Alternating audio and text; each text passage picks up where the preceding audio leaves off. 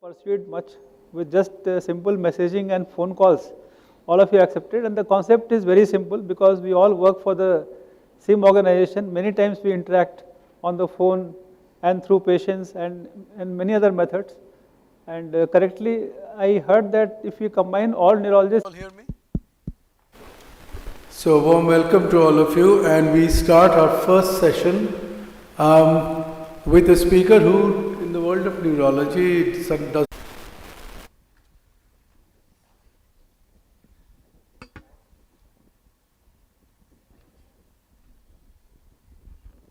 affecting the optic nerves, the spinal. Approximately about 2.1 million people suffer from multiple sclerosis, and the rates vary from one place to another place. The peak onset of the MS occurs around 20 to 30, late 20s and 30s. Maybe pubertal and sex hormonal factors has mentioned that there are compared to cypress here, and there are large bars which you can see, and that shows what is the MS prevalence.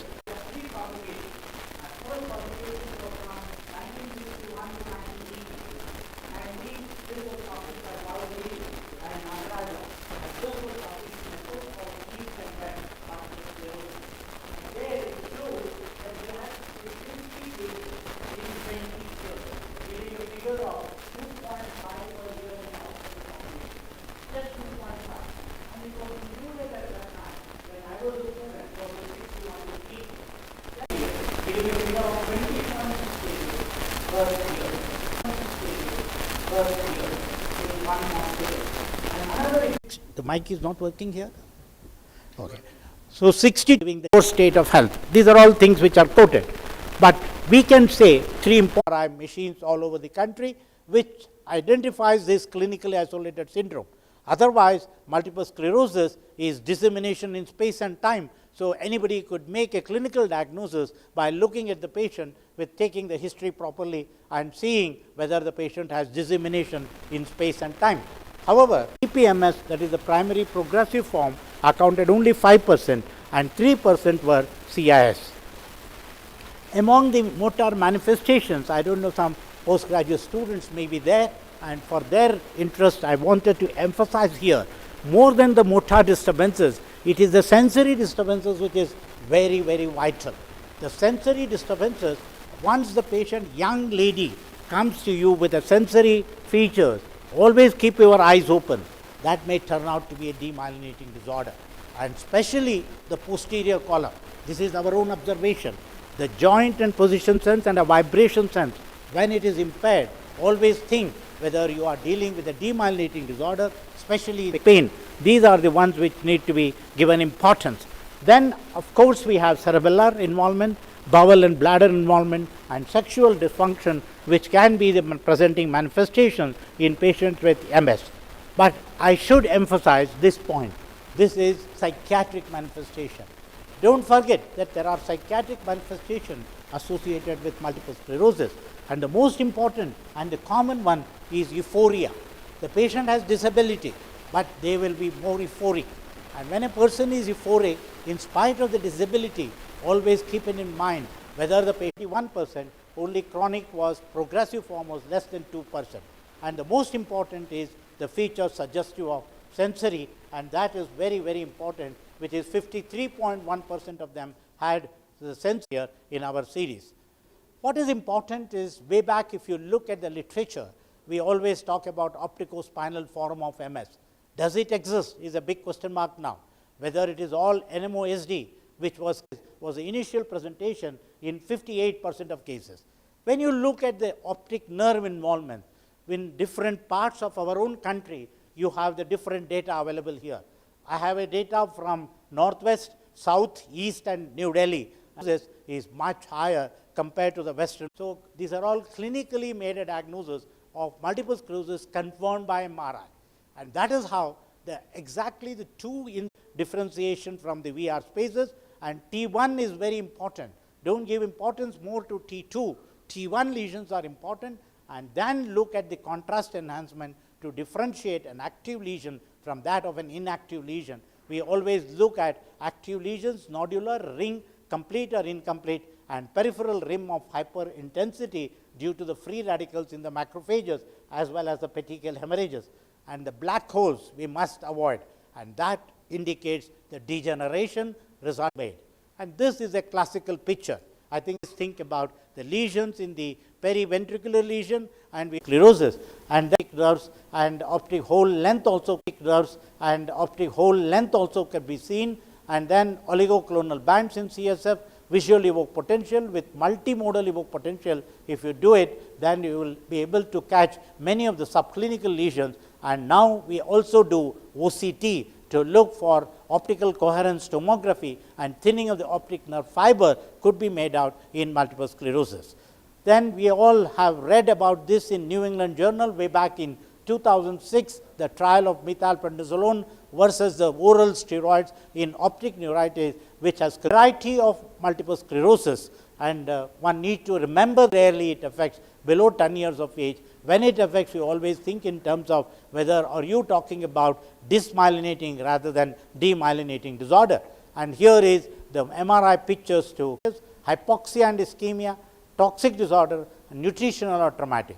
I am not going to talk about this today because I am going to talk all about it tomorrow on this aspect of secondary demyelination, what should be done to differentiate this from that of a multiple sclerosis with a. In 95, this change from reduction in the relapse rate, which we are talking now also, to disease progression.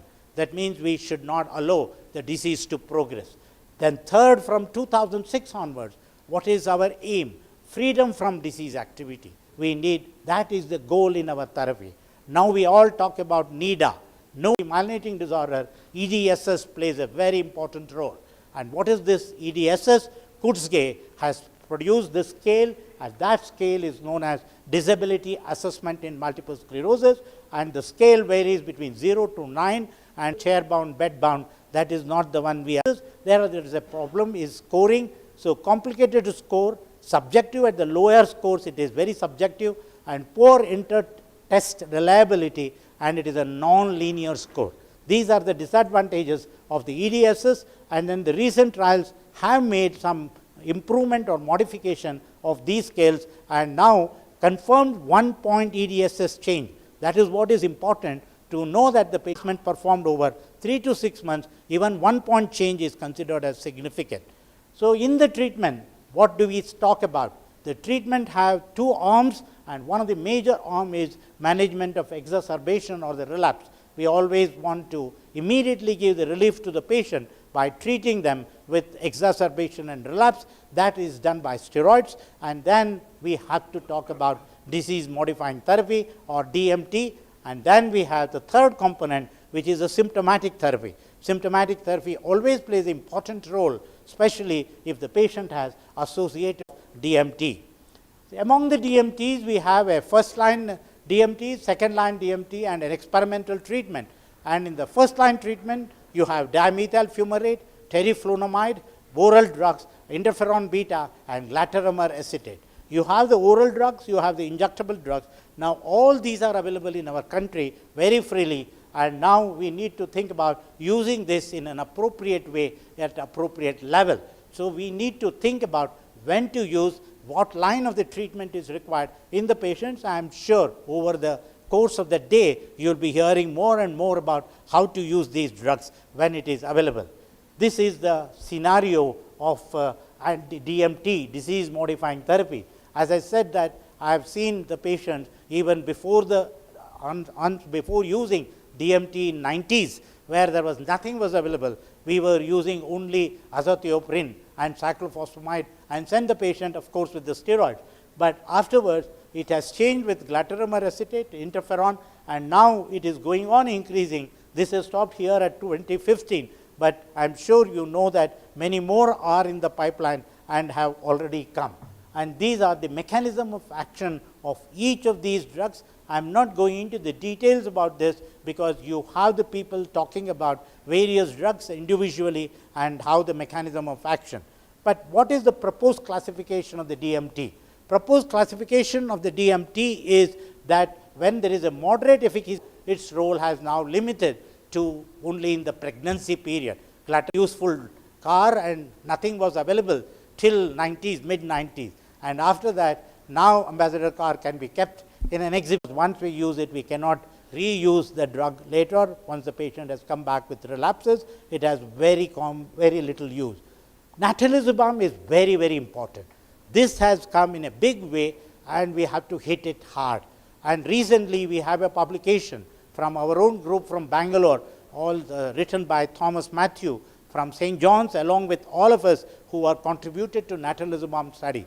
This was important because we had 150 which can be used and hence optimize the use of natalizumab in the treatment of multiple sclerosis and hit it hard, and that is very important.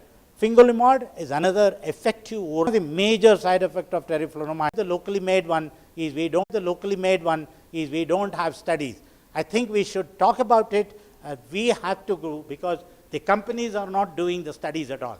So who has to do? At least we have to do to compare with the standard brand and say that it is equally efficacious. The reason is we can use the local drug, no problem at all. I am also a pro-country patient develops a spinal cord involvement and they have used the rituximab here because this rituximab as on the trial mode. By the marriage, a lady wants to take the drug so that they need not tell anybody and go on with that. Or the other one, they want to have a child and then complete with, after that they can have pregnancy very easily. These are social relative indications for alemtuzumab which could be used. And this is a good drug, but one need to follow up, expensive for the management of the patient. Azathioprine, cyclophosphamide, these are the drugs which were used those very olden days. That has to be forgotten now. So now what we can say in DMT, we have two groups of drug, and what are the patient's ability to use the drug, the cost of the drug, in terms of knowing about the multiple differential diagnosis for secondary demyelination in every case. And every case we need to rule out secondary demyelination. And proper clinical history, this is one condition where we require to spend time to take the clinical history. Thorough general physical and neurological examination is extremely important, and then relevant laboratory examination. It is not just the MRI which makes the diagnosis, MRI adds to your diagnosis. You must make clinically the diagnosis and then add that to the MRI. Otherwise, we will be landing up in problem, because many a time when a patient just comes in, walks in, you do an MRI, you land up in trouble. There are multiple lesions in the brain. What next is the question? Is it ischemic? It is a deep diagnosis, and choose the drug properly and treat them. Thank you very much for patient hearing. Ask some questions.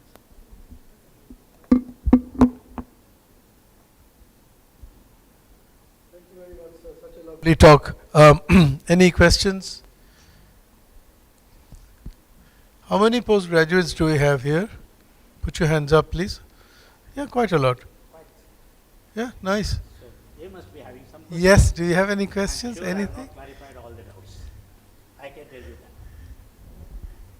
But it's a lovely talk, I can tell you. It's covered. Also, some drugs were always out of the market because there is no demand. Because there is no demand, people are not using much. Naturally, they cannot produce it. It loses its value. That is the problem. But it still has a value, especially in a and it is possible, but how many can afford is the question. So that is the reason we need to go back to the glatiramer and interferon. These are the only two approved drugs. I gave the figures for 3 in 2006. I think Vineet may also remember that I had come to Delhi also to talk about it. There is a definite increase in the multiple sclerosis. So people were all raised, Dr. Sethi raised the first question saying that MRI has come in, so you are making a major diagnosis. Then I said, no, this is the figure. You see this here. You see the figure. I have the number. Even went on to say that many people questioned me that if 6 out of the 10 people are, and it is leading to that, or is there any other environmental factors? Because people talk about infection, we have plenty on our plate, require epigenetic studies. Engineers in Bangalore in particularly don't sleep well. Yeah, So the brain doesn't have time to wash out the toxins. And they also have a lot of fatigue. So stress, fatigue, poor sleep, they could potentially be kind of factors. So on the same topic, one study was published, very recent, in Sweden. It's a Swedish study. So they looked at adolescents who slept for less than 7 hours, and then they looked at the prevalence of MS several.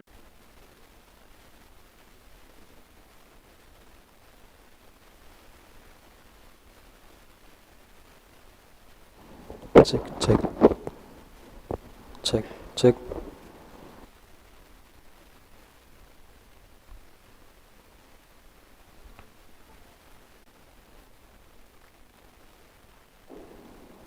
Okay.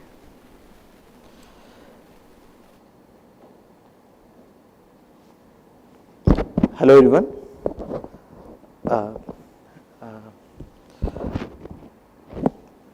Yeah. Good morning, one and all. Thank you for the organizing team, and thank you, Dr. Sudhir Kumar sir, and for giving me this core of the multiple sclerosis topic, which is a presentation. And so there is a mild discrepancy between all these kind of centers and all the associations. So everyone were publishing their own data and giving their own guidelines. But they have first initially it was started in 2001, McDonald's criteria, and they have given weightage to the spinal cord, saying that even spinal cord lesions are also much more important in diagnosing patients with multiple sclerosis. And also they have cut down the time in the dissemination in space. They have added spinal cord. They have given weightage more for the spinal cord, whereas in dissemination time they have reduced the interval time from 3 months to the 1 month. The next, in the 2010 guidelines, they have added in dissemination space as optic nerve, whereas in dissemination time they mentioned 1 month or 3 months need not be necessary, whereas in NIAMS was giving its own guidelines. So, but in the 2021, all the 3 Tesla nowadays, and as per the guidelines, they say that 3 Tesla provide higher detection rate, but 3 Tesla may not give any early diagnosis. But 1.5 Tesla continues to be sufficient for the detection of brain lesions at the time of diagnosis. As long with these statements, I found, like earlier when I was even nowadays, what I thought, well, this thing. But maybe clinically also earlier they used to diagnose. But so these 7 Tesla MRI even can notice, but it is not widely used, and it is mostly used. It is causing deposition of gadolinium within the CNS, and it is causing deposition of gadolinium within the CNS, and it is causing reduced clearance from the brain. So earlier in the research purpose they used to give double dose gadolinium or triple dose gadolinium, but there might not be much difference even if you give one single dose of gadolinium also. That's what they have come to the conclusion, saying that single dose gadolinium is enough, not to give any double dose or triple dose for the diagnosis of this thing. And these guidelines, they have clearly mentioned that use gadolinium only for the sake of diagnosis, and don't give gadolinium for the sake of monitoring the disease. If at all, once the case is established, whatever the main focus, what they have done is acquisition times to be reduced. The acquisition time to be 3-dimensional acquisition technique for the flare. If you have the 3-dimensional technique for the flare, you don't have to do again normal 2-dimensional flare again. And predominantly 3-dimensional flare also. Then T2, they have said that sagittal 3D flare acquisition is considered the core sequence for the diagnosis. That no need to do monitoring. What sequences to be done in patients whom we are monitoring for the PML. So in the patients with diagnosis of multiple sclerosis, we have to consider for T2, axial T2 images, and then T2 flare, preferably 3D, and if 3D is not possible, then 2D flare. Then other one is T1 contrast. So only these 3 sequences they have repeated, and diffusion restriction is not at all required, and susceptibility weighted, all other sequences are mentioned as optional. We don't have to do mandatorily. But only when someone is monitoring the patient for progressive multifocal leukoencephalopathy, at that point of time diffusion weighted imaging can be added to mentioned as optional, whereas T2 to be done, and especially they mentioned as turbo spin echo spinal cord MRI. The spinal cord MRI also, at least 2 of the 3 sequences to be done, but they focused more on the sagittal sequences. Getting on the sagittal sequences, that with the whole spine sequence is very much necessary. Most of the people, as per their experience, if we are not T2 weighted sequence, and other two sequences are proton density sequence and stir sequence, and these two predominantly help in ruling out other possibilities. And as there are predominantly, as a spinal cord is a compact, very small structure, and it is also, and it has many structures nearby like CSF and also arterial pulsations. All these will because axial image will not help in the diagnosis, but they will help in the quantifying the disease, like how much extent is the lesion, whether that is partial transverse myelitis or whether that is complete transverse myelitis. It will give that information, but it may not give any additional information for the diagnosis. So there is an encouraging data to use other sequences, but these are not available in the routine practice. They are phase sensitive inversion, and these are the axial sequences which will be useful to know whether that is partial transverse myelitis or the complete transverse myelitis, what we are dealing with. And how to monitor a patient with clinically isolated syndrome. So if we have diagnosed a patient with clinically isolated syndrome, we have to definitely repeat the scan every predominantly T2 flash in the white matter, differentiating other diagnoses like small vessel diseases and neuromyelitis optica, spectrum disorders and migraine, and also inflammatory vasculopathies. Another one is paramagnetic rim lesion. This is the image of T1 contrast, which is showing gadolinium enhancement in the left side optic nerve. So what is the standard protocol is to get the axial sequence, not the coronal sequence are very much important, and also the fat suppressed gadolinium enhanced T1 weighted sequences. These sequences are very much necessary, and these were not recommended in any patients with monitoring the multiple sclerosis, and these were recommended if someone is having eye symptoms in the relapses. Otherwise these sequences should ideally recommended to reduce the gadolinium deposition in the CNS. So ideally at the baseline, and 6 did not reveal any new lesions. In that scenario also we have to repeat the scan after 6 months and see. Ideally if there is no such thing happening, we have to repeat the scan every yearly once without gadolinium. So how to monitor for drug safety? These are water monitoring.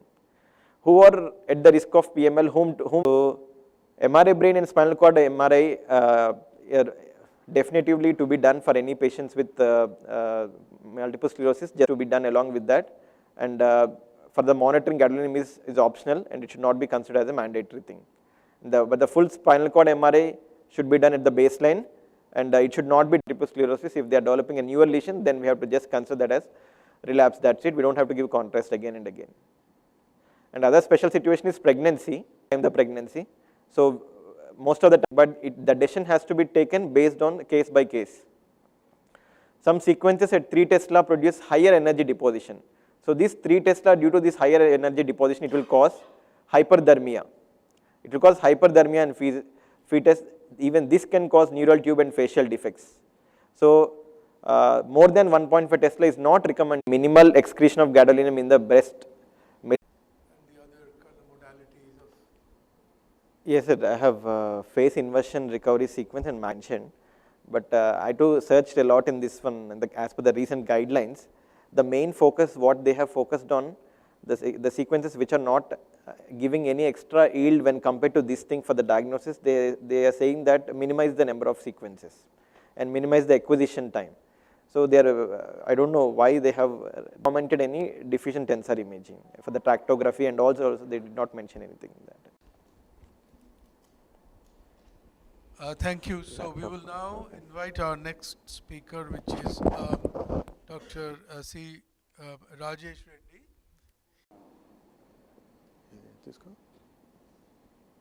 Both low efficacious and high efficacious therapy, and previously the common practice, and now what is the current trend.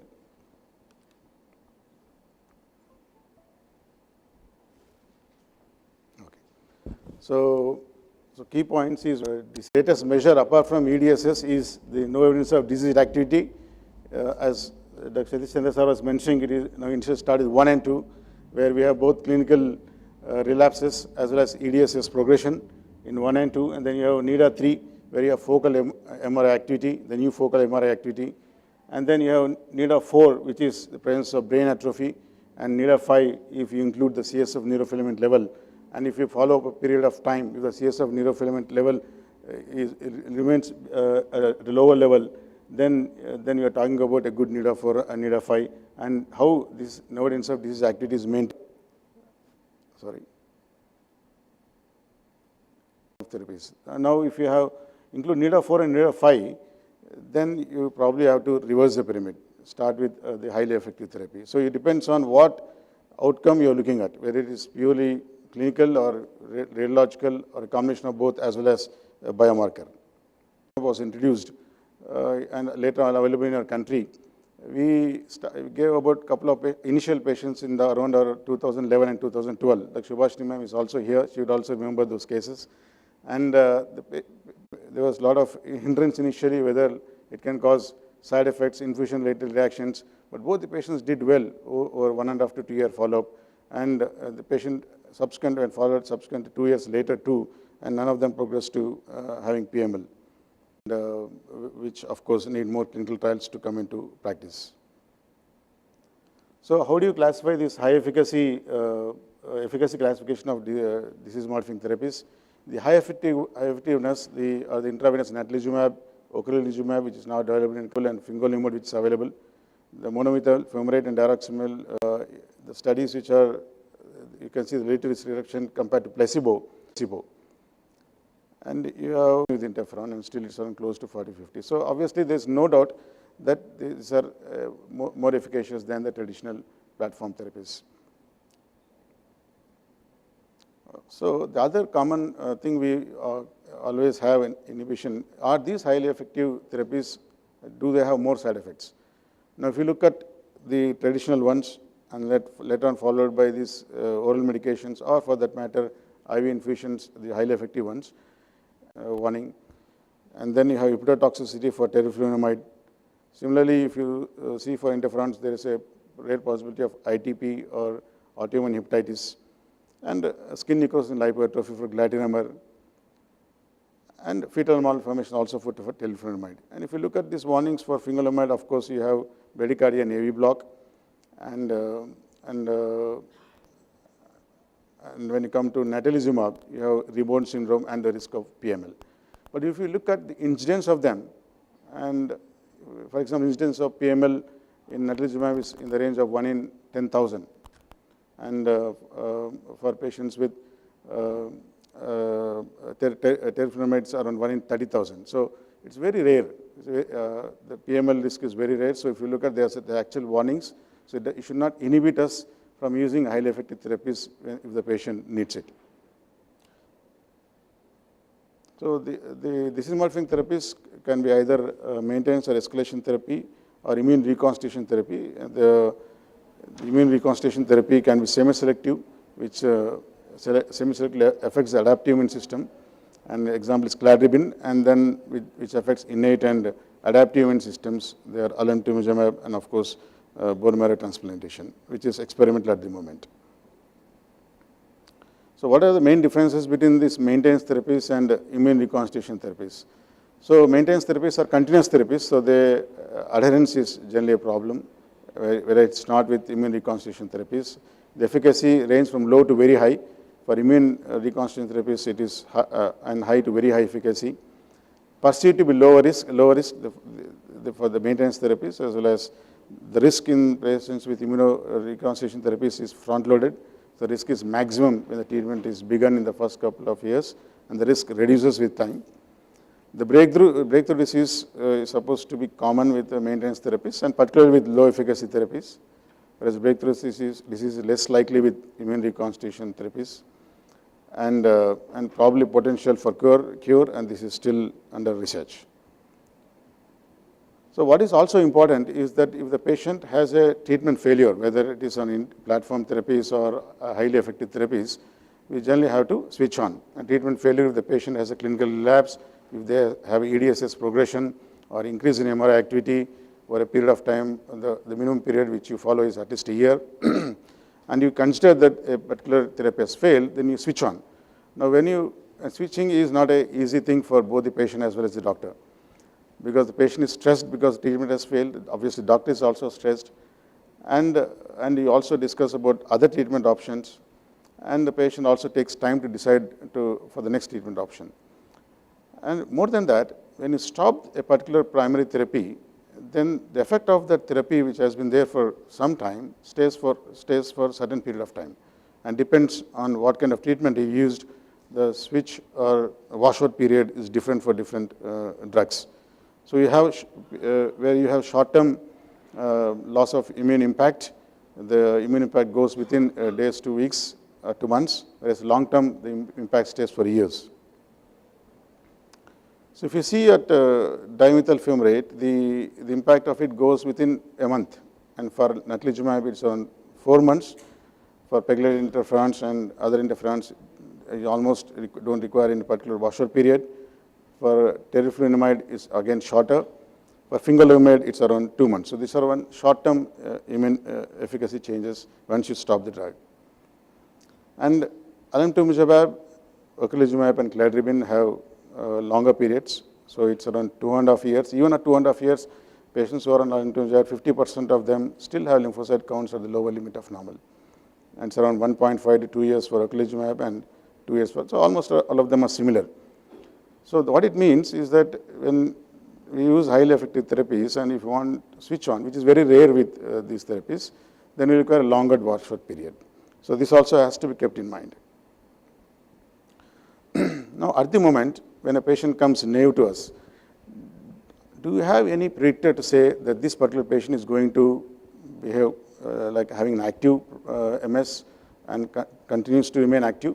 Or do we have indicators to tell that they tend to remain benign through decades of their life? The data is limited, but whatever limited data we have, if the patient has onset of MS beyond 30 years, if they have predominant motor or cerebellar onset symptoms, if they are males, if they are Americans of Black, Asian, or Hispanic ethnicity, of course, if they are smoking, if they are obese, if they are other lifestyle diseases, and they are sedentary, then they are more likely to be having active MS, very high or highly active MS.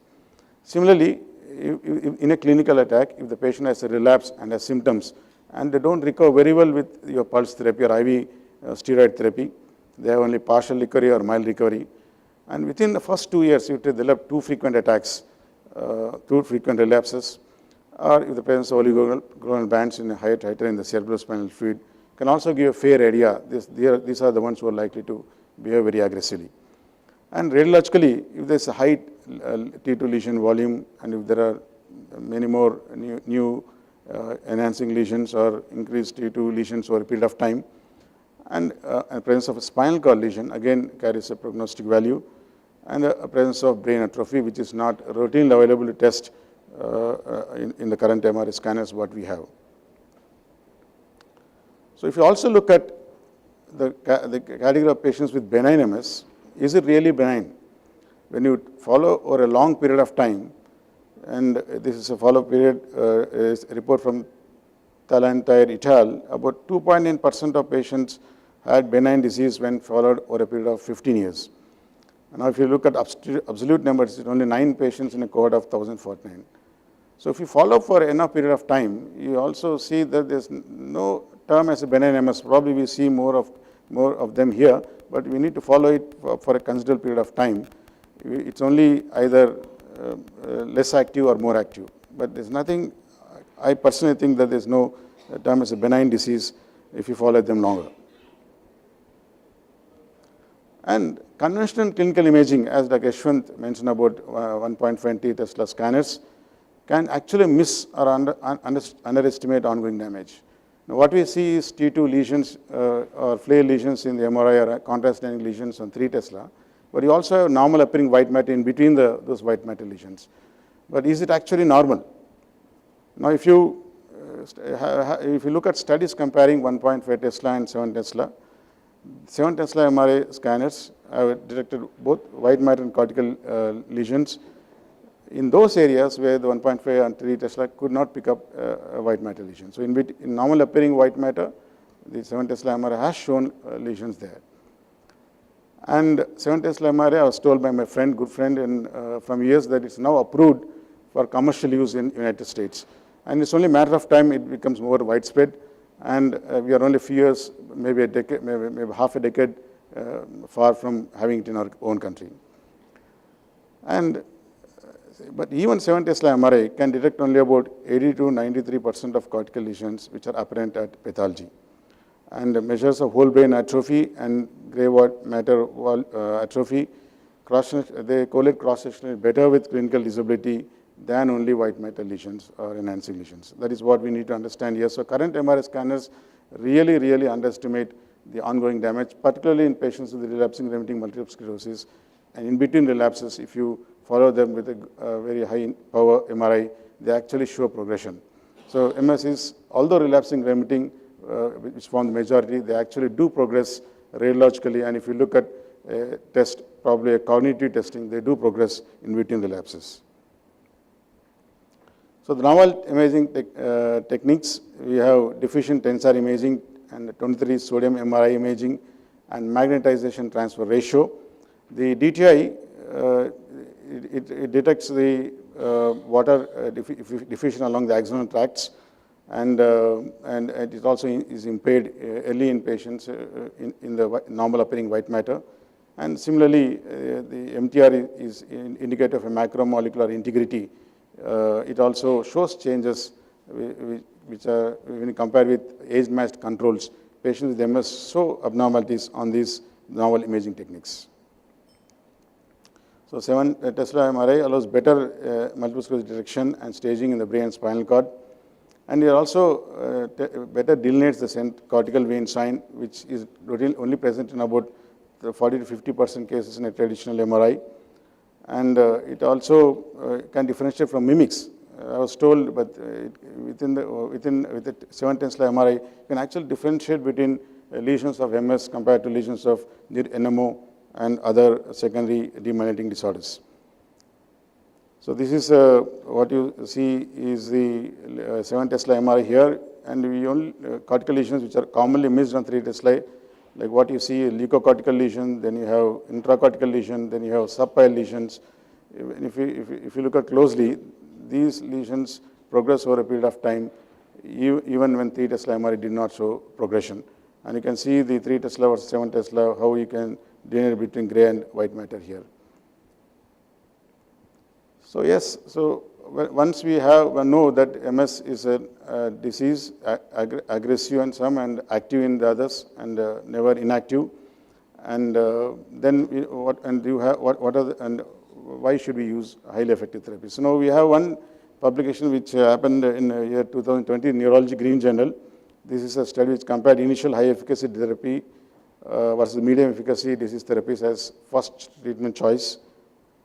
And they found out the lower probability of 6-month ADSS score worsening and lower probability of a first relapse in a patient starting highly effective therapy as first therapy compared to a matched sample starting a medium effective disease modifying therapy. Then what is the benefit of starting early treatment with natalizumab? This again was published in Multiple Sclerosis and Related Disorders in the year 2022. And if you introduce natalizumab earlier in the course of the illness compared to later, and a later initiation was associated with worse clinical and radiological outcomes compared to the earlier ones. Then comparative study in natalizumab and alemtuzumab, I think this was a period of time, but natalizumab showed a reasonably significant disability improvement compared to alemtuzumab, but I think what is more important is to look at overall picture, and both are equally efficacious. The important thing is to start early. And obviously they were clearly different from the oral therapies and interferons. They were very efficacious. So when you look at another study here, patients switching from interferon or glatiramer acetate to either natalizumab, rituximab, or fingolimod due to breakthrough disease. And these are the study chart in that. So it clearly showed that patients who have been switched to natalizumab and rituximab, and natalizumab particularly had better outcomes and less relapses compared to fingolimod and rituximab. Natalizumab and rituximab were closer. Fingolimod was clearly inferior in this study. Now, when you look at the infection risks among patients with the fingolimod, natalizumab and rituximab, if you look at here the number of events, so the risk of infections in patients with interferons are not entirely very far away from natalizumab. So the safety concern is no longer there. The more time we follow, I think we will become more comfortable in using them. So this is a study in a comparison of effectiveness of rituximab versus alemtuzumab and natalizumab in active relapsing remitting MS again. And rituximab and natalizumab were associated with a similar relapse activity and similar rates of disability worsening. So, and the study here showed that patients who were on natalizumab and for reason of a risk of PML or some other reason, they were switched to, after using for about 2 to 3 years follow-up, and then were switched to either moderate efficacy or high efficacy DMTs. So people who were switched, this is a study flow diagram in that, and you can see that patients who have been switched from natalizumab to other high efficacy DMTs had better outcomes compared to people who have been switched to medium efficacy. So it's the other way around also, it is clear now. And these terms of both relapse rate as well as the progression radiologically. And there are many other studies which tell us, the Danish MS registry and Swedish MS registry, Italian MS registry, MS based study group. So they all tell the same. So particularly if the patient is started earlier in the course of the illness, they do well. And there are other studies which you can look at here. And how is it in our country? And this is study published in August 2020 in multiple sclerosis and related disorders. And I think that Satish Chandra sir also is part of this study. And here they looked at patients who are on rituximab in 3 centers in Bangalore. And RRMS patients had no relapses during the follow-up. EDSS score improvement was 0.52 in about 68 patients. And most patients tolerated rituximab infusions well. And again, you can see that they are tolerated, although this is not approved, is off-label therapy, but it has been used in many patients in our country too. Then the multi-center trial which Dr. Satyendranath sir just now spoke about, and among 18 centers across our country, and study period was for about 9 years, and those are the characteristics of those patients.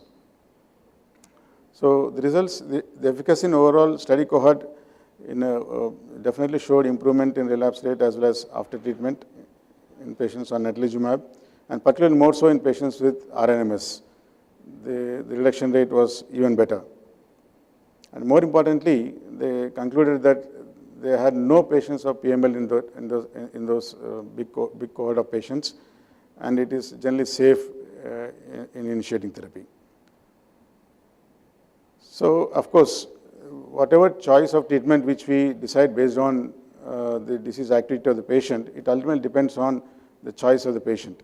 And we need to discuss it in more detail to actually counsel the patient into the therapy. But yes, the patient's choice also is equally important. Some might consider oral tablets to be better initially, and then injections, some patients might not prefer, they might prefer only monthly injections or even less frequent injections.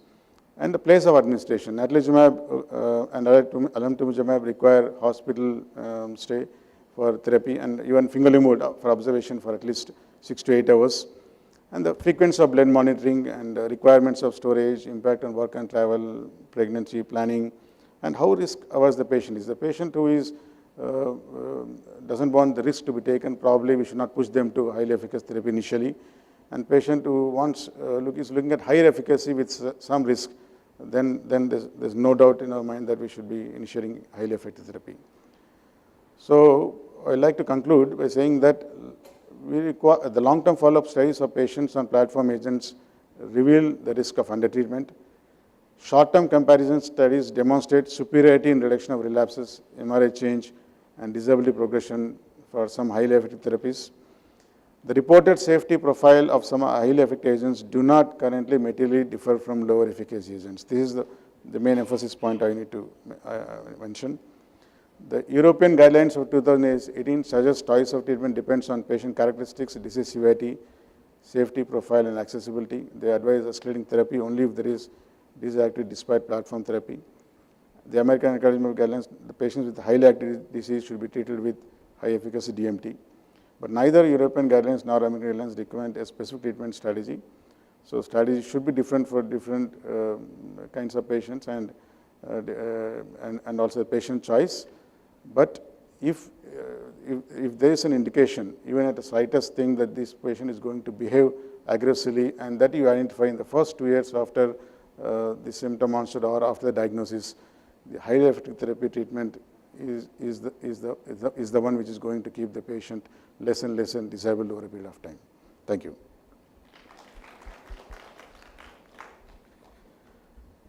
Thank you, Dr. Reddy. Questions from the audience?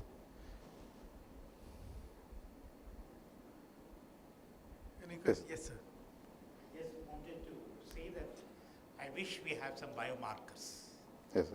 If we have a biomarker which can be identifying which patient can go on to develop aggressive form of multiple sclerosis, then those patients can be treated highly aggressively right from the beginning.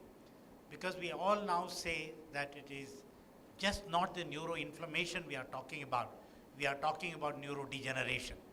And hence, to prevent neurodegeneration, we need to act swiftly and act aggressively. So when you use aggressive therapy, we also have associated side effects or the ill effects which we need to combat. So both have to be managed together. So maybe a day is not too far up when we have a biomarker to differentiate the disease which progresses aggressively versus a disease which is slowly progressive. Then we can further classify these treatment where we can use the first line therapy, second line therapy, and aggressive form of therapy. Yes, sir. Actually, in some centers in United States, where a neurologist there who is my good friend, I think they have started using 7 Tesla scanners, sir, as we are mentioning, and they definitely showed early indications of which patients are going to be progress aggressively in future. And they also use CSF neurofilament level in some centers. But they are also standardizing serum neurofilament level, and if that is available in the market, and which might be in due course of time, that might certainly indicate a better indicator. Yeah. Yeah, I think that is correct. I mean, sorry. Yeah, I think the Vinith Suri is. I'll just add on to that, and then I'll give it to you. So yes, just a little clarification of the neurophenomenon.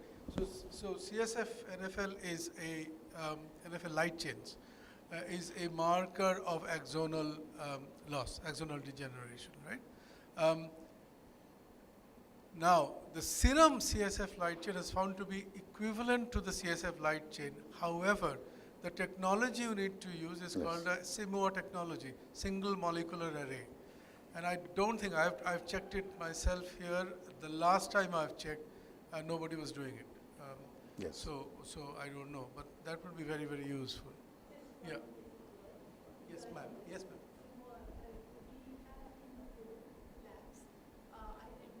ma'am. Please use the mic, madam. We developed an exosome technology which is identifying serum NFL very accurately.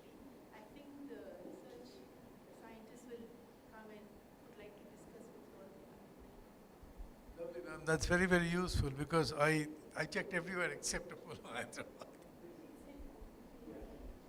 I think great talk. Now, I think I have 2 practical questions because I think everybody is here. We have people, neurologists from all over Apollo. So, we can take each other's, see what exactly is being practiced. So how do you manage now secondary progressive MS? When we see, because I think that's a problem. We sometimes see patients who have, come to us now after 10 years, they've been on follow-up. So what is the practice parameter that we use now for managing secondary progressive? Do we actually get onto any DMT or what? So that's one. And second, what is, this debate of starting off with high dose and escalation therapy is always going to be there. So what is the practice parameter that we all use for escalation therapy? When do we say, is it only one clinical attack per year or one contrast? So what is across Apollo now? What do we use the practical thing, when should we escalate? So these two practical questions, I thought, because we have the advantage of everybody around, so we could discuss out, whether we are all practicing the same way or. Yeah, I think I'll take the second one, obviously. So, yes, also my primary areas of interest are stroke and movement disorders. We also have no choice but to treat demyelinating disorders. Still, we have enough people dealing with them at each center. So, what we are looking at a patient on initial therapy, and if what is the duration? Is a minimum duration? What at least we practice here is look at a year follow-up of patients on DMT and follow both clinically as well as radiologically, and also the EDSS. Those three main scores, NIRA 3, what you want to call them, and look at if they have a relapse, whether mild or severe, or EDSS progression, or a radiological progression. I think, and now how many lesions actually you want to wait. If you have small single lesion which is not enhancing on T2, so we still consider it as treatment failure. Yes, that's very subjective, but yes, if there are more than few lesions and if there's a new contrast enhancing lesion, if the patient has actually clinical relapse and the EDSS score progression more than 1.5, then I think that is where I would like to look at switching therapy, and that follow-up period which I would do at least for a year. And secondary progressive MS, I practically have no experience in dealing with them. Probably if somebody wants to take up, that's fine.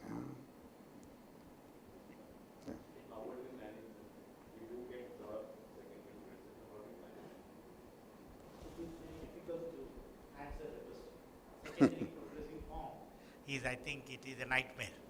Everybody knows that it is very, very difficult to address the issue of secondary progressive form. Prevention is the best. As far as possible, prevent the patient to move on to the secondary progressive, treat aggressively. That is the reason we need to hit hard and treat aggressively right in the beginning, so that they will not move on to the secondary progressive form.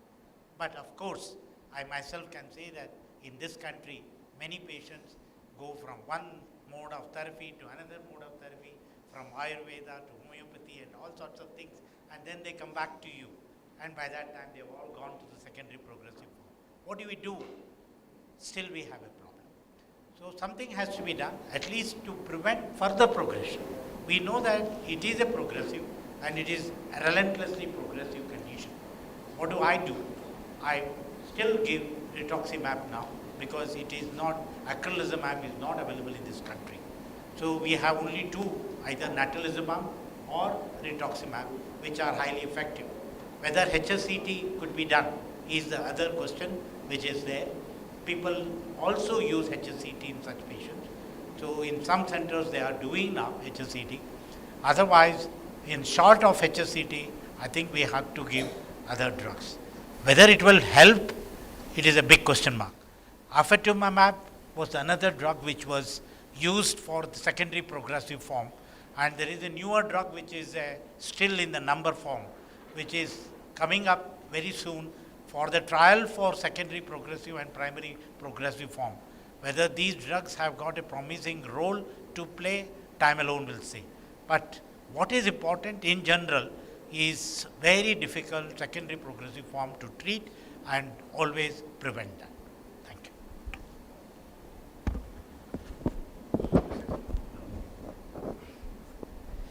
you. Regarding the biomarkers, what we are currently discussing. So as you are a neurologist and as you are all aware that accessing the CSF is a painful activity, and anything having to deal with arriving at a diagnosis through the blood would be an game changer in the field of the neurology.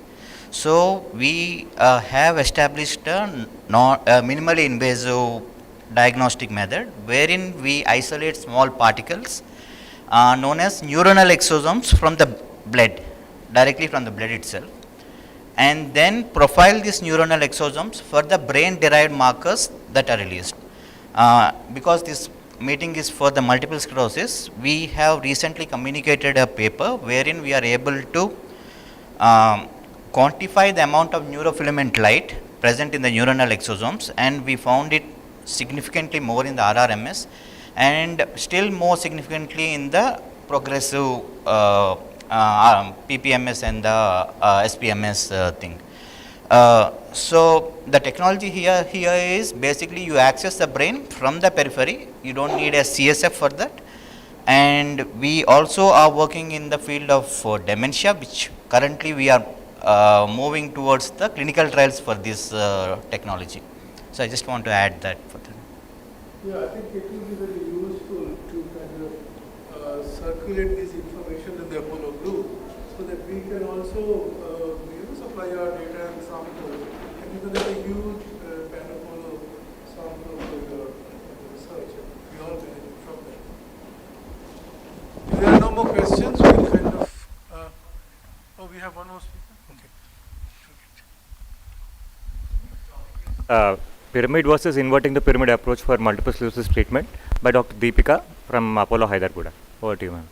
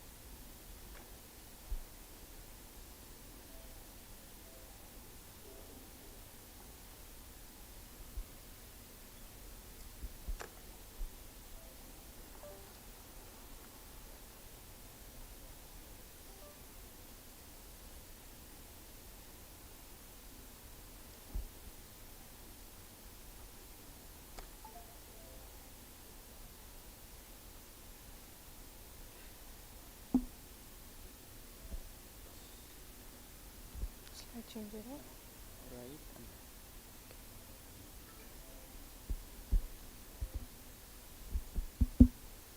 up. Good morning, everyone. I think I'm audible. Am I audible? Yeah. I'm Dr. Deepika. I'm a neurophysician at Apollo Hyderabad. It's part of Apollo Health-City, Hyderabad. Actually, my topic for today is pyramid versus inverting the pyramid approach in treatment of MS. The topic, I think the predominant part of it was already covered by Dr. Rajesh, but still I think there are some controversies there which we will deal with in this presentation. So as far as treatment of MS is concerned, there has been a paradigm shift in the MS towards individualized treatment, where our treatment decisions will involve all the factors related to patients, which include patient preferences like pregnancy, contraception, disease prognosis, treatment history, and the potential to remain adherent, and the factors related to drugs including the efficacy of the drugs, safety profile, tolerability, schedule of administration, and burden of monitoring. Now this is the, these are all the drugs which have entered right from the 1994, where the first drug was introduced into the market, and from then on till 2021, where natalizumab, ofatumumab have come into the market, and each of these drugs have been having variable benefit risk profiles, and while considering treatment, the safety considerations and the beneficial effect all have to be taken into consideration. So this is the list of 9 FDA approved DMT classes so far. Out of these, beta interferons and glatiramer acetate are treated as immunomodulatory, and all rest of the classes have to some extent some amount of immunosuppressive effect. Dimethyl fumarate and the sphingosine 1 receptor phosphate receptor modulators, which include fingolimod and siponimod, teriflunomide, cladribine, natalizumab, and anti-beta cell monoclonal antibodies. All of them have to some extent some amount of immunosuppressive activity. Now before going deep into the topic, we need to have some basic facts about the MS in place. First is the pathology behind MS. Now over these years we have come to know that MS has been classified into 2 stages. One is initial inflammatory phase and then the degenerative phase.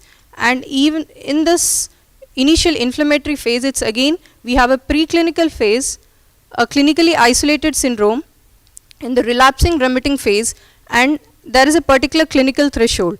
After a period of prolonged clinical insult, the patient can progress into secondary progressive phase, where there is predominantly degenerative phase. So our therapeutic window lies in the first 3 phases, which is the preclinical, the clinical isolated syndrome phase, and the RRMS phase. Because when we enter the SPMS phase, our treatment window is closed. So the timing of this slide shows that the timing of intervention, time is brain, the timing of intervention is critical in multiple sclerosis. So when we see that when we intervene, right at the diagnosis, we can see that the patient's chances of landing in disability are much reduced.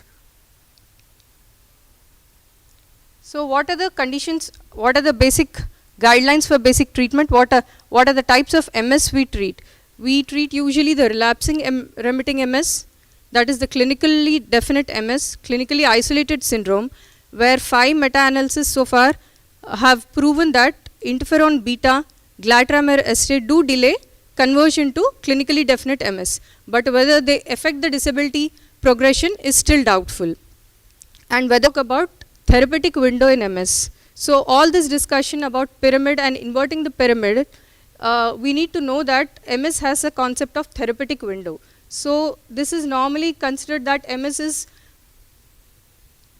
has a 2-stage hypothesis, where initial inflammatory phase is characterized by relapses, where there is clinical and radiological both disease activity is seen, and it is this phase which is considered to be treatable.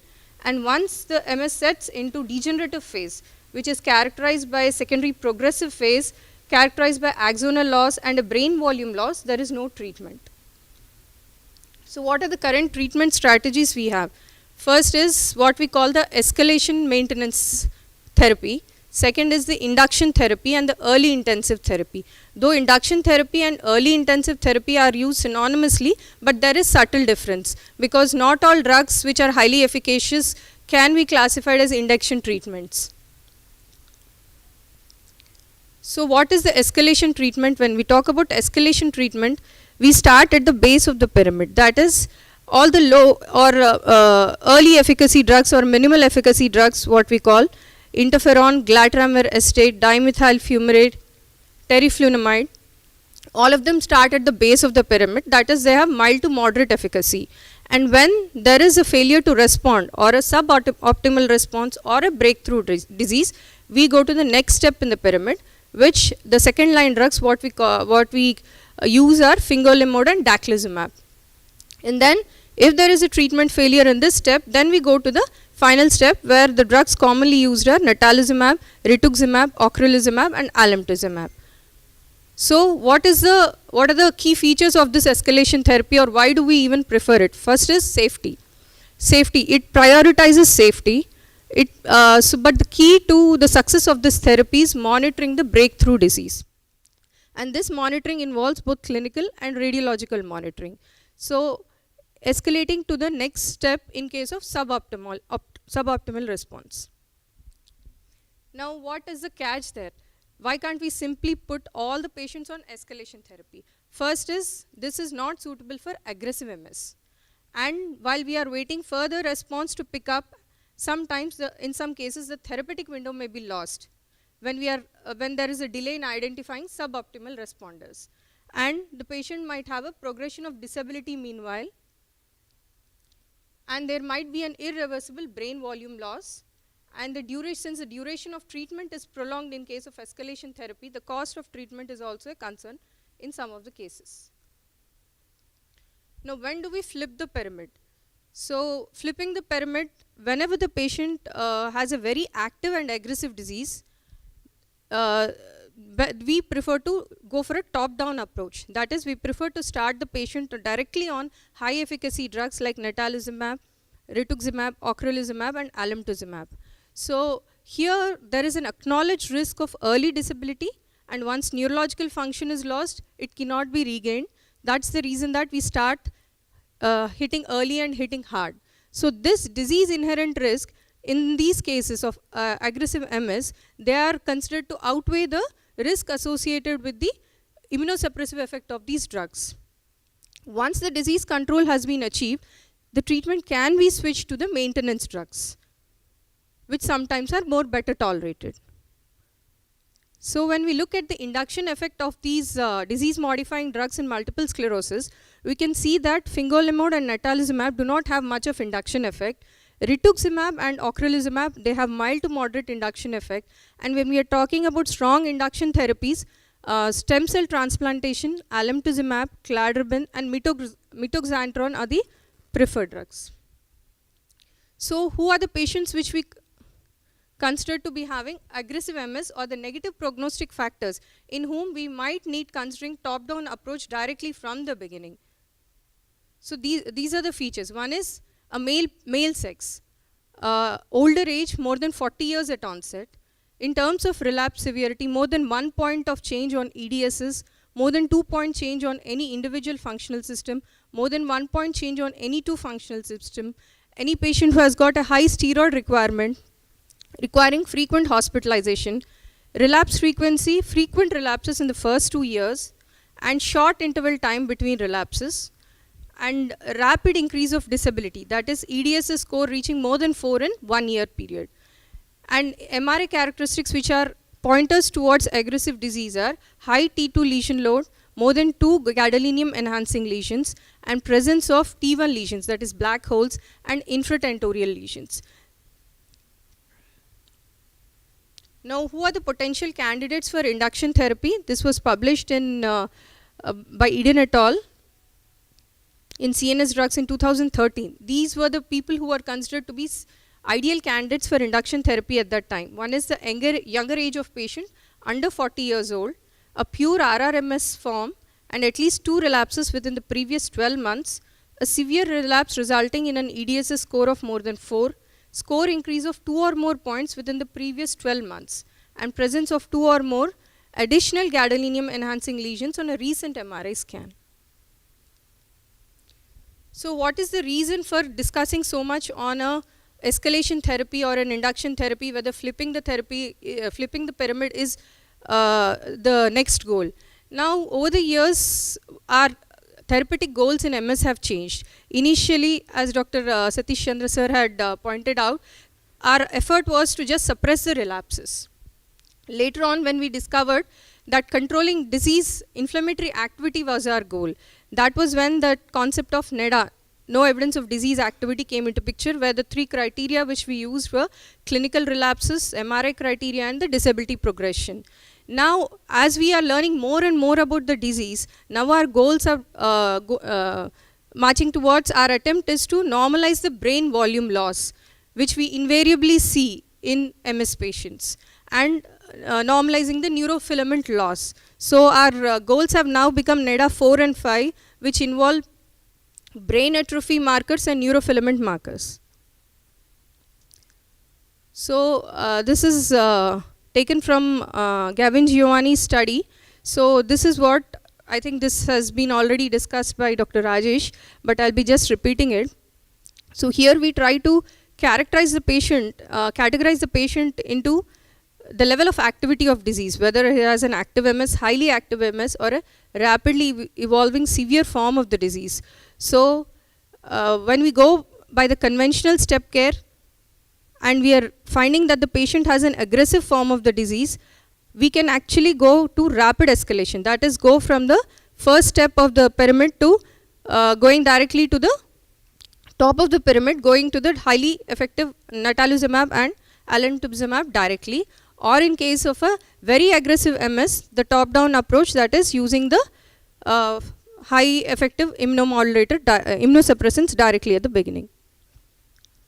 So this is the treatment algorithm which was published in Multiple Sclerosis Related Disorders Journal in 2015, that is Bart's MS Target to Treat NEDA algorithm. As per this, we have to first define the individual's MS, that is whether the patient has a highly active disease or a moderately active disease. And then we choose the therapy of the patient, whether the patient can be started on a maintenance escalation or a direct immune reconstitution therapy. Now once we choose the therapy, in the maintenance escalation pathway, we either choose interferon or glatiramerostate, or a dimethyl fumarate, teriflunomide or fingolimod, or natalizumab or oclizumab. Then after this, the patient has to be monitored every 6 to 12 months, and then if there is a treatment failure, then we reassess whether the patient can be started on the next level of the same maintenance escalation drugs, or whether the patient needs to be shifted to the immune reconstitution therapy. So now in immune, once we initially decide that the patient has to be started on immune reconstitution therapy, we have to choose any of these, either alemtuzumab, cladribine, or stem cell transplantation. Stem cell transplantation is still in clinical trial setting. It's not got huge follow-up data on it. Ocrelizumab is the another drug which has some data. So once the patient is on this IRT therapy, we have to first complete the course, then re-baseline, that is reassess whether the disease activity is controlled or suppressed. And then if we find evidence of any breakthrough disease, usually in this path, what we prefer to do is we retreat the patient with the same IRT therapy. Patient is usually not switched over to the maintenance escalation simply by the fact that patient is assumed to have an aggressive MS. So there wouldn't be any point to switching over to the other path.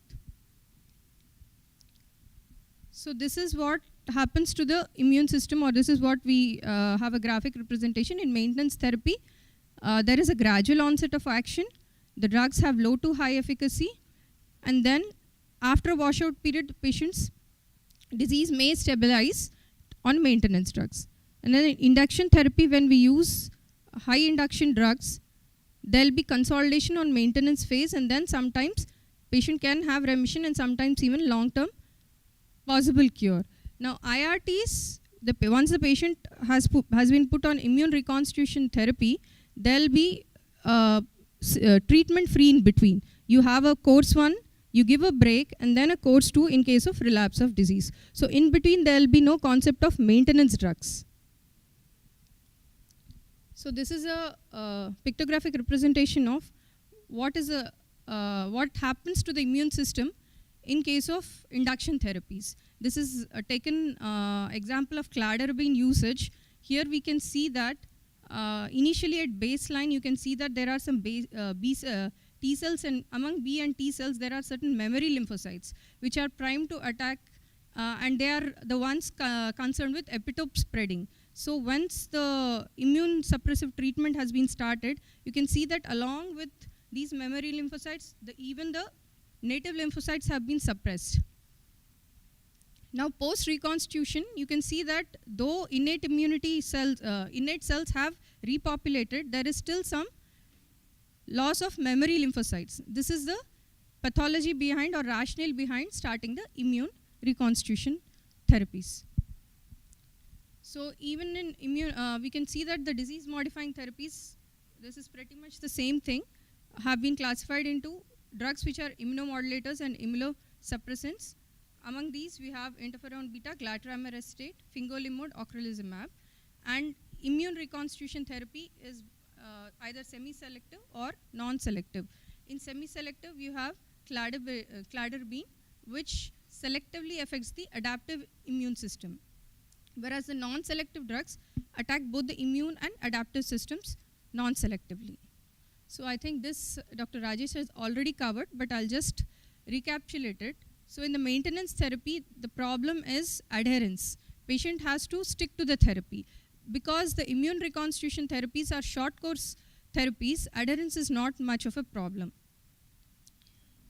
Usually the drugs are low to very high efficacy. In IRTs, they are very high to very high efficacy. And maintenance therapy causes reversible changes in the immune system, whereas in IRTs, sometimes the changes to the immune system can be irreversible. And rebound activity chances are very high with the maintenance therapies, whereas with IRTs, the rebound activity is less likely.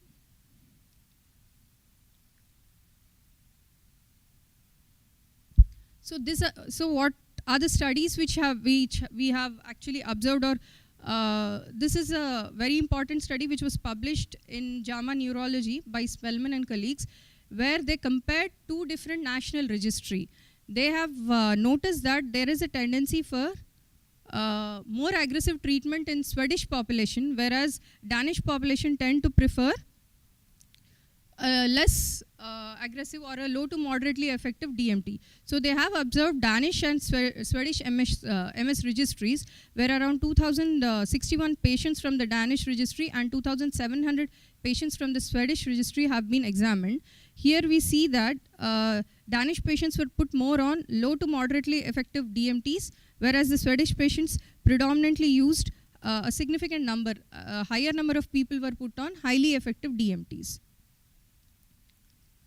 So what are the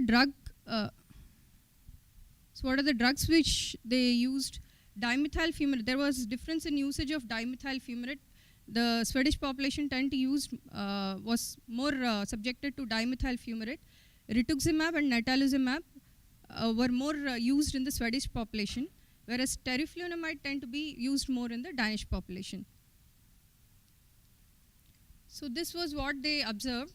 The time to confirm disability progression was definitely much less in case of Swedish population. That is, patients' disability was much less in Swedish population who are using highly intensive therapy compared to the Danish population. And even the time to first relapse was also much better in case of Swedish population, which were on a highly effective DMT strategy. So this is one more similar study where they have compared outcomes of escalation versus early intensive disease modifying therapy in patients with MS. This was published in JAMA Neurology in 2019 by Harding et al. In this cohort study, data was taken from 1998 to 2016, and the analysis was performed in 2017. Here in total of 720 patients were prescribed the DMT, and 592 patients were included in the analysis. So in this we can see that the median time to sustained accumulation of disability was 6 years in case of early intensive therapy and only 3 years in case of escalation therapy. That means that the patients who are put on escalation therapy tend to have greater disability compared to patients who are put on early intensive therapy.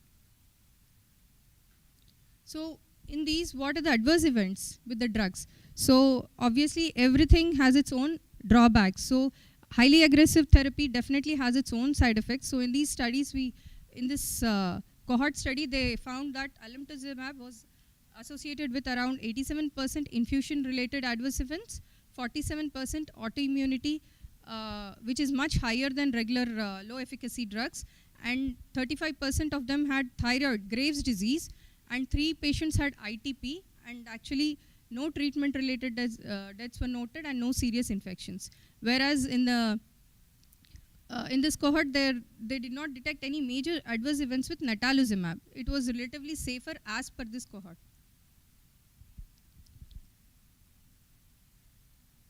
So what did these observation of these two studies indicate, or what do we conclude from this? One is, it seriously undermines the prevalent belief that an escalation approach is actually a lower risk strategy to MS treatment.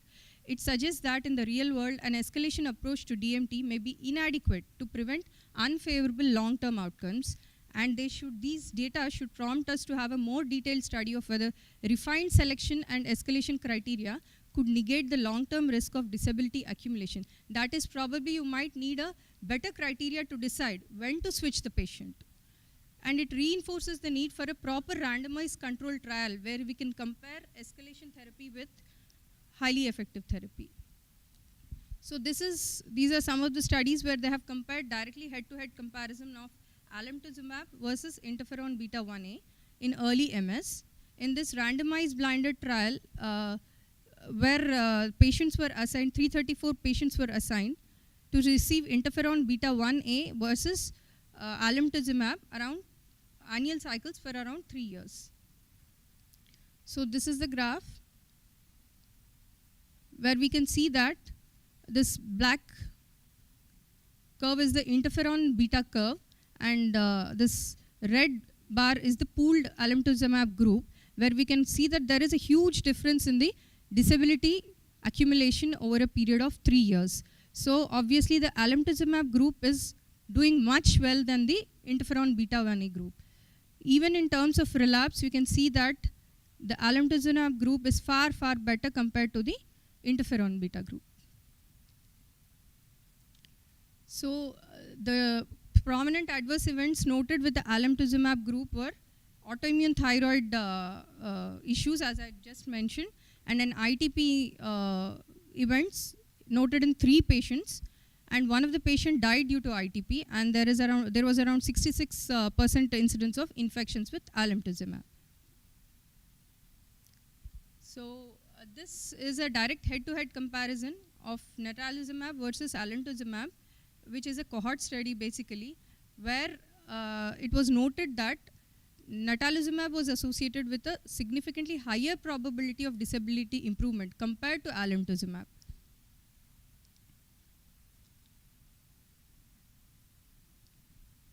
Now this is a study where they tried to analyze whether rituximab was better than alemtuzumab and natalizumab, and they found that alemtuzumab was associated with a lower relapse rate compared to rituximab, though the rate of disability worsening was the same.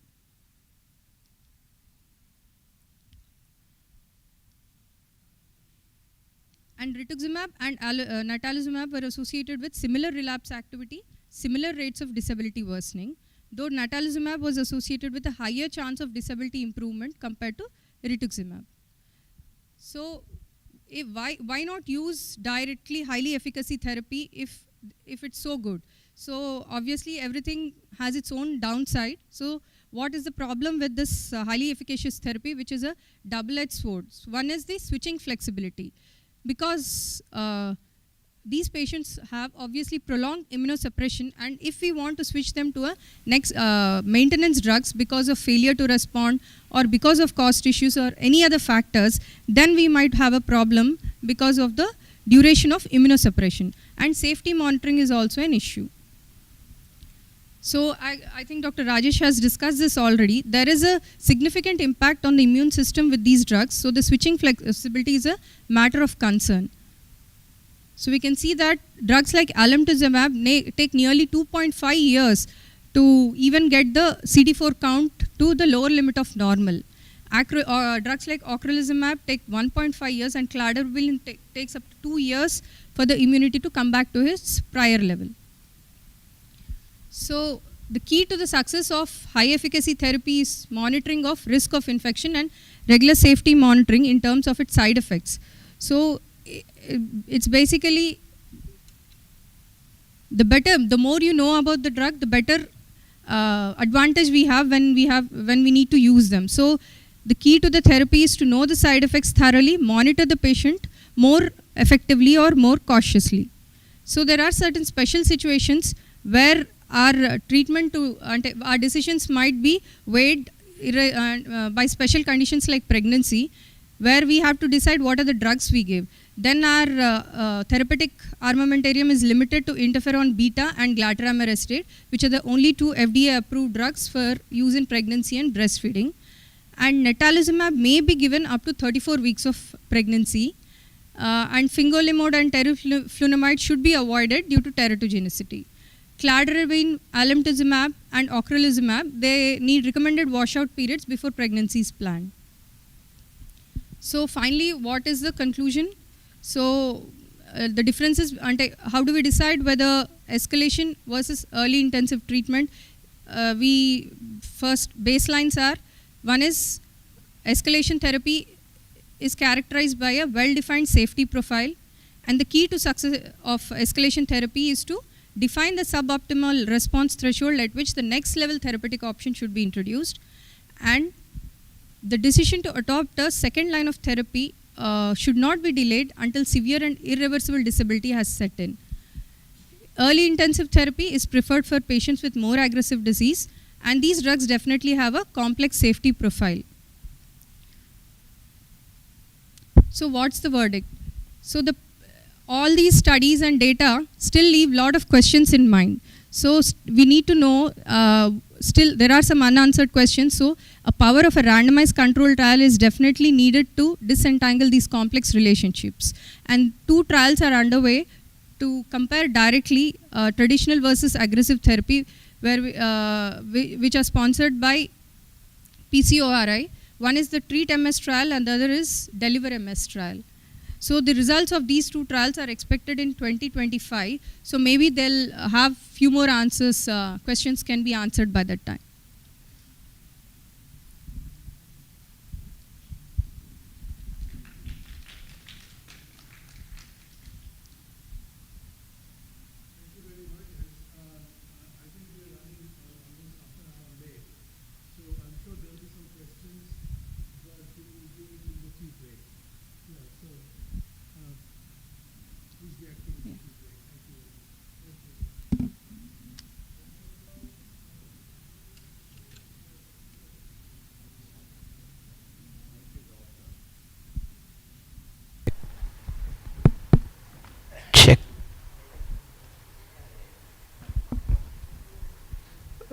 May I invite first Dr. Satish Chandra sir to receive the memento.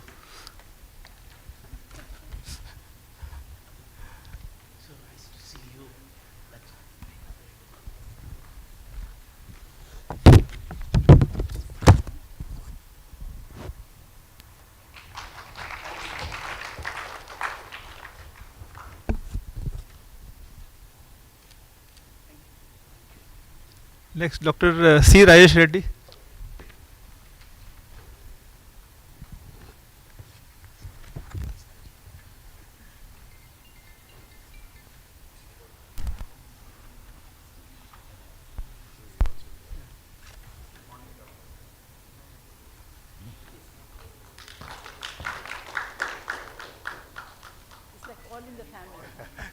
Next, Dr. Sandeep Naini. Dr. Deepika, sorry, Dr. Deepika, please.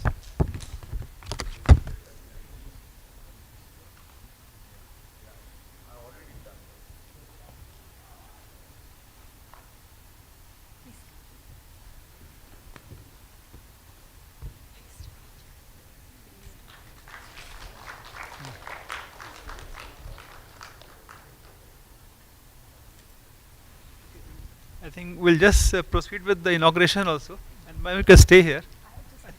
Paper, okay.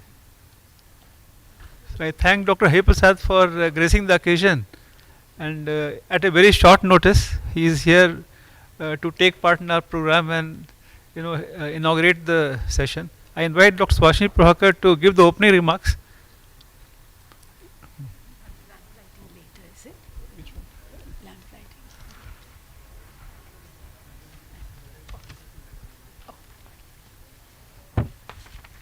Good morning, everybody. We are extremely grateful to have Dr. Hari Prasad, President of Apollo Group of Hospitals, to inaugurate this neurology enclave that's being hosted by the Department of Neurology at Apollo Hospital, Jubilee Hills. This neurology enclave is the very first one, and it's being actively forwarded or stewarded by Dr. Sudhir Kumar.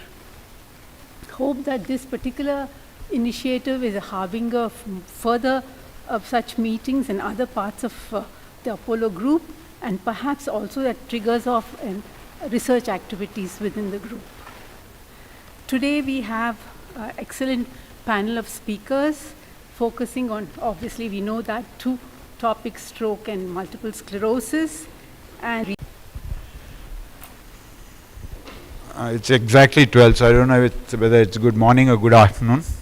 But it's good to be here and to see all of you, some of you after a very, very long time. Although we work from the same building, I haven't seen Dr. Swashni Prabhakar for a very long time now. So probably it needs conferences like this to meet each other and say hello to each other. But I think this is a great beginning, a much needed beginning, and we've been always proud of the work that the Apollo Neurosciences department does. And without much of noise, without much of marketing, if you call it, the department has been doing a great work across the Apollo group. And for that, all of you need a big round of applause for yourselves, please. I remember about 10 years ago when we started the Joint Commission, Hyderabad was chosen as the place for accreditation for stroke. And I remember working very closely with the neurology team at that point of time, and Dr. Swashni Prabhakar was to get very tensed about the audit and what are the surveys going to do at that point of time. But it was always a cakewalk. There never was a single finding again, at any of the surveys. We did for about 3-4 years, 4 surveys, about 12 years I think. So neurosciences has always been at the forefront and will continue to be at the forefront of what we do at Apollo.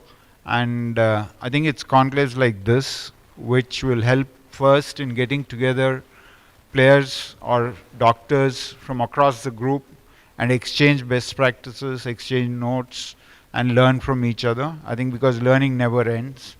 It also provides an opportunity for the younger generation to see what some of the stalwarts of neurology are sitting here, and to learn from them and to hear from them itself is a great learning. I think spending time in a conference like this for 2 days gives them an opportunity to know what's in the offering and what they could do and what they could take back home. So Mrs. Sangeeta was supposed to be here, but because of some unforeseen circumstances she could not be here, but she sends her best wishes and greetings to all of you. And on my own behalf, I wish you the very best, and it's great to meet all of you, and look forward for this conference to continue year on year and going across locations, and hope to see you at another location next year. Thank you so much, and congratulations to Sudhir and all the others who have been responsible for this conference. Thank you very much and all the best.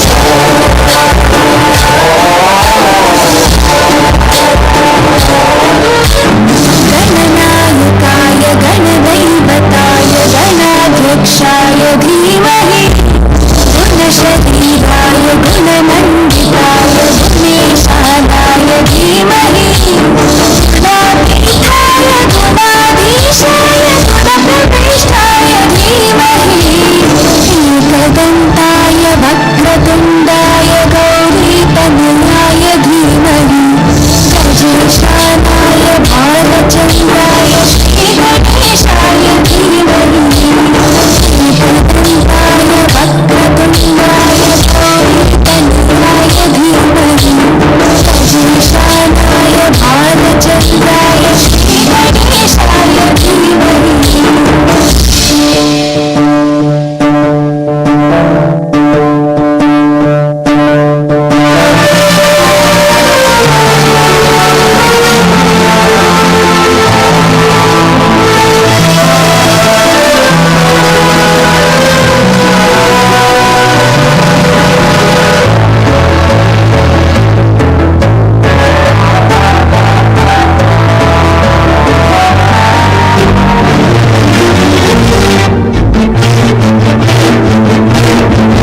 Have a group photo and then we'll break for the tea.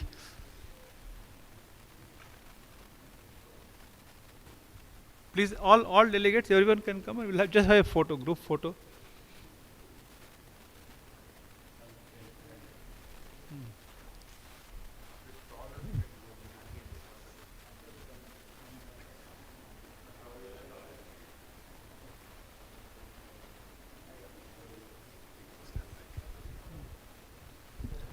Come, all residents, all of you, please come.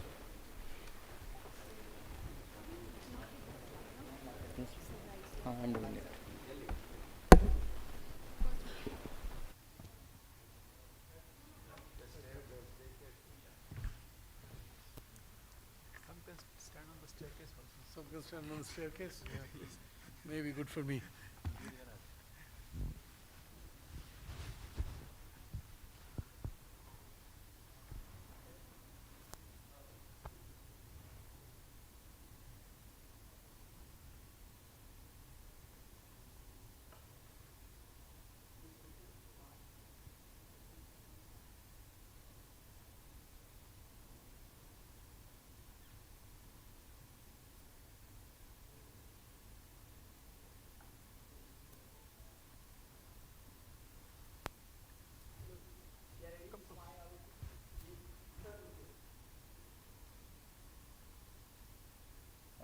Thank you.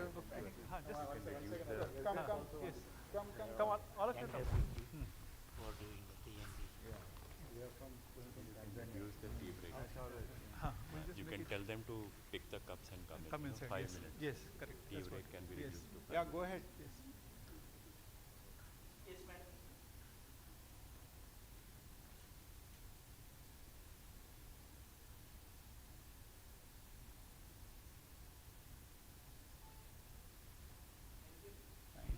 Yeah. Thank you. So I think thank you, sir. Tea is ready, so all of you can pick up the tea and come inside. 5 minutes. So 5 minutes, we'll start the next session.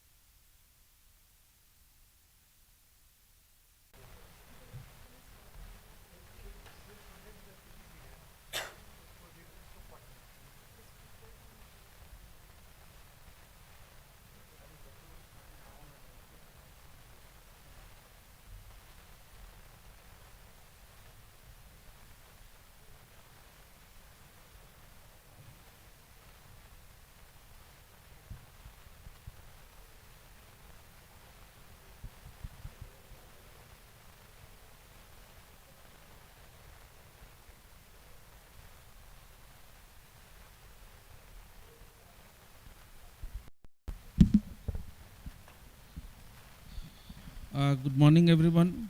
Now the second session is to start, and the topic as such for this session is MOGAD and rituximab.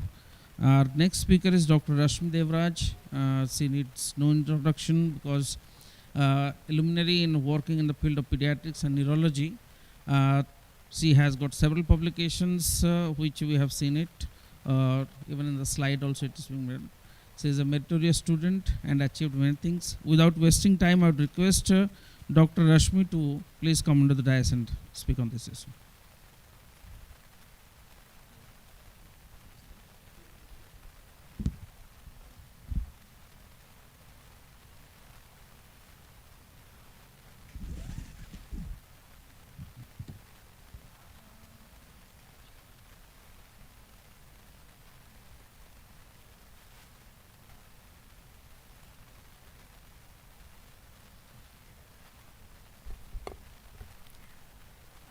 A very good morning to one and all. I am Dr. Rashmi Devraj, consultant neurologist from Apollo Hospital, Bangalore.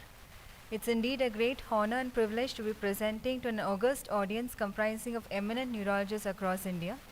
I would also like to thank Dr. Sudhi sir for giving me this opportunity. I will be speaking about MOGAD, its clinical course, MOG IgG status, and the therapeutic evidence. The picture that you see was about the MOG antibody, which was recently published in the Lancet 2021 September. Numerous articles have been published regarding MOG in the recent past. So, introduction. The past 15 years has seen a dramatic change in the concept of primary demyelinating disorders of the central nervous system. Multiple sclerosis has been known for more than 150 years, since 1868 when Jean-Martin Charcot described it. Now, with the discovery of antibodies against certain components of the central nervous system, our thinking has been radicalized. With this, newer methods of detection and treatment have emerged. According to the latest statistics published in JNNP 2020, the incidence of MOGAD has been reported to be around 1.6 to 3.4 million people per year, with a prevalence of 20 per million and a confidence interval ranging between 11 to 34. So in this subgroup of primary demyelinating disorders, we have MS, MOGAD, NMO spectrum disorders, others like ADAM, isolated optic neuritis, and transverse myelitis. This one would be incomplete without understanding the history of MOGAD. In the year 1980, the myelin oligodendrocyte glycoprotein was identified as an important autoantibody target in cases of experimental allergic encephalomyelitis. That time, the IgM antibody was described as a potential biomarker for the conversion of the clinically isolated syndrome to multiple sclerosis. It was in the year 2007, a seminal study published by O'Connor, who described the myelin oligodendrocyte glycoprotein as a tridimensional conformational form. The MOG gene is present on the major histocompatibility complex chromosome 6p. It has an IgG-like extracellular domain and a membrane-spanning intracellular domain. And antibodies are because of the extracellular domain, the antibodies can easily target the MOG. So the pathophysiology, just a brief mention about MOG protein, which is expressed on the outermost myelin sheet of the oligodendrocyte, hence makes it accessible for the antibodies. It is selectively expressed in the central nervous system, accounting for nearly 0.05% of the total myelin protein. Its functions are probably regularizes the stability of the microtubules, helps in the addition and activates the complements. The new concept is that MOG is an oligodendrocytopathy, and NMO spectrum disorder is an astrocytopathy, which I'll be explaining in the subsequent slides. So the trigger factors for MOG are often unknown, but the antibody production occurs peripherally in the B cells and the plasma cells, and mainly they belong to the IgG1 subgroup and induce the production of pro-inflammatory cytokines and chemokines in the CSF after the damage to the blood-brain barrier. On histopathological examination, the demyelination is predominantly perivenous and is confluent, causing myelin loss with demyelination. There's predominant of the CD4 plus T cells with granulocytic inflammation. The active white matter lesions have complement deposition. MOG IgG assay is a cell-based assay most commonly used for detection of the antibodies. The two initially we were using ELISA and the Western blot, but they found to be very less specific and less sensitive. Hence now we have the immunofluorescence and the complement flow cytometric assays. The immunofluorescence is more commonly used for detection because it just requires the usage of a fluorescent microscope, which is available in most laboratories. It is a semi-quantitative assay, and the same assay is being done at NIMHANS, where the reports have been where we classify the MOG antibodies into negative, weakly positive, positive and strongly positive, and it is a visual based assay. But the latest recommendation is to use a flow cytometry, which requires a multi-channel flow cytometer, and this simultaneously analyzes every single cell for the expression of the MOG IgG and the fluorescent intensity that is bound in the cell membrane in distinct channels. So here the quantitative assay gives it as negative, low positive when the titer is between 1 and 10 and between 1 and 100, and clear positive when the titer is more than 1 in 100. And the serum positivity correlates with the CSF positivity, ranges between 42.5% and 63.4%. So if you have the serum MOG and if you were to do simultaneously the CSF MOG, the positivity ranges between 42.5 to 63.4.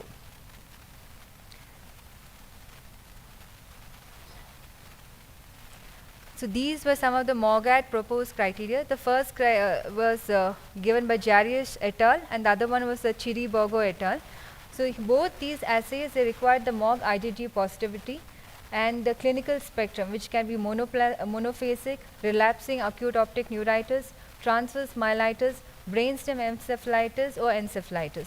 In the Jarius et al. Criteria, they also required additional criteria like MRI and electrophysiological studies that are compatible with CNS demyelination.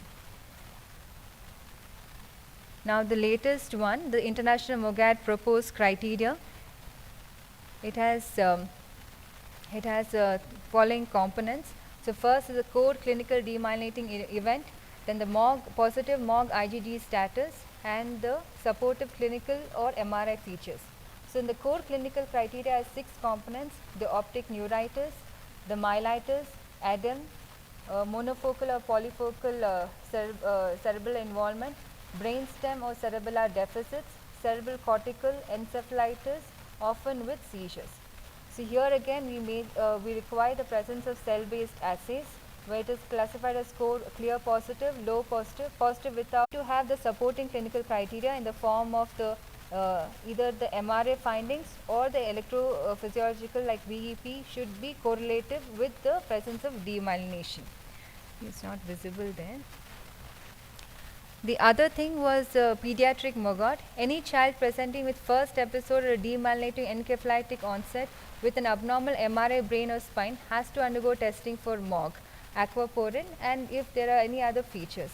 So the clinical classification for pediatric MOGAD was proposed in 2020. It is broadly classified into monophasic and relapsing variant. The monophasic form as ADAM, optic neuritis plus, transverse myelitis and NMO spectrum-like phenotypes. The relapsing variant as ADAM with optic neuritis, multiphasic demyelinating encephalomyelitis like phenotype, recurrent optic neuritis, NMO spectrum-like phenotype where they have optic neuritis along with the transverse myelitis, encephalitis-like phenotype, and sometimes can have a progressive disorder where the MRI can mimic features of leukodystrophy with features of encephalopathy, ataxia, seizures, and extensive brain involvement on the MRI findings. This has been published in the European Journal of Pediatric Neurology in 2020. So moving on to the clinical features, MOG does not show any male or female predominance. Usually it has a 1:1 ratio, and it can involve the white matter with features of optic neuritis, myelitis, and sometimes lesions mimicking MS. It involves the gray matter where you have the cortical encephalitis overlapped with the NMDR encephalitis, where in individuals there are case reports where NMDR encephalitis is found in association MOGAD. And they could also have features of both white matter and gray matter involvement, like an atom or a leukodystrophy. They can also be involving only the meninges, where it is called aseptic meningitis, or involvement of both meninges and the gray matter, mimicking a meningoencephalitis. And it's more, ADAM is more common in children, and optic neuritis and myelitis affecting all age groups. So in this Annals of Neurology 2021, they found that in individuals less than 18 years of age, the predominant involvement was ADAM, almost in 42% of the patient, followed by optic neuritis in 41%, and myelitis was noticed in 12%, and brainstem involvement in 6%. Whereas in individual more than 18 years, the predominant was the optic neuritis in 56%, ADAM was noticed in 12%, myelitis was there in 26%, and brainstem in 6%. So most commonly affected age group when comparing the MOGAD, aquaporin 4 and multiple sclerosis, it can MOGAD can involve from 0 to 40 years of age group. Aquaporin 4 positive is more common in the 3rd and the 5th decade. Multiple sclerosis involving between 20 to 40 years. MOGAD does not show any gender predilection, but aquaporin 4 is more common in females, 9:1, and multiple sclerosis again shows a female preference with 2:3:1. And antecedent infections or immunizations are more common with MOGAD. Relapsing course is found in 50% and monophasic in 50%. A progressive course is rare. Whereas in MS, we can have a progressive course from onset around 15%, and the relapsing variant is more common at 85%. So here another from Frontal Neurology in 2022, they found that unilateral optic neuritis was noticed in 31%, bilateral in 24%, ADAM in 18%, and longitudinal extensive transverse myelitis in 14%, short transverse myelitis in 4%, and a combination of optic neuritis and transverse myelitis in 9%. This pictorial diagram shows that the age at onset, if we were to see, the predominance is in the 2nd and the 3rd to the 4th decade, and ADAM is more common in the initial couple of decades.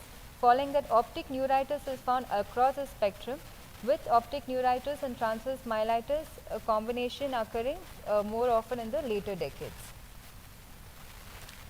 So MRI spectrum and MOGAD. So the optic neuritis and MOGAD tends to be bilateral. It is intracanicular. It tends to be long segment. There's a perineural sheath involvement of enhancement. And also we'll have bilateral white matter and deep gray matter involvements. Here we can see the involvement of the white matter with involvement of the deep gray matter, here the thalamic nucleus, with causing the appearance of, in this patient had an encephalitis. The other features are, we could also have short segment lesions, almost mimicking that of an multiple sclerosis, but they tend to be more anterior, and also you can find some confluent hyperintense lesions in the white matter. See, here is a patient with meningoencephalitis with involvement of MOGAD. So here we can see there is the involvement of the hyperintensities involving in the sylvian cistern bilaterally, and also involvement of the pons. So this is a diagram showing the involvement of the conus medullaris in a patient with MOG. Conus lesions are more common in MOG as compared to the other primary demyelinating disorders. And here is the longitudinal extensive transverse myelitis, and it produces a ventral straight line sign plus the involvement of an H sign that is seen because of the proximity to the central canal. So moving on to the individual components of the clinical spectrum, optic neuritis is the most common manifestations in adults, frequently occurs in isolation. It is recurrent or bilateral simultaneously in approximately 50% of patients. Can also mimic chronic relapsing inflammatory optic neuritis like phenotype. Patients typically present with pain with extraocular movements, and optic disc edema is noticed in 85% on fundoscopic examination. Some of them can also be associated with papilledema and microhemorrhages. The visual deficit is usually severe at the onset, but fortunately recovery is usually good, with significantly better visual outcomes as compared to the aquaporin 4 optic neuritis. and about 50% of the patients they report severe or periorbital and frontotemporal headache which precedes the visual deficit. So here is the fundus examination showing a papilledema with the presence of the left-sided fundus showing the presence of microhemorrhages. So this was published in the, it was a Mayo Clinic study published in the American Journal of Ophthalmology in 2018. They found that the inflammatory course is diverse and it tends to be recurrent with or without additional neurological features. Despite the recurrence of attacks, most of these patients retain visual functional vision. Optic disc edema and bilateral disease are more common. MRI evidence there is some involvement of the optic nerve sheath, periorbital tissue, result which is common during the acute attack. MOG IgG positivity is distinct from that of multiple sclerosis. And out of this, 61% of these patients required long-term immunosuppressant therapy where they used predominantly mycophenolate, azathioprine and rituximab, especially in individuals who had relapse. So the annualized relapse rate was around 0.8 attacks per year, and the median interval between the first and the second optic neuritis was 4 months. Persistent MOG IgG titers were associated with the higher rates of relapses. The other clinical spectrum of ADAM, it was first MOG IgG serum antibodies were first identified in a subset of children with ADAM. It almost accounts for nearly 50% of the pediatric MOGAD, and the clinical features could be polyfocal neurological deficit, encephalopathy with behavioral changes or altered sensorium which cannot be explained by fever. And it has been recently found that almost 50% of children who present with ADAM test positive for MOGAD. The resolution of brain lesions are better, and even the outcome is better when compared to ADAM with the seronegative MOG. The persistent seroprevalence in patients with ADAM and MOG is associated with higher risk of relapse, which can either be in the form of optic neuritis or transverse myelitis. Up to 75% of the MOG IgG serum ADAM patients become negative within months and highly correlate with the monophasic disease course of these. The cerebral cortical encephalitis is a less common phenotype, and it is also was previously caused as flames, that is unilateral cortical flare hyperintense lesion in anti-MOG associated encephalitis with seizures. It is characterized by encephalopathy, seizure, headache, marked CSF pleocytosis and cortical hyperintensity on flare images. The cortical hyperintensity tends to be unilateral but can also be bilateral and accompanied by leptomeningeal enhancement. It can also be the only MRA abnormality and may not involve the other sides of the brain or the spinal cord. Unilateral leptomeningeal enhancement also been reported in patients with encephalitis and with a normal cortical signal on flare images. Transverse myelitis in MOG can occur in isolation or as a component of ADAM or optic neuritis. The clinical manifestations involve the sensory, motor, the sphincter disturbances. More often they appear to be severe, moderate to severe at nadir, and most of them have a EDSS score of more than 4 in 50% or more of these patients. But unlike the involvement of aquaporin, they found to have a good to excellent motor recovery, though a small percentage of these patients can have a permanent bladder, bowel or sexual dysfunction. Recurrent transverse myelitis is however rare if not accompanied by other clinical syndromes. Spinal cord involvement as MOGAD is frequently severe in certain percentage where they can have paraparesis where they requiring a gait aid and a bladder dysfunction. So this spinal cord T2 lesions tend to be longitudinal extensors spanning more than or equal to 3 contiguous segments, vertebral body segments, so shorter lesions can occur. The conus medullaris is more frequently involved in MOGAD, and it predominantly involves the ventral part of the spinal cord causing a ventral sagittal line. The central gray matter involves around the images called as the H sign as noticed in about 30 to 50% of the patients. Though these are highly suggestive of MOGAD, the signs are not 100% specific. Contrast enhancement has been reported in 50%, though even if a patient presents with clinical features suggestive of a myelopathy, 10% of the initial MRI can be normal and repeat MRI has been recommended.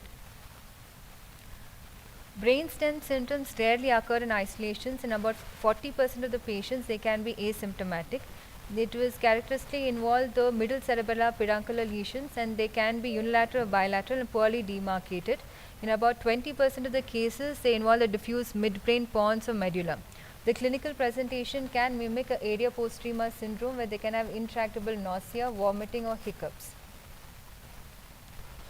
So this was a study done, published in JNNP by Banks et al., where they had studied 24 patients who had tested positive for MOG and had presented with the brainstem syndrome. Around 19 were persistently positive. Of the 19 patients who had a persistently positive MOG IgG, 79% had at least one more attack of any type. The majority of brainstems or cerebellar attacks in MOG responded to acute therapy, almost around 98%, but the treatment modalities were used, which were steroids, plasma exchange and IVIG.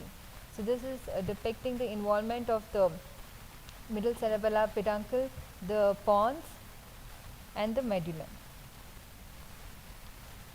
So there are rare case reports of peripheral nerve involvement in patients with MOGAD, where there have been reports of AIDP like picture, multifocal motor neuropathy, brachial neuritis, myeloradiculitis, migraine sensory neuritis, distal limb pain and paresthesia, radicular pain and paresthesias have been reported. Here they also have associated serum antibody detected against other components of the peripheral nerve like neurofascin, contactin associated protein 2 or GM1 have been reported in about 1/4 of these patients.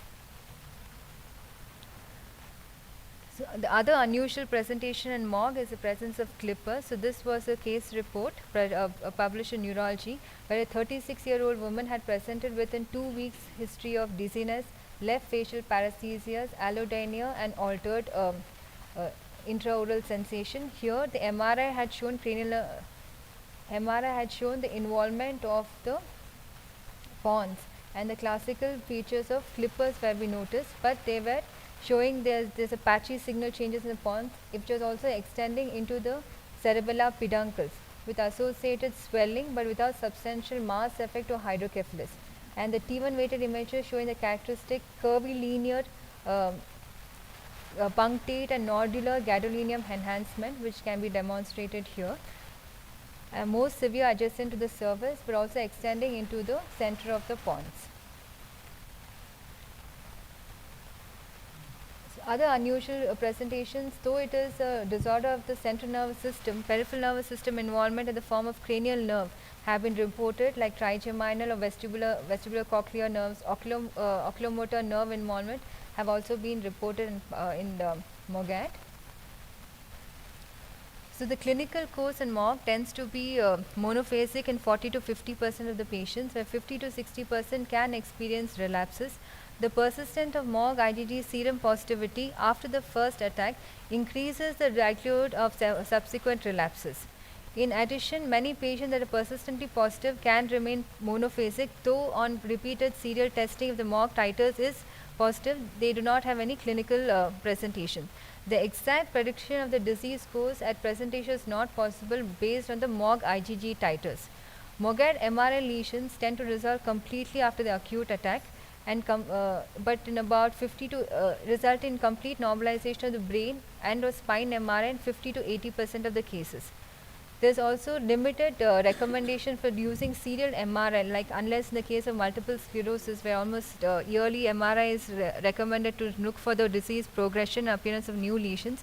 In MOGAD, there is no correlation between the MRI findings and the clinical severity most often after the acute phase is treated, as most of these patients resolve completely. So there is no absolute recommendation for use of periodic MRI in patients who are asymptomatic. So this was a study published in Brain 2017, where they have studied 252 UK patients from the autoimmune neurology group in Oxford. Here in this study they found that MOGAD had a moderate relapse risk, and which could have been mitigated by medium term immunosuppression. In this subcategory they found annualized relapse rate of 0.2. Immunosuppression longer than 3 months following the onset attack was associated with a lower risk of a second relapse. The median disease duration was 28 months. And in this study, around almost 47% of the patients were left with permanent disability, but subsequent studies do not support this data. It is now found that MOG is more like a benign disorder. So in one series published in JAMA Neurology, around 29 patients were followed up for a period of almost 14 years. The median EDS is 15 years. And they also found that only 12.5% of these cases had an EDS of greater than or equal to 6. and 16% of these patients with optic neuritis had vision impairment in one of the eye. So in most patients with MOGAD optic neuritis, recovery of visual acuity is generally very good. Although irreversible visual loss has been reported in few subset of patients. And the chronic pain and depression also have been reported in 51 to 42% of patients with MOGAD, and which could have an impact on the quality of life. So moving on to the MOG IgG status. So MOG IgG titers usually decline with time, but can remain positive for years or become seronegative with or without immunotherapy. So the seroconversion from negative to positive is extremely uncommon in patients with negative test result at onset. And onset serum MOG IgG titers do not have a strong prognostic value for recovery or for relapse. And neither does a persistence one indicate whether the patient is likely to develop a relapse, especially even when the MOG IgG titers remains high. So there are certain patients where if we were to test, where we send for the serum MOG as well as the MRI picture depicting those lesions suggestive of short segment mimicking a multiple sclerosis. So they can coexist, but it's extremely rare, only about 0.3 and 2.5% of the patients. And coexisting of MOG IgG and aquaporin 4 is been reported in less than 0.6 of the patients in world literature. So however, the data to guide optimal testing of serial MOG IgG testing as interpretation are scarce, and a standardized definition of persistence is required, and the prognostic significance of persistent seropositivity requires a prospective study. So what about MOG and CSF and MOG? So lumbar puncture during MOG reveals CSF pleocytosis where more than 5 white blood cells more than millimeter cube of mercury has been reported in greater than equal to 50% of the patients. And this CSF pleocytosis depends on the specific attack phenotype. For example, in patient isolated optic neuritis is found only in 16%. Isolated myelitis where we can have CSF pleocytosis in 74%. And brain and brainstem attack around 72%. With multifocal CNS involvement, it is around 50 to 80%. So pleocytosis of more than equal to 50 white blood cells per millimeter of mercury has been reported in around 1/3 of the patients. And CSF OCB, though rare, has been found in combination with MOGAD in about 15% of patients and may be transient. So cytokine profile in MOGAD during an acute attack is similar to the NMO spectrum disorder, and predominantly represent the Th17 cytokines, and these can be used for potential therapeutic targets, which I will be discussing further, where we have the interleukin 6, interleukin 8 and interleukin 17. And those CSF neurofilament, which is light chains, is increased during the attacks, in particular at the onset. It can also be used to find out regarding the indirect neural damage in both the conditions. But the CSF and serum glial fibrinolytic protein, which is a marker of astrocytic damage, is found to be lower in MOGAD as compared to aquaporin 4 NMO spectrum disorder. The therapeutic efficacy, there are currently no randomized control trials or evidence-based guidelines for the acute treatment of MOGAD. There is no evidence that anti-MOG antibody positivity could influence acute attack treatment. Most neurologists treat based on the demyelinating phenotype, and most circumstances anti-MOG antibody titers are not available within the first few days. Normally it takes about 24 to 48 hours before we get the report, and they actually do not guide the immediate therapies. So observation studies show that patients with MOGAD are highly sensitive to corticosteroids and achieve a complete and dramatic symptom remission after a short course of intravenous steroids. The first line immunotherapy consists of intravenous methylprednisolone, which is usually given 1 gram per day for 3 to 5 days. As a pediatric age group, it is calculated based on the dosage at 30 mg per kg per day. So escalation therapies like requiring plasma exchange, intravenous immunoglobulin or plasma exchange followed by intravenous immunoglobulin depends upon the clinical severity and the response to the initial treatment with steroids. As in the case of aquaporin 4, time to initiation of acute treatment is a predictor of long-term outcome. The accumulation of disability in patients with antibody-mediated disease such as MOGAD is thought to be primarily relapse related. So one has to differentiate between true relapses, disease rebound, that is while during tapering of steroids or shortly after discontinuation of steroids, where the recurrence of the symptoms, and pseudo relapses, which could be secondary to the intercurrent infection illness, is challenging. So relapses, currently there are no predictors against. Most clinicians would start treatment only after second event for in terms of the further immunomodulators. So decision regarding continuous immunotherapy depends on the response to treatment of initial attack, severity of the initial attack, risk of short-term disability, the age of the patient, and risk of the short-term and long-term immunosuppression. Both has to be weighed, the pros and cons. So here was the therapeutic efficacy. In this diagram, an illustration number of relapses that occur during tapering of oral steroids or following the cessation of the oral steroids. Here we can say when the dosage of the oral steroids were reduced from higher 60 mg to that of a 0 to 5, they are found to have an increase in the relapses. And another one showing the episodes following the oral prednisone cessation shows that the relapse is more common within the first few months of cessation of the steroid therapy. And with each relapse, there's an accumulation of the median EDSS and the range of the cohort of the NADS. So we can say with each relapse, initially after the first relapse, they almost touch the baseline. But with subsequent relapse, the deficits continue to accumulate and they may not reach the baseline. And the residual deficit disability depends upon the clinical presentation that they have. So the common long-term treatment options include maintenance IVIG, rituximab, mycophenolate mofetil, and azathioprine.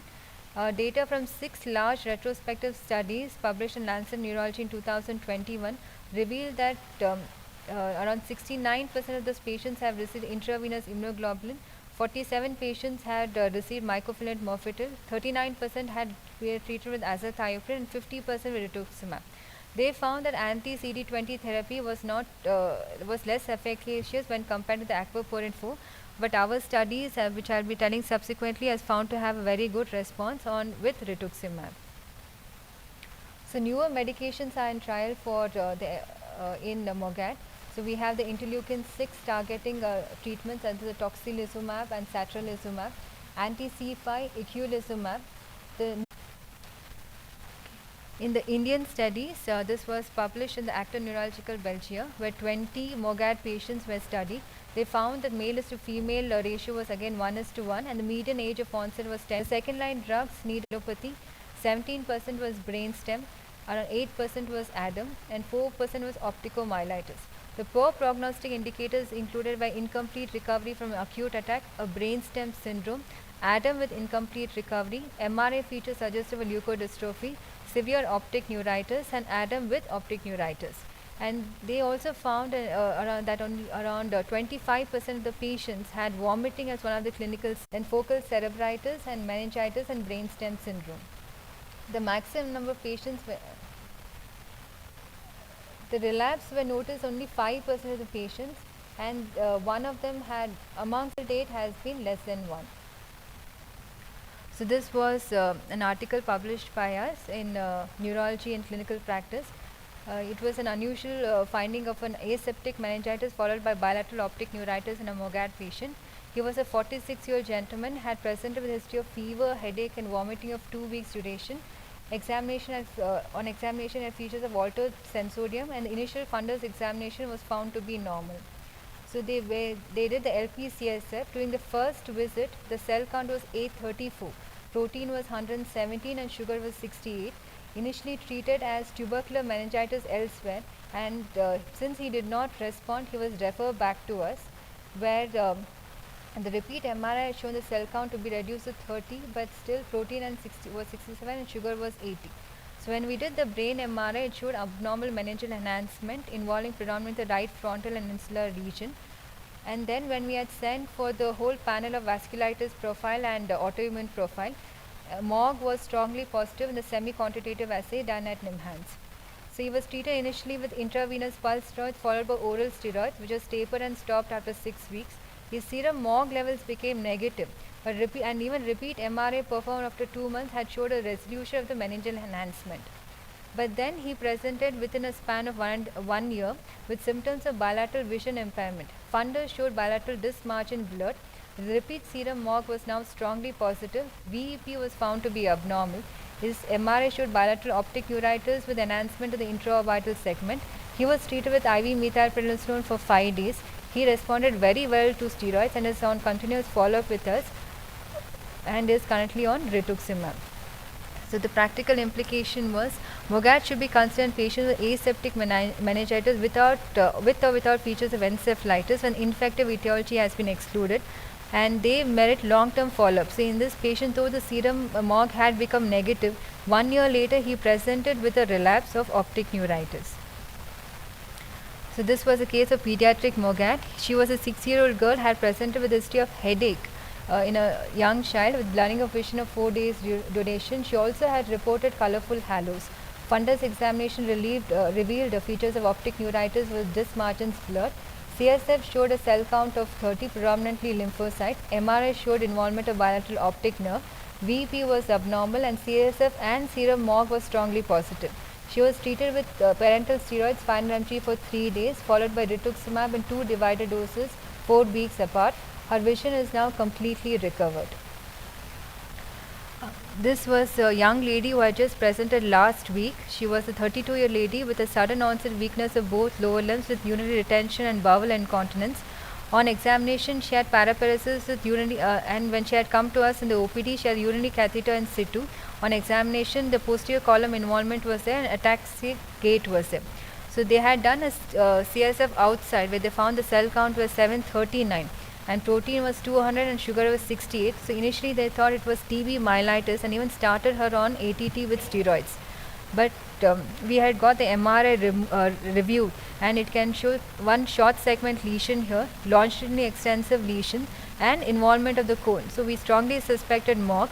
We did a repeat LP-CSF, though the cell count was reduced to 20, which could have been a response to the steroids. Protein was reduced to 44 and sugar was 66. So serum MOG was sent, which is now found to be strongly positive. She was started immediately on rituximab. Now her EDSS score is less than 1. And this was another patient. He was a young 28-year-old gentleman presented with focal seizures with headache, lower limb weakness and urgency. Patient had asymmetrical paraparesis and with posterior column and gait ataxia. So initially, based on the CSF MRI imaging, they thought it could have been a CNS vasculitis, primary glial neoplasm, and CNS lymphoma, query intravascular. He underwent testing for serum vasculitis, which came to be negative. Serum MOG was strongly positive. He was treated with rituximab, and his EDSS is now less than 2, though he had a relapse once in between, but now he has recovered completely. So the red flags in MOG. If there is presence of progressive neurological impairment in the absence of attacks, rapid progression of clinical deficit from onset to nadir within minutes to hours, no improvement following treatment, high dose of corticosteroids for an acute attack, MRI findings of well circumscribed T2 hypertense lesions, which meets the criteria for dissemination in space and time, and less contrast enhancement, that lesion contrast enhancement that persists for 6 months or more. To summarize, MOGAD is a primary demyelinating disorders, and recently we have the international diagnostic criteria proposed in 2023. More often it has a monophasic course, recurrence are known to occur, and it predominantly follows a benign course. Acute episodes respond to steroids with short-term immunomodulators to be given based on the severity of onset and relapse. So the questions unanswered is, how often do we repeat MOG if the patient is asymptomatic, and how long to give immunomodulators? If the patient is asymptomatic, no recurrence, but MOG positivity persists, do we still continue to treat? Thank you.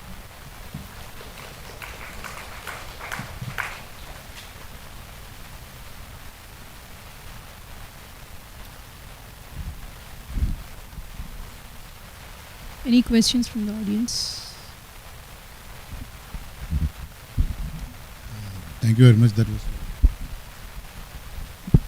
was a nice lecture. So many of the times patients who present this kind of picture, they are seen by primary physicians before being referred to us. So they see the MRI report and start IV steroids, and then they later refer to us. So how important do you think is the positivity rate of anti-MOG antibody before commencing steroid therapy versus following the therapy. Yes, some of our patients who we have clinically suspected strongly MOGAD have come to us with after treatment with steroids, and we have found that the MOG found to be negative. Despite that, based on the MRI findings and the clinical syndrome, we do treat them as a seronegative query NMO spectrum disorder, like a double seronegative NMO spectrum disorder. Because only now the MOGAD, initially it also was grouped under the NMO spectrum disorder. So we treat it as a seronegative, double seronegative NMO spectrum disorder, and the same demyelinating treatment is provided.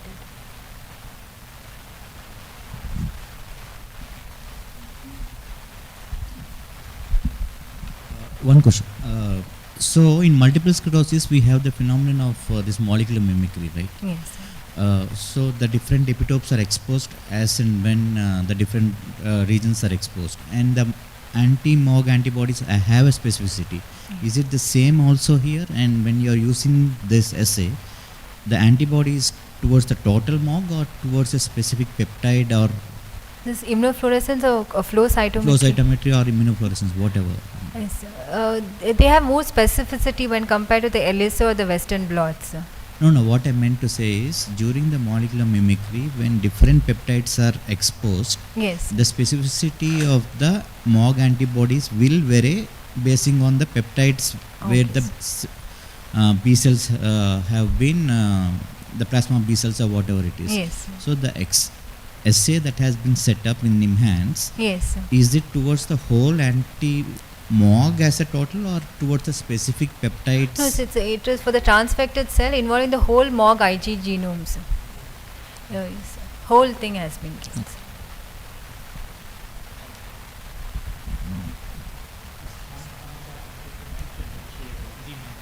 More often than not. And we start treating the anti-TB treatment. Start with the TB treatment and then think that it is a TB. But what you find is there are some unusual points which you need to clip up. Always look for that. And if there are some unusual points, like the last case which Dr. Rashmi has pointed out, we strongly suspected it is not tuberculous meningitis. Those 739 cells were there. The patient had a long segment myelitis there, and the patient had a posterior column involvement and a short history. So we said that this is not tuberculous meningitis. We see so many tuberculous meningitis. Let us repeat the CSF as early as possible. The patient was given steroids, patient was treated with ATT. Within 1 week we repeated the lumbar puncture because the patient came to us for a second opinion. When we repeated the lumbar puncture, you saw that 739 cells had come down to 20 cells. And I can tell you straight away with all our experience, no tuberculous meningitis will respond like this. And that is what is important. So what made us to think and then to stop ATT and continue only steroids after that. And the patient has come for follow-up, recovered completely. And this is what is exactly important. Now more and more we are learning about MOG meningitis, MOG optic neuritis, MOG ADM. So this is what exactly we need to keep in mind. We are still learning. It is just about 15 years now. We have this series. Now we have to learn more and more about this and understand this disease.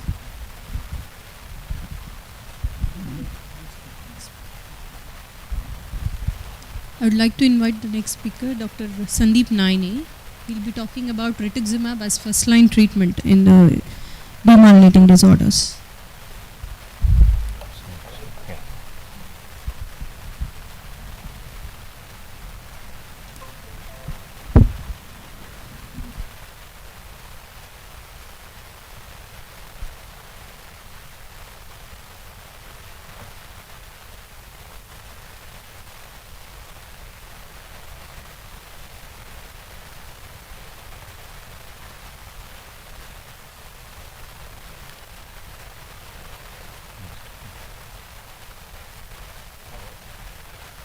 Good afternoon. I would like to thank Dr. Sudhir for giving me this opportunity.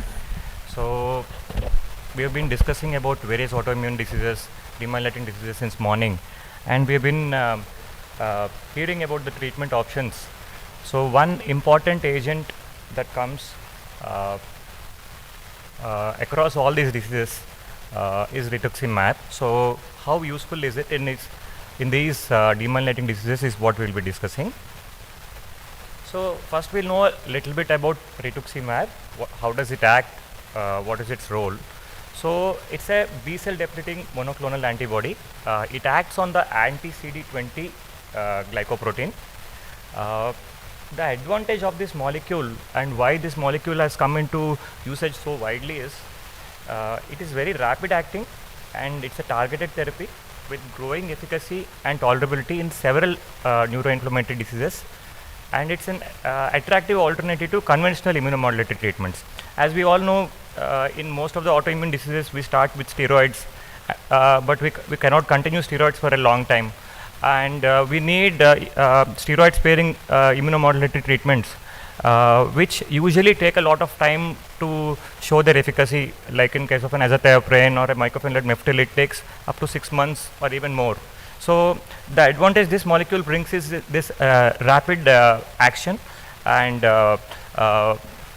like that's why it has become so popular. So this is a picture that is showing us what is actually CD20. So CD20 basically is on B cells. It's a transmembrane glycoprotein. So if you look at how the B cell lineage happens, so this CD20 is the one seen in the yellow color. So CD19 is the one seen in the red color. They are both of them are the glycoproteins. So in bone marrow, if you see at the pre and pro B cell levels, CD20 is not there on the B cells. So it appears at the level of immature B cell in bone marrow, and once it is transferred to the periphery. So in the peripheral blood components, that is in the blood and the lymphoid tissue, the CD20 exists till the plasmablast stage, and at the plasmablast stage, the B cell starts losing the CD20 glycoprotein, and subsequently the fully mature plasma cell does not have any CD20. So our agent is going to target the CD20. So it's going to suppress the B cell stages before the fully mature plasma cell. So how does it act? So it acts through multiple mechanisms. It acts on the natural killer cells, antibody dependent cytotoxicity on the natural killer cells. There is complement mediated activation and also phagocytosis. So at all three, across all three mechanisms of action, the rituximab is acting on this B cells. So if you look at the various anti-CD20, 65% human, we have various other anti-CD20 molecules which have subsequently come, like ocrelizumab, ofatumumab, and ublituximab. So these are the other agents. The older generation ones, because they are chimeric, they have higher side effects, like infusion related side effects. The newer generations, the second and third generation, they obviously have lesser side effects because they are more human, completely human, rather than humanized or chimeric. So this is just a chart showing us various indications of rituximab in neurology. So it has a wide application. It can be used as a maintenance therapy in certain conditions, as an acute therapy in certain conditions. So if you look at the diseases we are discussing today, the multiple sclerosis or NMO or MOGAD. So in these conditions, mainly it is used as a maintenance therapy to prevent relapses. Whereas there are certain other conditions like anti-NMD antibody and encephalitis or primary CNS vasculitis, where it may be used as an acute therapy because it has a rapid action, and also in certain conditions like stiff person syndrome or ANCA-associated vasculitis or myasthenia, it may be used only when it is a refractory disease. It is not the first agent of choice. It may be used as a refractory disease. So now we'll just look at how we use rituximab in general in any of these conditions. So before we start a patient on rituximab, we have to definitely follow certain things. exclude contraindications like any hypersensitivity in the past or hypersensitivity sensitivity to murine proteins. If there is any active or severe infection, this is very important. So any latent tuberculosis or any sepsis, opportunistic infections, when these are there, starting rituximab can be very risky. In severe immunocompromised state also, rituximab should be avoided, or if there is a severe or uncontrolled cardiac disease. So mandatory pre-treatment workup includes some blood tests like blood counts, liver function tests. Ideally, immunoglobulin levels also need to be checked, and we have to rule out any occult infections like we have to look at hepatitis B, hepatitis C, and HIV. These things need to be ruled out. And it's also important to discuss vaccination, appropriate vaccines like pneumococcal vaccine, influenza vaccine, and varicella vaccine. These vaccines may be administered prior to starting, and once the infusion is started, once the pre-workup is done, so on the day of infusion, we mainly give two regimens are there which are commonly used. So one is the 1000 mg, which we use as 2 doses on day 1 and day 15, and the second regimen that is popularly used, more commonly used in other indications like oncological or rheumatoid arthritis, is the 375 mg per meter square weekly for 4 doses. Both these doses are used even for the neurological conditions. So because there may be some anaphylactic reactions during the transfusion, we may have to use agents like methylprednisolone prior to the infusion. So retreatment will be required after 6 months or subsequently. So how to decide about when to give retreatment? Again, we have to monitor. Sometimes a fixed dose after 6 months is given, whereas in certain conditions or some people follow looking at the CD19 cell count or the CD27 cell count, and if it is suppressed, we can postpone the retreatment, and when the level reaches above a certain level, maybe 1% for CD19 and even a lower level like 0.05% for CD27, that's when we give the retreatment. So these are the things, and now we'll mainly look at how rituximab is useful in the various demyelinating diseases, that is multiple sclerosis, neuromyelitis optica, and the MOG antibody disease.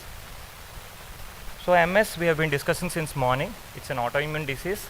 So it is mediated by CD4 T cells, which are reactive to myelin antigens. That's why it is acting at the myelin level. So it is thought as a disease in which there is imbalance between the helper T cells and the regulatory T cells. So though it is traditionally thought to be a T cell mediated disease, there is definite evidence for B cell involvement also. There are B cells in the meninges and CSF which contribute to disease progression both through antibody dependent as well as antibody independent mechanisms. So some of the pointers to B cell involvement are the presence of OCBs itself in the CSF, which is the percentage of MS patients with OCB is quite high, pointing that there is a B cell mechanism. And also we find some meningeal based ectopic B cell follicles in patients with MS, again pointing towards a role for B cell. So all this indicates that B cell targeted therapy should be useful in multiple sclerosis. So OCBs are produced by intrathecal B cells and contribute to the inflammation and destruction of the myelin sheath.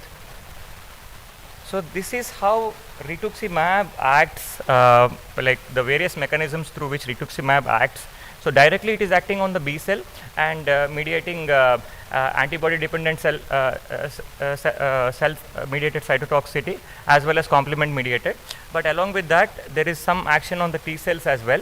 So it is causing B cell lysis, apoptosis, but it is also modulating the T cell activity and resulting in some apoptosis of the encephalitic T cells. So all these are theoretically resulting in a reduction in the MS disease activity. So what is the role of anti-CD20 antibodies in multiple sclerosis? So currently we use rituximab, ocrelizumab, ofatumumab, and ablituximab. These are the agents that are studied, So regarding rituximab, that is the agent that which we are discussing today. So there have been two randomized placebo-controlled phase 2 trials. That is Hermes in RRMS and Olympus in primary progressive multiple sclerosis, published quite a while back. So these two give us some evidence that rituximab is quite useful in MS. So this was the Hermes trial published in NEJM in 2008, where it's a phase 2 double-blind trial, 48-week trial involving 104 patients, and they have looked at mainly the EDSS and relapse prevention. So as compared with placebo, the proportion of patients in rituximab group with relapses was significantly reduced at week 24 and even at week 48. So the 1 year follow-up, the relapse as well as the EDSS was much better. So this was the first trial that pointed to some use for rituximab in RRMS. And then we had this Olympus trial that was done in PPMS patients, which unfortunately didn't show a significant benefit with rituximab in primary progressive multiple sclerosis. But when they have done a subgroup analysis, here they were mainly looking at confirmed disease progression. So when they did a subgroup analysis, younger patients, those who had active inflammatory lesions on MRI, when these patients have received rituximab, they tend to have lesser confirmed disease progression. So it may not be useful in all patients with primary progressive multiple sclerosis, but in selected patients like younger patients or with active inflammation, where it is not just neurodegeneration that is happening and there is some inflammation, maybe rituximab has a role in those patients of primary progressive multiple sclerosis. So what regimen to use? So there are so many regimens available. Rituximab is primarily an agent that came to us from oncology and rheumatology, and we have adapted the same molecule. So initially the doses that were tried were all the doses that were tried in oncology, but subsequently like at various centers they have tried different doses. So the standard doses that were tried were the 375 mg per meter square once a week dose, then the 1000 mg 2 weeks apart dose. Some of the studies have found that even lower doses are useful in multiple sclerosis. So lot of centers use 500 mg dose as well. That is 500 mg weekly, 2 weeks apart. Then subsequently the retreatment 6 months was done only with a 500 mg dose. There are some interest in even using further lower doses. So low dose like just 100 mg of rituximab in combination with methylprednisolone 500 mg was used once every 6 months by some groups. And when they have used intrathecal instead of IV rituximab, when they have used intrathecal rituximab, even very low doses of intrathecal rituximab were able to suppress the CD19 counts for a long period of time. So this is one more dose that was tried, like only 10 mg of intrathecal rituximab scheduled like once 2 months apart. So this is one more regimen that has been tried. So what is the evidence we have with rituximab usage? Satish Chandra sir was mentioning, we don't have FDA approval for rituximab, and we don't have the Indian body approval. So most of the usage for rituximab has been off-label. So because of that, the randomized control trials are less, and we don't have too much of evidence, but we have some evidence. In certain countries, rituximab has been widely used. We use it very much in India, and we have a good number of cases from Sweden as well. So this is a study published in Neurology Green Journal of 822 patients who were treated with rituximab. It's a mixture of RRMS, secondary progressive, as well as small number of primary progressive multiple sclerosis. So here they have looked at the annualized relapse rates and also the EDSS.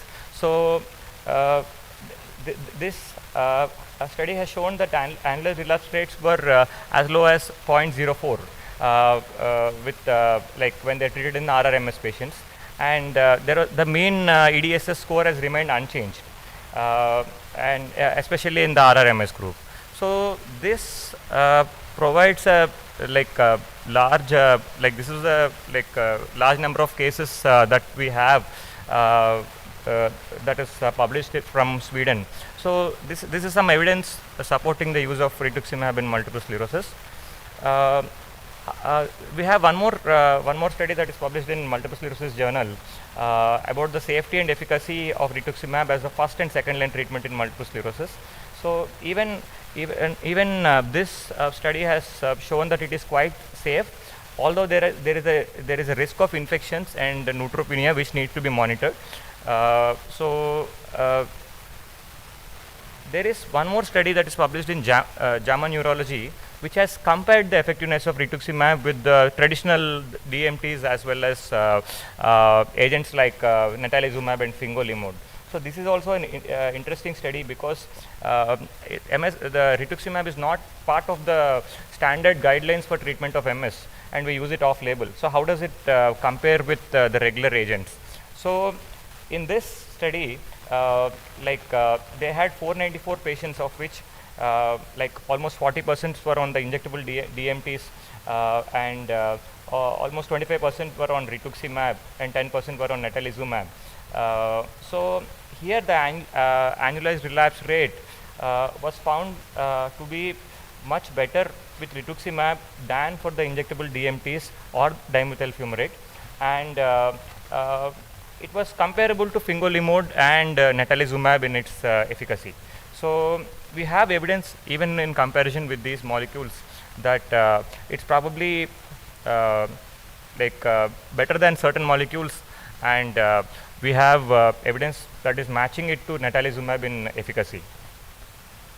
So if we look at if you try to summarize the use of rituximab in multiple sclerosis, so predominantly off-label use, but there are certain indications in which it may be commonly used, like after the initial period, especially in the JCB positive cases, we can't use natalizumab for a long period of time. So once you use natalizumab as a continuation treatment, rituximab has very low prevalence of PML. It was almost never found in any of the neurological cases when it was used. The incidence of PML was not there. So that is one indication. It's probably as effective as natalizumab because certain studies have shown that it is as good. So in the escalation therapy that we have discussed, the escalation and induction therapy, it's more commonly used in the escalation therapy as a second line agent if patients fail on injectable DMTs or on dimethyl fumarate or teriflunomide. And also there may be a role in the induction therapy because as we have discussed since morning, we are shifting towards highly efficacious therapy. So because this molecule has good efficacy, in future we may see more role for rituximab in multiple sclerosis as a highly efficacious first line agent. So now switching to neuromyelitis optica. So neuromyelitis optica is a severe demyelinating disease of CNS, preferentially affecting the optic neuritis and the spinal cord. So here we see autoantibodies to aquaporin 4, which are again derived from peripheral B cells. They cause activation of complement, inflammatory demyelination and necrosis. So this is the NMO diagnostic criteria which most of you are familiar with. So here we have core clinical characteristics, that is optic neuritis, myelitis, area postrema syndrome, acute brainstem syndrome, symptomatic narcolepsy, and cerebral syndrome. So these are the core clinical characteristics. If we have an aquaporin 4 antibody positivity, even one of the core clinical criteria are enough to diagnose NMO once we exclude alternative diagnosis. But if we don't have the antibody positivity, then there are certain MRI MRI guidelines which need to be followed, like involvement of optic chiasm, LETM involving more than 3 segments, area posteromal lesions and periepidermal brainstem lesions. So these may be required for diagnosis. So traditionally, the immunosuppressive agents that were used in neuromyelitis optica, the recommended ones are mycophenolate mofetil, azathioprine, rituximab, and some of them like the MS treatment that was been extrapolated, like interferons, fingolimod, and natalizumab, they are found to be not useful. So this is the large multi-center randomized double-blind trial RIN study that was published in Lancet in 2020. So here they have studied the safety and efficacy of rituximab in NMO. In this, the primary outcome was time to first relapse within 72 weeks. So over a 1.5 year period, the patients were followed, and only 37% of patients had relapses. 37% of patients had relapses in placebo group, and none had relapses in the rituximab group. So it was quite successful in preventing the relapses. As we all know, NMO, the relapses can be quite severe. So each episode can lead to a lot of morbidity. So relapse prevention is very important in NMO. So this study has found it to be very useful. So this is an interesting looking chart. So this is from the same study. These are the each of these line is a patient that was the patient's relapses over a period of time. So after this was before the initiation of rituximab and after the initiation of rituximab. So there is a significant reduction in the relapse rate, and most of the patients didn't have any relapse after starting, and very few patients had most of them had only single relapses. So again, especially studied over a long term of almost 5 to 6 years.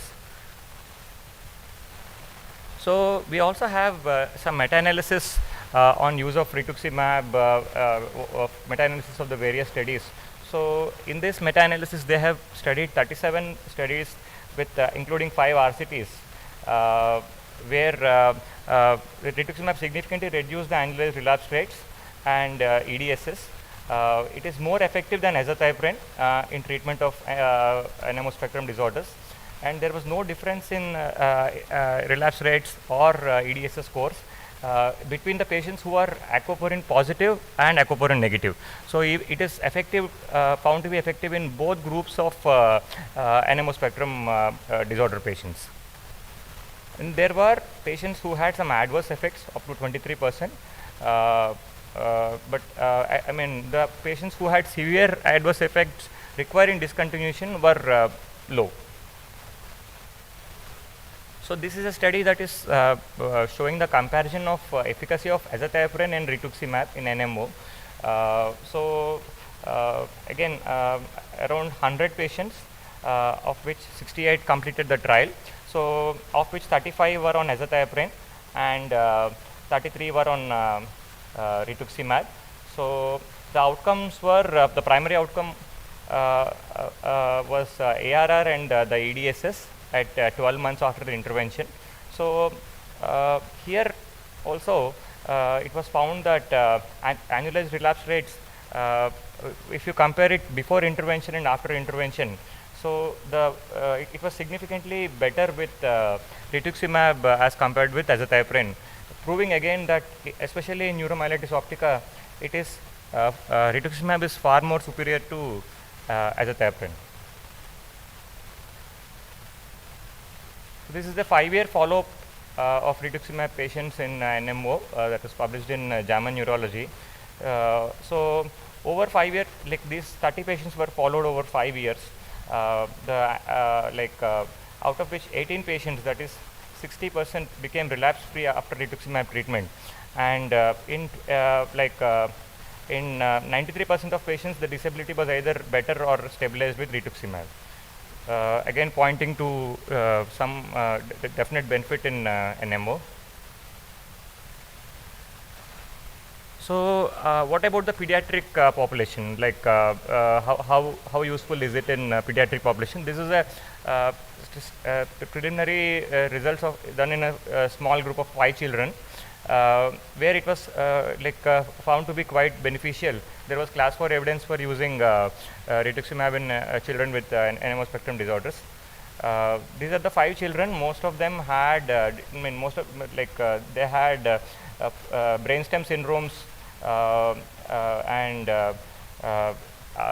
they remained to be relapse free after starting rituximab.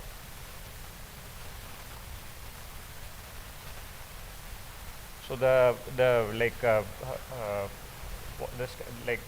pre-dose workup vaccination is all similar to what I have discussed before. So if you conclude the role of Ritux helps, because if these levels are suppressed, there is no need to retreat immediately. We keep checking these levels ideally after 3 months after the initial treatment, and subsequently maybe on a monthly basis till these levels are suppressed. Once the levels are crossing the limit, then we have to give a retreatment. That is the way to go about in case of neuromyelitis optica. So the third part of the talk will be in the MOGAD disease. What is the role of rituximab? So again, I think we have already discussed, Dr. Rashmi spoke about MOG antibody disease. So it's previously it was kind of, there was a lot of overlap between MS and NMO patients. I think a lot of these patients were classified as NMO spectrum disease. Now it is recognized as a distinct clinical entity with specific management and therapeutic requirements which are different from the other two. So important thing is MOG can have significant proportion of patients who may have only monophasic course rather than a relapsing course. Most common presentation, all this I think we have already discussed, like optic neuritis, myelitis, ADEM-like presentation, encephalitis. These are all various things. I'll skip these slides. So one thing to note, maybe in comparison with like neuromyelitis optica. If you compare it with NMO, so they have better visual and motor outcomes, longer time to relapse, and lower disability at follow-up. And residual disability develops in 50 to 80% of patients, especially if there is transverse myelitis at onset. That can be a major predictor for long-term disability. So this also has been discussed multiple times since morning, the difference between MOG and NMO and MS. We'll be just highlighting a few things, like MOG has better visual field outcomes compared to NMO, and ADEM, especially ADEM-like presentation is more specific to MOG, can be monophasic. MRI findings like more thalamus and pontin involvement in MOG in comparison with NMO. And like in children, especially cerebellar peduncle involvement can be classical of, can be seen more commonly in MOG disease. And of course, MS has more OCBs in the CSF which are not seen in the other two conditions that frequently. So how do we treat MOG antibody disease? Like if we look at an algorithm, for first clinical event, once we diagnose it as MOGAD, so if with positive MOG antibody, acute treatment is required in all patients, obviously. So we give methylprednisolone 1 gram for 5 days. If in severe cases or if there is lack of response, we go for other things like plasma exchange, IVIG. Whereas preventive treatment, like if there are poor prognostic factors for recurrence or disability, if they are not there, then we go for oral prednisolone, because generally this disease responds very well to steroids. So oral prednisolone and close monitoring, and if there is evidence of recurrence, then you treat it with immunosuppressive therapy.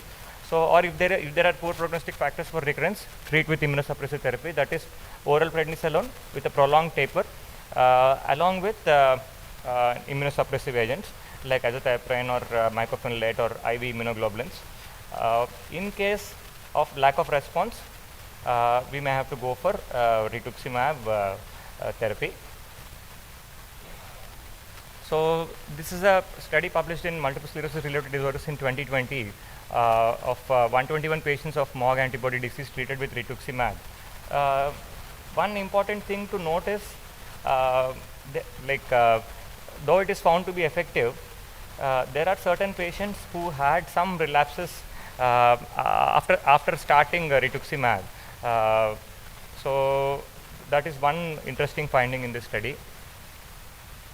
And because other immunotherapies are also used in MOG, this is a study that compared effectiveness of rituximab with other immunotherapies, especially with azathioprine. So this is a meta-analysis of 5 studies with 239 patients. The mean difference of annualized relapse rate of rituximab therapy versus other monotherapies was 0.16. That is quite low. The difference was not much. So it concludes that rituximab reduced the relapse frequency in most patients with MOG antibody disease, but the difference between rituximab and other immunotherapies is not significant. So concluding on this, so in MOGAD, rituximab is usually the second line agent because most of them may have only monophasic course or usually respond to steroids. But there are certain indications where we may prefer to treat more aggressively with rituximab, especially if the disease is more severe at onset, if the first event is transverse myelitis. So as first line agent, not clearly superior to azathioprine in all cases. So it maybe in cases like just if there is only optic neuritis or milder onset disease, we can avoid use of rituximab, mainly because of the risk of infections and all, which are higher with this agent. So summarizing, it's a rapidly acting B-cell targeted therapy, effective in a variety of autoimmune diseases, especially the CNS demyelinating diseases, NMO, MS and MOGAD, as we have discussed. One thing that we didn't really discuss was the long-term complications. The risk of infections are quite higher with the use of rituximab, especially in Indian population. The risk of tuberculosis, reactivation of latent tuberculosis is quite high. Risk of viral infections like varicella infections is quite high. So these need to be kept in mind whenever we are starting somebody on rituximab. So best efficacy in NMO among these 3 conditions in preventing relapses, ideal first line agent. Rarely used as first line in MS, but especially it may be used when we are going towards a highly efficacious inverting the pyramid approach. So or there is a severe disease at onset, it can be used as an alternative to natalizumab in these cases. Definitely has better efficacy than interferons, glatiramer and dimethyl fumarate. In MOG antibody disease, it may be used in selected cases, especially if there is a myelitis at onset. Thank you.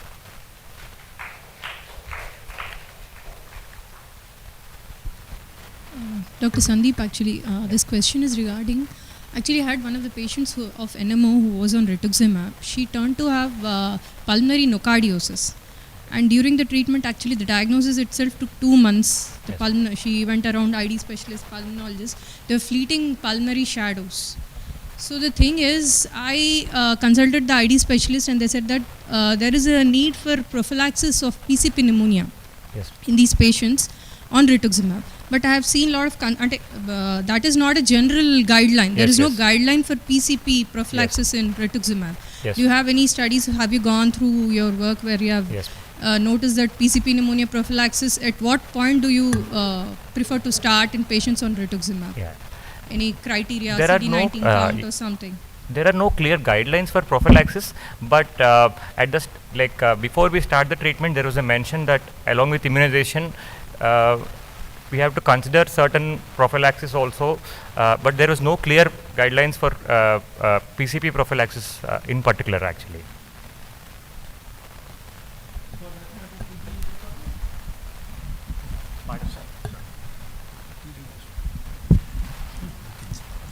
No, we are using rituximab in number of cases now, and though it is off-label, especially for multiple sclerosis, we are using that, And especially there are some cases where you do not know whether it is multiple sclerosis or whether it is NMOSD. There are situations like that. NMO-MOG is negative, OBS is negative, but it is definitely in favor of a demyelinating drug. What do you want to give?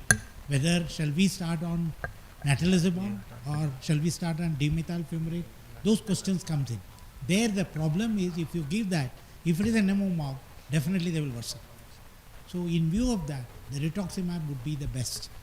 And I do not know, maybe people are there to use, they have seen hardly any side effects except for when we are giving IV, when infusion reaction. That too very, very mild.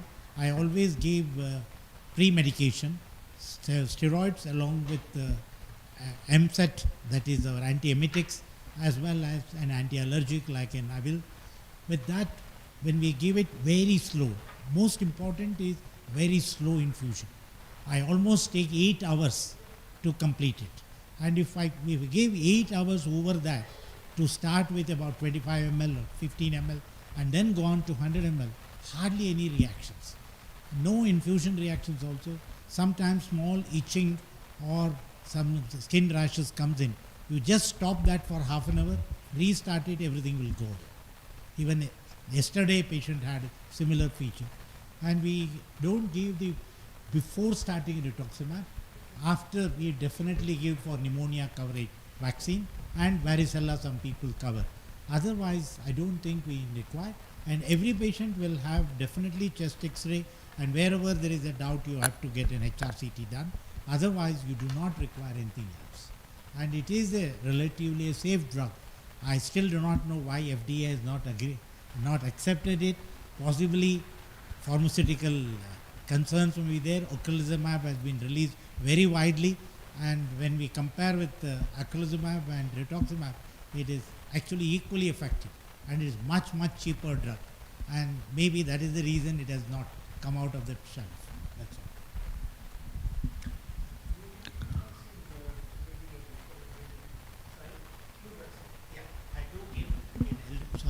I do give elderly flu vaccine as well as the pneumococcal vaccine. These two vaccines I give, whether it is prior or soon after, maybe about 2 weeks or 3 weeks later, I do give. When we spoke about rituximab so very well, so what do you feel that the real world picture where it is being used so very well and the RCTs which show that now the FDA has not approved it, why is that discrepancy still looming so large?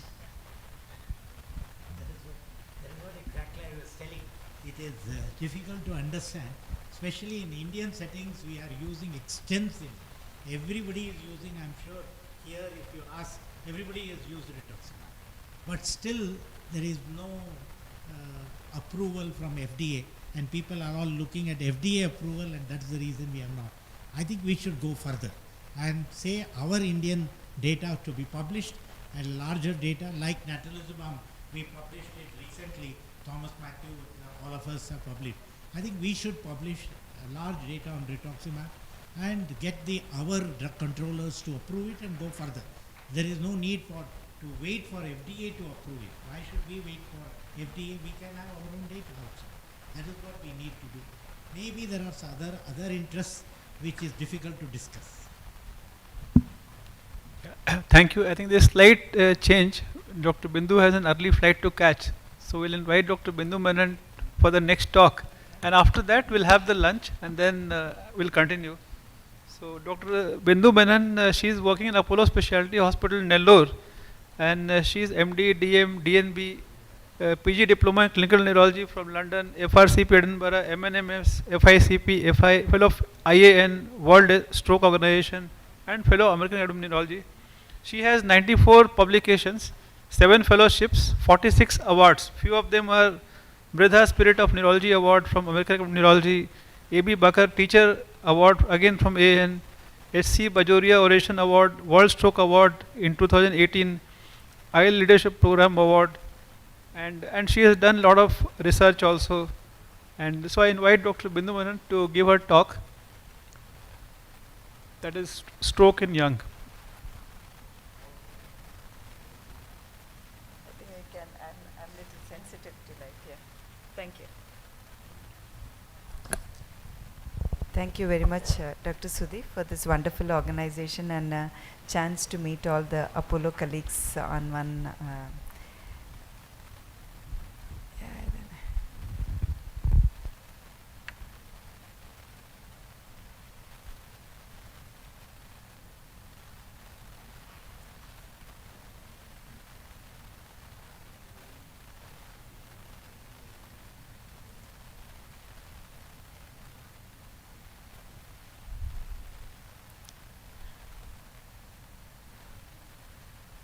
I think it's not coming.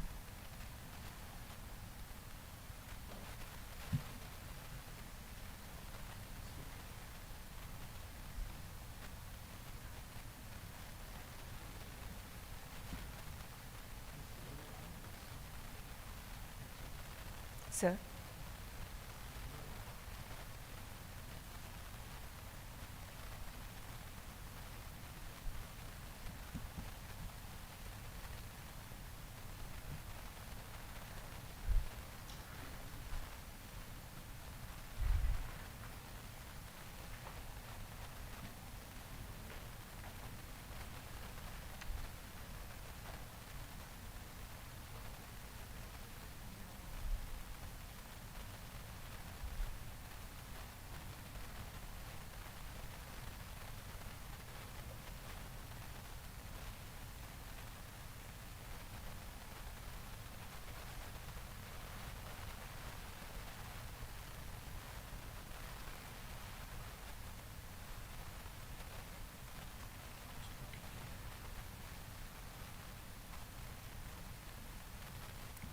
Do you know the duplicate option?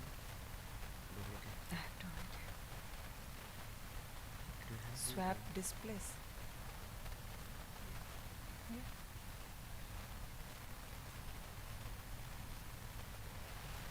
No. Do you have continue your control? I didn't bring a pen drive, that's why. No, But I if you bring have, a pen yeah, drive. then I'll. So I think, sir, you can start talking. I suppose they're not able to play it there. Yeah, what is that swap display?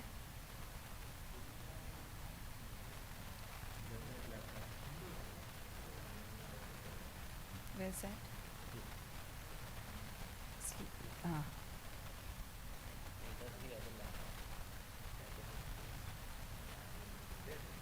Yeah. Yes. Yeah. Yeah. Okay. Thank you very much, and sorry for the hiccup. Thank you very much, Dr. Suresh, again, and it's a pleasure to meet everyone here. I'll be taking this next 20-25 minutes on stroke in young, which remains a very important topic now, as we know that stroke can occur at any age, and as in the emergency setting as well as stroke specialists, we are seeing that the average age of the first time stroke has continued to decrease exponentially, and we are seeing probably less and less of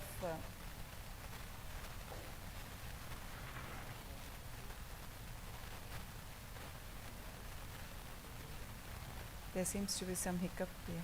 Yeah.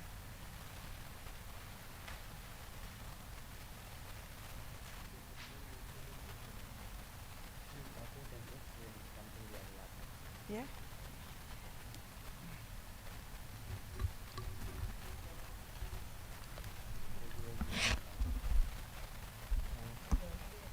Yeah.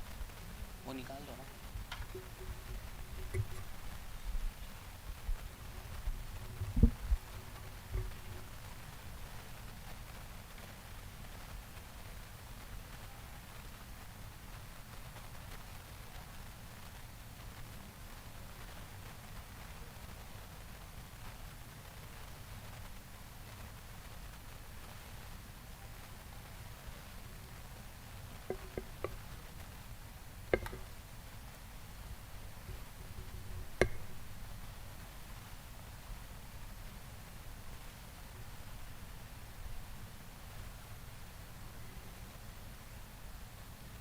That's done.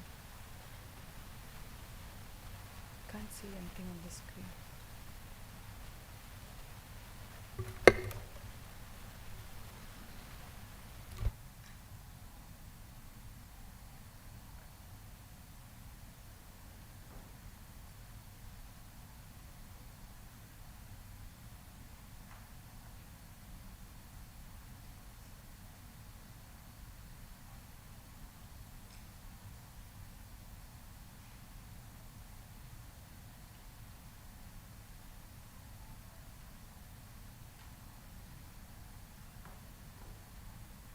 continue to see more and more young strokes. It becomes a difficult and a challenging issue as well, because the presentation of the stroke in the young patients might be different, because etiology is different, and more so because in the emergency setting, more so, the emergency medicine is essentially tuned to look at stroke in the elderly still in the best of centers. And if a young patient, say let us say a 25-year-old, presents to the emergency department with a symptom which is a little different from the less known which one? Presentation. Yeah, that four.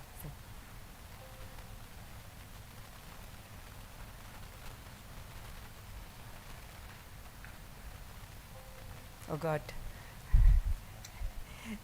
That's why when you put it on a Mac, sir, it's sometimes difficult to. Yeah. Yeah, it's come. Yeah. You put it on the slide. Yes, okay. That's okay. It's okay.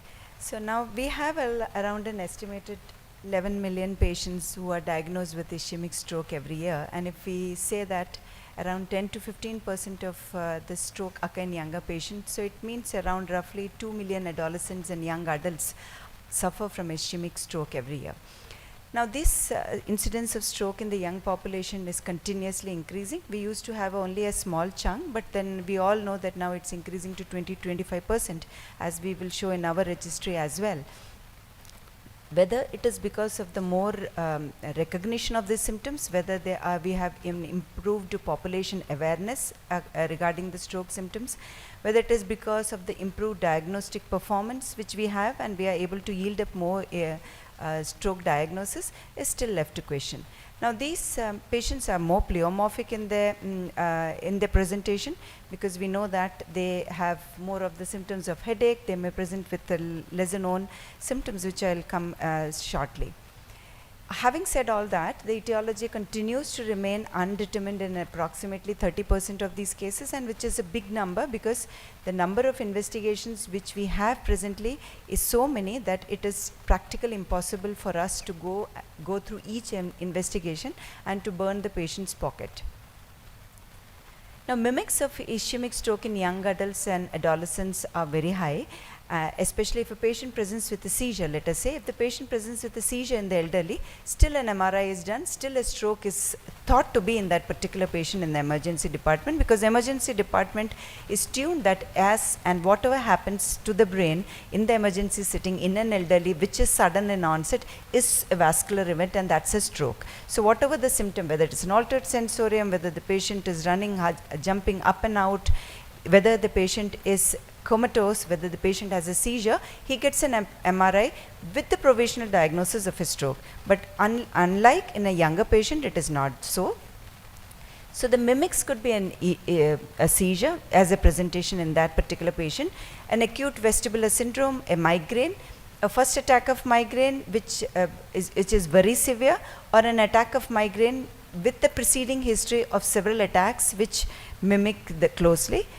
An infective element, patient presents with a pyogenic meningitis, has been having seizures and presents with a stroke-like episode.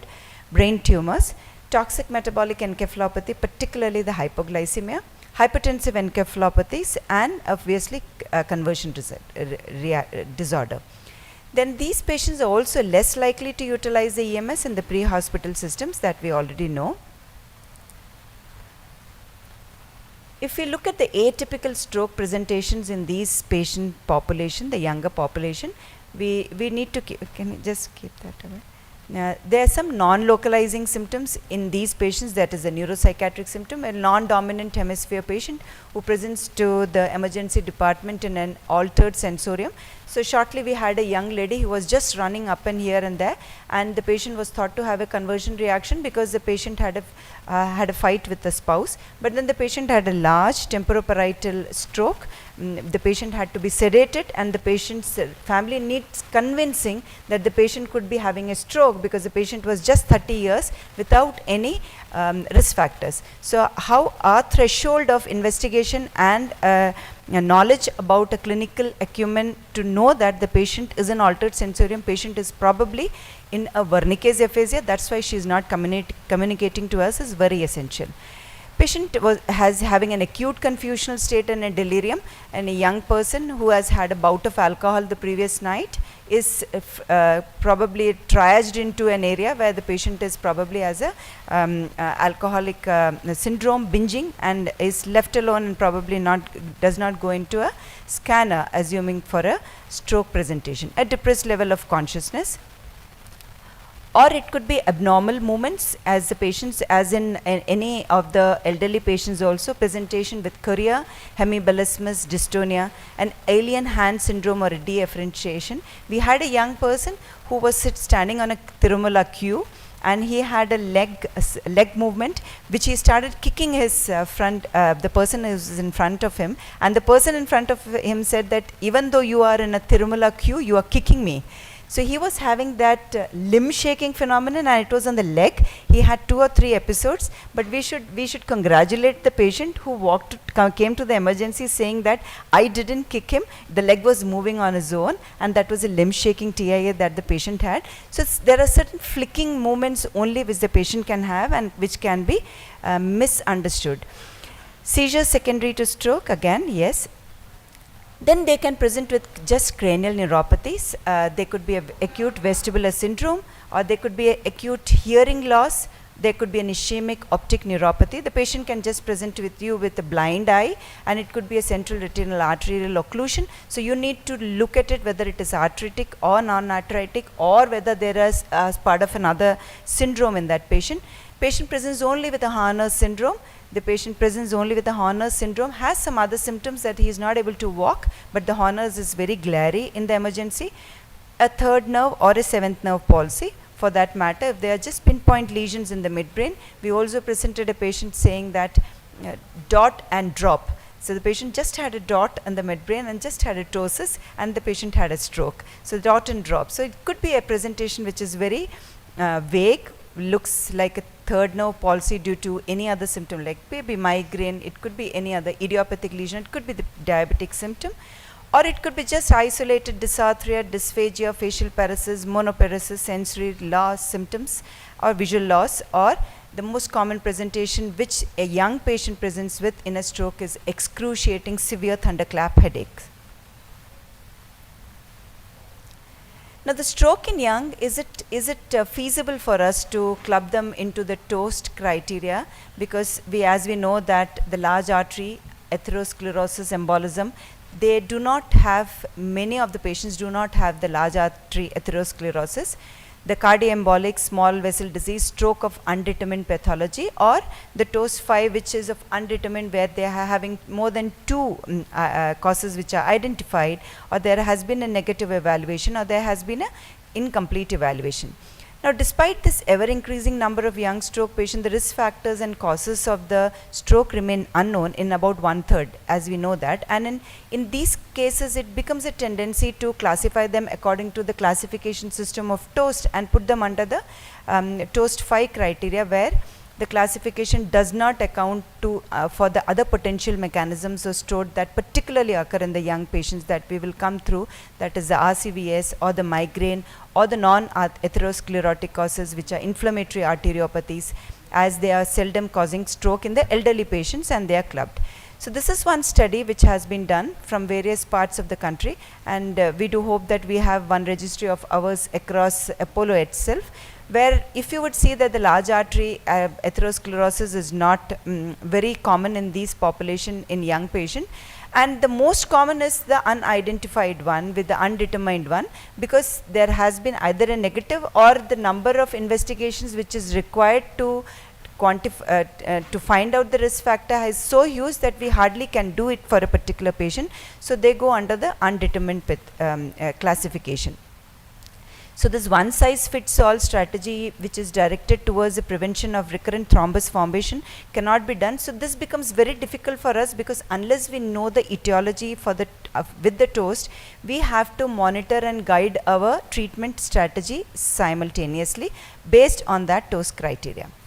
So now let us come to the, we keeping this in mind that all the common causes of stroke, the risk factors for stroke which are there in elderly, which we usually talk about as hypertension, diabetes, atherosclerosis, dyslipidemia, smoking, alcohol, the cardiac risk factors, physical inactivity, obesity, everything does hold good, and that we will show in the other slides. But then we are not talking about them because we eventually would be looking into them when a patient arrives, because that's the protocol that we all follow and that goes as default. Now the uncommon causes of stroke in young adults, one we should be looking at is non-atherosclerotic angiopathies.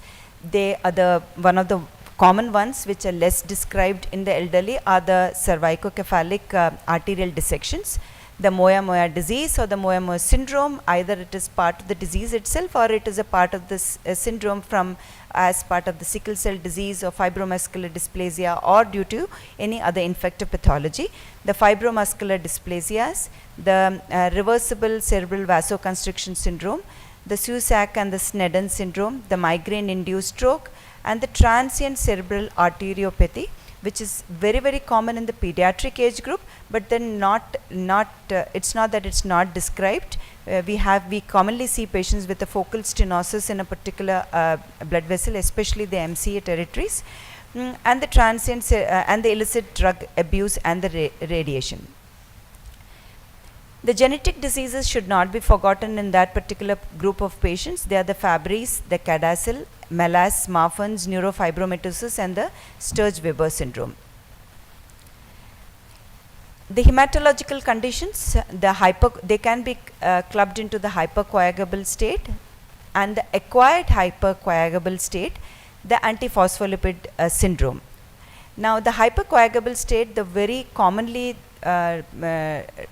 used tests that we usually do for our patients are the protein C, the protein S, or the antithrombin, the detection of the antithrombin, the factor V Leiden gene mutation, and the prothrombin gene G2021OA mutation.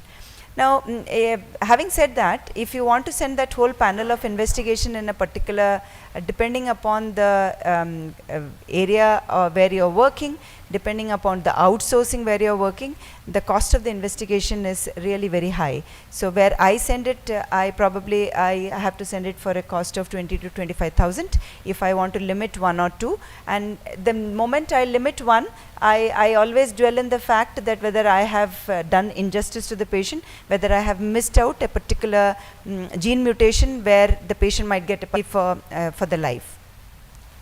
Antiphospholipid syndrome, hyperhomocystinemia, sickle cell disease, and myeloproliferative disorders. These are feasible and can be very well done in representative labs at the particular place of work, and they can also be probably tighter to the particular patient patient symptoms. As for the inflammatory and the infections, as the treatment modalities for the particular infections are getting better day by day, so we are seeing less and less of tubercular angiitis, we are seeing less and less of arthritis due to infective pathologies, but then it is still not unknown. Recently we had a case of staph pyogenic meningitis presenting improperly treated, or we should say that the antibiotic course was not well given, and the patient has an arthritis, and the patient developed a stroke and came to the hospital. So it's not very common nowadays, but then it's still present. Then we have the inflammatory causes. They are the temporal arthritis, the Takayasu's disease, Behçet's, the neurosarcoidosis, the retroviral neurocysticercosis, varicella zoster, neurosyphilis, and the tubercular meningitis, whose presentation for a large extent in a particular patient can be, it might be feasible to know with the clinical features when the patient presents to the emergency department. Now, let us look at the cardiovascular risk factors as far as the major and the minor risk sources are concerned. As we looked when we were comparing the toast in an elderly and a toast in a young, the cardioembolic causes still is a very high number, and we should not miss out a potential treatable cause. So the major risk sources are from atrial fibrillation, the prosthetic heart valves, the myocardial infarction, the intracardiac thrombus, the mitral stenosis, the atrial myxoma, the dilated cardiomyopathy, the left ventricular aneurysm, and the infective endocarditis. And now this particular major risk source can be easily be seen in 2D echo. A good technician who does not miss out an infective endocarditis specifically, because that is one thing which a technician misses and the cardiologist picks, and that can be fatal because you are going to put the patient on an anticoagulant for that particular individual. And then we have the minor risk source, certain debatable issues going on for years, the PFO, the atrial septum aneurysm, the recurrent spontaneous echo contrast. When they are doing the 2D echo, they can find the MVP, the calcification, whether the calcifieds in that particular patient, the aortic calcification, and the ventricular echinacea. Sorry. So now with this so much of etiology, whether it is really easy for us, especially when a patient comes into the emergency, it's fine. You have to treat the patient as you treat any other patient with stroke. He comes in a window period, he has to be treated as a patient with the window period with the thrombolytic, and if he has got a large vessel. But then we are not sure what is the prognosis of this particular patient, what is the risk with this particular patient. So do the regular antiplatelet therapy work well for him, because we are speaking about arteriopathies. So the treatment itself is very different for that particular patient. He may not do well with the plain ecosprin, or he may not do well with a low molecular weight heparin. So we know that the etiology is different. So how do I tailor my investigation at that point of time? It's very difficult. It's also, we also are worried because the patient can have a MCS stenosis sitting there, but he's a young man, he doesn't smoke, he doesn't drink, he doesn't have hypertension, he doesn't have alcohol, his lipid profiles are normal. The family says that he's an extremely nice person and he is not having stroke. So I'm sure that all of us would have gone through that, and because a young man having a stroke, and then the fear of litigation from the missing, ominous, or the rare causes, one should go through a algorithm, but we don't have. So I just try to put in certain clinical approaches for clues for specific etiologies. Now we all of us know a recent minor trauma, sudden neck movements, or the neck manipulation, or vigorous exercises. The place where I come from, there are a lot of shops where they do a lot of massages in the villages setting itself. And we do get a lot of patients who are suspected of cervical dissection, but then unfortunately the MRI never proves in that, but then we need to keep them into that category that they might be having. So minor trauma, sudden neck movements, think of arterial dissection. Patient presenting with headache is one of the thunderbolt headaches. One should keep in mind the RCVS, that is a reversible cerebral vasoconstriction syndrome, especially in a setting where the first MRI for the patient with a thunderbolt headache shows a stroke, but the arteries are normal. But then we should have a low index of suspicion, a high index of suspicion, and subject the patient for another repeat MRI. Cadacil, of course, again arterial dissection, can present with a classical headache which is across the neck area. Vasculitis, SLE, hereditary endotheliopathy and retinopathy. There's a Hearn syndrome. I have not seen it, but that is mentioned there, nephropathy and stroke. Patient having acroparesthesias and corneal opacities. Think of Fabry's disease. The patient having history of oral and genital ulcers, Behçet's disease, syphilis, SLE, and herpes simplex. Patient having telltale signs of needle puncture signs, think of drug use in a young individual. Having tattoos, keep an index of suspicion for HIV and hepatitis. Now, Horner syndrome, again think for a carotid dissection and tailor your MRI according to the needed risk factor which you are trying to see. A dry eye and iritis, Behçet's disease. A lens subluxation, a Marfan syndrome, and homocystinuria. Rot spots, think of endocarditis. So you need to have the technician again, because there are times when the infective endocarditis has been missed by a technician in an emergency department. Alopecia, SLE at TA, that's another condition which is closely mimicking a CADASIL, that is a CARASIL, that is cerebral autosomal recessive arteriopathy with subcortical infarcts and leukoencephalopathy.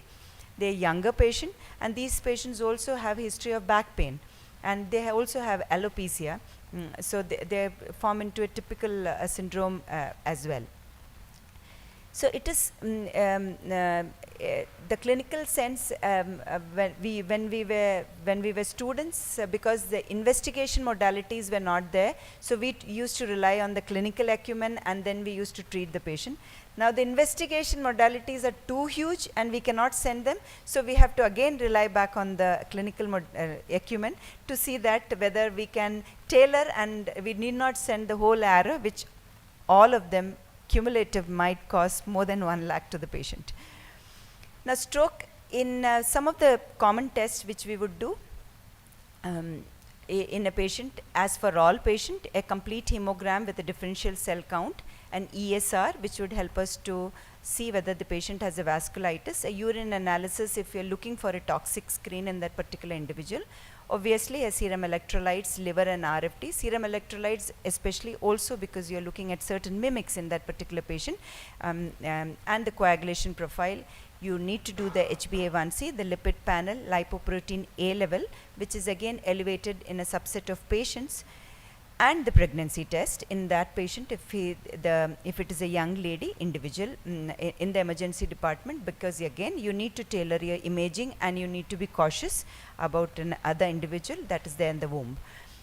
CT scan, brain MRI, carotid artery, duplex ultrasound, we do it for everybody, and I possibly feel that most of the centers, especially the centers in which we are talking at this point of time, all of us have in the emergency setting, so we immediately go. Now after the stroke has been diagnosed in that particular individual, then we go for an initial vertex to arch evaluation, which should be should be a non-invasive one. This is to look at the arteriopathies, and later if needed with a gadolinium to see whether any of the vessels from the vertex to the arch have any stenosis at any point. In a dissection, if you are suspecting a dissection, just sending the patient into an MRI console would not help. You need to have an index because the patient has presented with headache or has a history of trauma, or else also the patient may not have. It can be an idiopathic carotid cephalic dissection. You need to ask the radiologist to have an MR angio T1 fat saturation image in which a high signal crescent with a thrombus is seen, and you have a diagnosis, and you do not need to go into this tier 2 and tier 3 investigations. The string of beads or a stack of coins, I'll just show some images, are very classical for fibromuscular dysplasia. Young individual, a young female who comes, has these pointers on the magnetic resonance imaging. A tortuous flow vessels, very classical for moya disease, because the initial scans would not really show a puff of smoke in the affected lenticulostriate, thalamoperforators or the dural arteries, or the SWI, microbleeds present in these particular individuals. So this is the classical crescent sign which you are seeing. You have asked for a fat suppressed image because you had taken a proper history in the emergency. This is the string sign or the stacked appearance, in which it may not be that classical. You may have 2 or 3 stings, and if it is an MR angio, you need to really see it properly because it can be missed in the initial stages. This is one of our patients as well. You can see that this is a patient with RCVS who had presented to us, young lady. You can see the first angiogram was normal. The patient had a right cerebellar as well as multiple infarcts presenting with a thunderbolt headache. Subsequent imaging of the patient, you can see that bilateral, the right MCA and the left MCA, and stenosis in the vertebral arteries also. So there was a continuous vasoconstriction phenomenon in that patient, and the subsequent images also, because she was in the hospital and was treated, so we could have reversibility of her vessel vasoconstriction as well. So this particular image is a snowball appearance in a young person who is a case of Susac syndrome. The constellation of symptoms, especially if a patient does not give you a history of only hemiparesis, only speech disturbance, comes to you continuously that I'm not able to see, I'm not able to hear, I have some other spots. So usually we say in the olden times we used to say if there are multiple things, think of mitochondrial. Now if there are multiple things, think of autoimmune. So we have switched from one to other. So we need to keep our eyes open for all the other symptoms that the patient says, which probably might not be important at the emergency setting, but then he has those symptoms which form a constellation of a syndromic pattern in that particular individual. Now this is a focal cerebral arteriopathy. You can see in that particular patient, this is a, you will have a young individual who comes to you with a particular stroke. He has let us say he has a hemiparesis. This has a seen in the, this is a stenosis which is seen in the right ICA, supraclinoid portion. So the patient presents with a left hemiparesis. He's a young individual, no known traditional risk factors, but he has got a focal stenosis there. That is, this is a focal cerebral arteriopathy, which is a monophasic inflammatory stenosis of the distal ICA or the proximal segment of the MCA. And you could see in the corresponding segments later, after 6 months, the patient has a complete resolution of that focal arteriopathy. This is usually thought of due to a para or a post-infectious inflammatory arteriopathy of varicella zoster. So in some particular patients, we need to give acyclovir as well as steroids in these patients. And how do you differentiate that this is not something which is more ominous, which is a than an intracranial atherosclerosis, which is an ICAD syndrome, which is progressing? You need to have an imaging of that particular patient, which shows a resolution in the in that particular individual.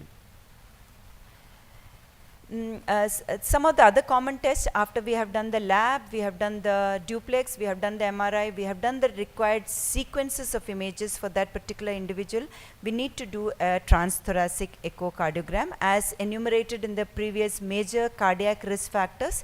We have sorted out that and we have found that these are all not there.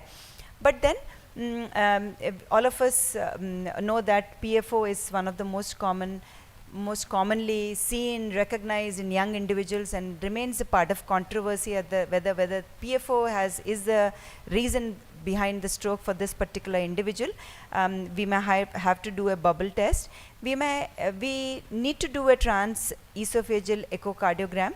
We need to do it with discretion, with proper counseling to the patient and the relatives, because in an acute stroke setting, the patient, there are certain individuals who have been known to have vasovagal syncope as well, probably patient-related, operator-related, that is left to question.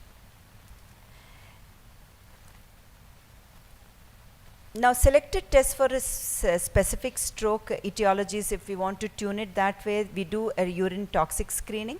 In patients with PFO, if we are suspecting, then we need to do an ultrasound, a pelvic CT or an MR angiogram. A rheumatological blood test panel, we really don't need to enumerate all of them. If the patient is a known case of a known diagnosed case, then we really don't need to, but then all of us know that we have a panel of investigations. We just send them through, and then from there we go back and see whether the patient needs to be treated for any particular. So the ANA, dsDNA, RA, anticardiolipin, cryoglobulin level, C-ANCA, P-ANCA. C-ANCA, P-ANCA more common for venous thrombosis rather than for arterial thrombosis.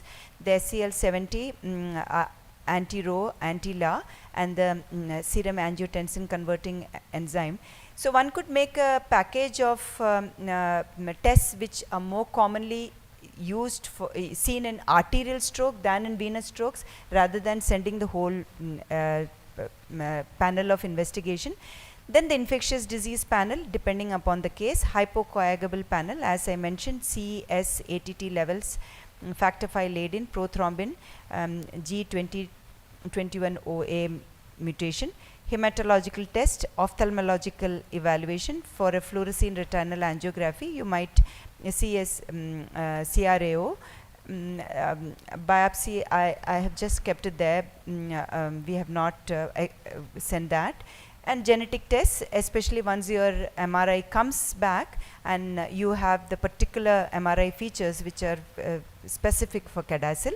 And CSF examination, especially for patients with PCN, primary CNS angiitis or reversible RCVS, to differentiate from one to other, we would need a CSF examination. And also if you are suspecting an infective etiology, to see whether that particular infection is present in the CSF. Now, what is a diagnostic yield? I have sent everything for this particular individual. Where do I stand? I have done the whole test of. So this is one study which had seen, this is the white bars in which the patients underwent those tests, and the black bars are the patient's yield of the test. So you can see that Holter actually hardly had any event that was recorded. Now we have an event recorder which goes on for 5 to 6 days. Probably this was done for 24 hours. So 5 to 6 days as proximal to the event. Probably a new study might find out. But then hypercoagulable toxicology, the vasculitis profile. The CSF examination, again you would see that the white and the black bars almost coincide, because then you have sort of tuned and trained and you come to the last panel yield so I have not put the other ones. If you would see the traditional risk factors, you can see that 35% of hypertension, 25% of diabetes, and alcohol and tobacco use to 27 and 20%. This I have not mentioned here. The intracranial stenosis, as we know, in Asian population is very common. Atherosclerosis intracranial. So if you get an MR and if you forget to do an MR angio of the brain, then you might miss an intracranial stenosis, which is, we are not talking about the focal arteriopathies or the non-atherosclerotic, intracranial atherosclerotic disease itself. It was prevalent in 23% of patients in our population. So just a word about all. Inherited thrombophilia is an acquired prothrombotic or hypocoagulable state, broadly defined as inherited or acquired coagulation disorders predisposing to stroke. Factor V Leiden mutation is the most common inherited for venous thrombophilia. The G2021 has been found to be more common in Americans. As we kept sending all these investigations, and we kept reading that the yield of this investigation is very less, and we stopped sending that particular mutation. Then at one point of time, there is a patient with an insurance who comes and we send everything and we found that positive. So now we wonder, the ones which we have not sent for all of those patients, whether they were positive for that particular gene mutation, and it gives us a skipped heartbeat as well. As is, now all of these thrombophilic phenomenon, one should understand that they are influenced by active illness, concurrent medical conditions, oral contraceptive use, and anticoagulation which the patient is presently having while the patient is in the emergency, and you are sending the investigation while the patient is on therapy. So hence a repeat testing is recommended in order to distinguish the false positive diagnosis from genuine diseases. And a 3-month suggestion has been made, where you can do to see if you have inadvertently sent that panel, then you need to send it again after 3 months. Antiphospholipid syndrome, more common for venous thrombosis, occurs 5 times more in young women, predominantly between the 30s and 40s, 10 to 20% in less than 50 years of age. More frequently seen with SLE, stroke risk is around 2 times higher among those with SLE, particularly at younger age. Then they have a higher, patients who are known and diagnosed to have an SLE with a cerebral small vessel disease with visible perivascular spaces, they are at a higher risk of an stroke in these patients. Now there are 3 types of antiphospholipid antibody, the lupus anticoagulant, the anticardiolipin IgG, IgM, and the anti-B2 glycoprotein. So the specificity for arterial thrombosis is particularly high for a lupus anticoagulant and beta 2 glycoprotein 1. As we mentioned, the cervical artery dissection, it could be idiopathic or traumatic. We should weigh the patient's comorbidity profile or history of compliance, because it has been seen that the patients having a comorbid conditions and with other diseases are more prone to cervical artery dissection. Now, the patent for Amenovale, 25% of individuals have. With a lot of discussion, now the consensus statement is a little more better as to young stroke, adults with stroke secondary to PFO had a high incidence of prothrombotic states as well. So whether we should be investigating them for the prothrombotic state, one should keep that in the back of the mind. Because you have cured a PFO, but if you have not cured, if you have not detected a prothrombotic state in that particular individual, you might be missing out another risk factor. So where is the closure recommended? These guidelines are there. Age 18 to 60, non-lacunar stroke, where there is no, there is a scoring system also for that. Diabetes, hypertension, all of those, which is yes, yes, yes. If it comes, then it is probably more towards that than for PFO. And high risk patent PFO features, which are where a T comes and with a good T done, enumerates these classical findings. One should not forget a COVID-19 which is related to young individuals. All of us know that during that period of time when we were masked and they were masked, hardly we were looking at patients, so we really don't know what we missed and what we have, what we would see in the coming number of days. Multiple proposed mechanisms have been postulated: hypocoagulable state from the systemic inflammation, the cytokine storm, the post-infectious immunomediated responses, and direct viral related. And there have been settings where it has been described in young individuals where there has been focal arteriopathy as well. But then that's long COVID syndrome, whether that is also playing a part, now one should see in young individuals, should not be missed out.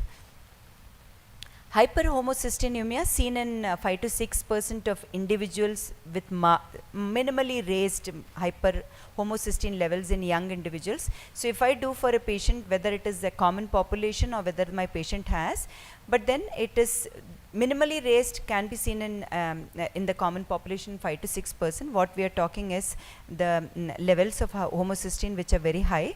It can be as deficiencies or as a autosomal recessive mutation, and they are related to thrombosis and vascular lesions, including atherosclerosis, small vessel disease, and arterial dissection as well. So in a patient who has got an idiopathic arterial dissection, one might want to consider sending the homocysteine levels, which was more prevalent in young men with ischemic stroke as compared to women.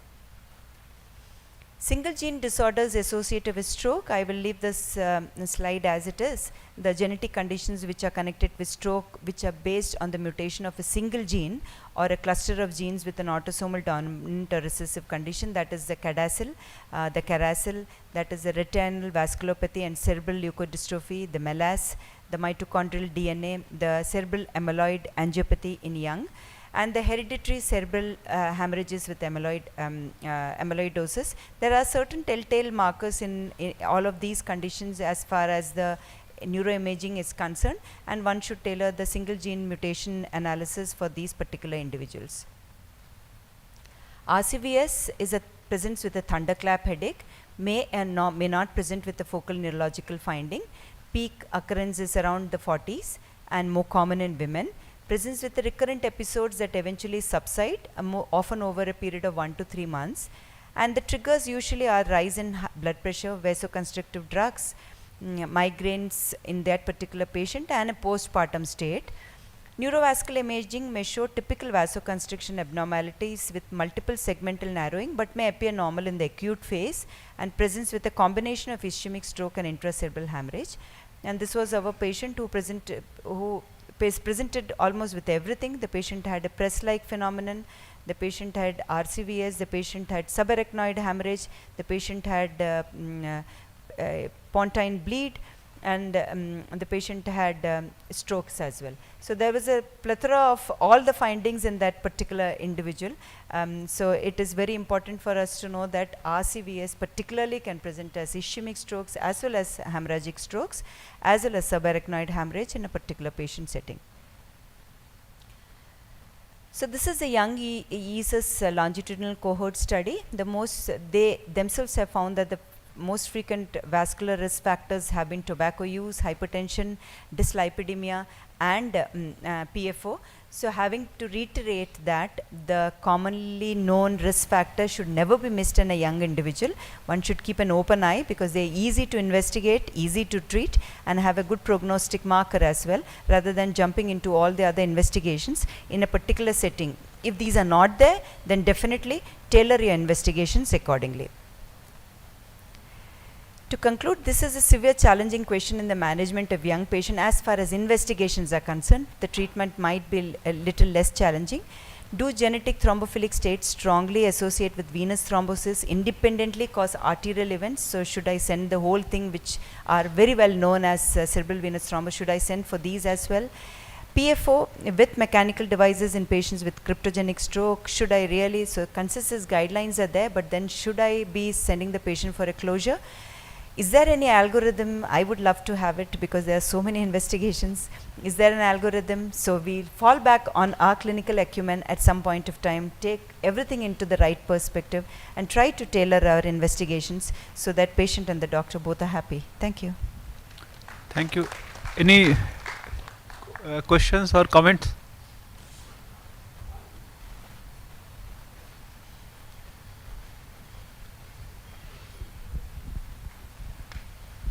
Yeah, I think just one comment. Fantastic. Thank you very much. The last slide, the 2022 on young ESS. So they said, I think hypertension, smoking, and things like that. Would you put that as ESS? I mean, would that produce an embolic stroke?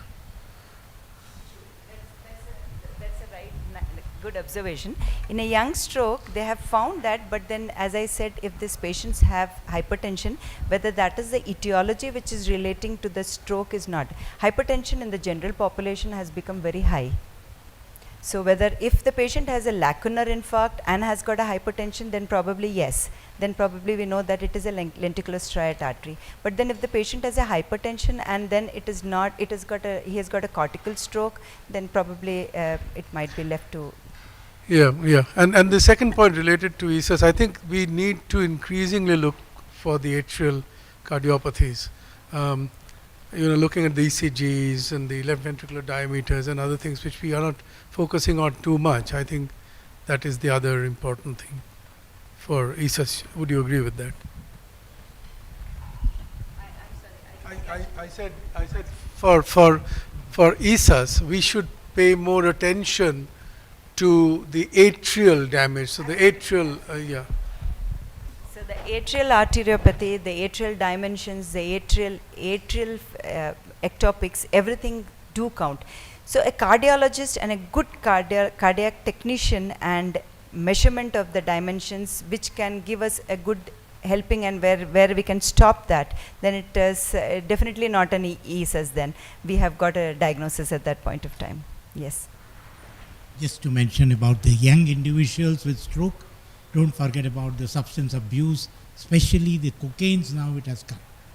It is not uncommon in the country now.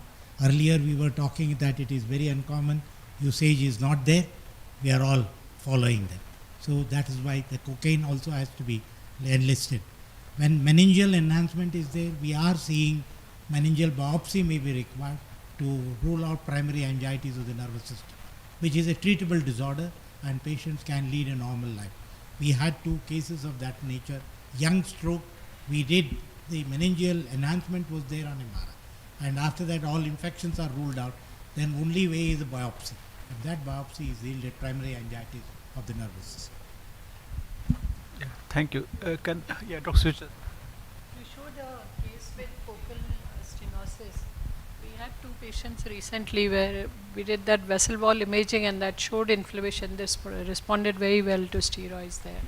So Are you doing more vessel wall studies now? Yeah. No, we have not given acyclovir. We did CSF, but CSF was completely normal. So We had a young individual with a focal arteriotomy. Okay. We gave acyclovir to that individual. We don't know Okay. whether the steroid responded or the acyclovir responded, but we gave them that. Thank you. May I invite Dr. Vinit Suri to hand over the mementos to our speakers. Dr. Rashmi Devraj, please.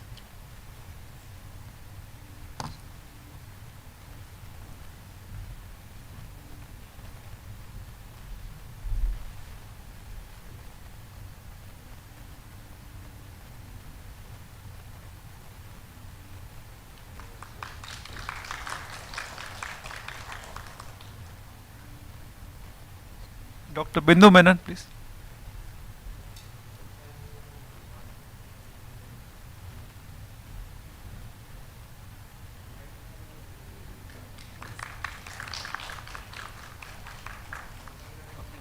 Thank you. Is the lunch ready? Yes. Yeah. Sorry for the delay. So we'll break for the lunch, and as early as possible we should gather back. 3 p.m. Okay, fine. 3 p.m.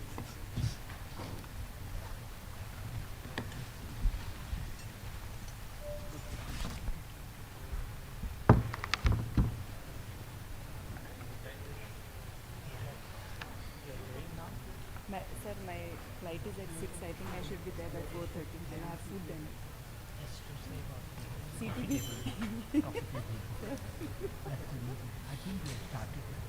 We have started, and Tuesday, sir, you said Monday you were busy. Monday, yeah, I think because I thought let her be in. She wants to talk. She said I can talk, but I said no. Sir will take all the decisions.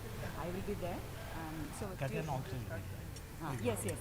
So Tuesday, sir, she has some hiccups about it. 8 o'clock, sir. 8:30, sir. 8 o'clock, sir. Little late. Okay, sir. 8, fine. Okay. I will tell her just now to send us the link. Any administration part of it, he'll take care of that. Yes. Other things we can take. Yes. I think we need to send all the things one by one. Yeah, she feels that there are a lot of duplication in the first chapter with that 60, that history. I think we can roll it while in that, and then we can. Do that. No, but she might cut off certain things which are very important. So she does. I am also not sure what she is saying. What I suggest is don't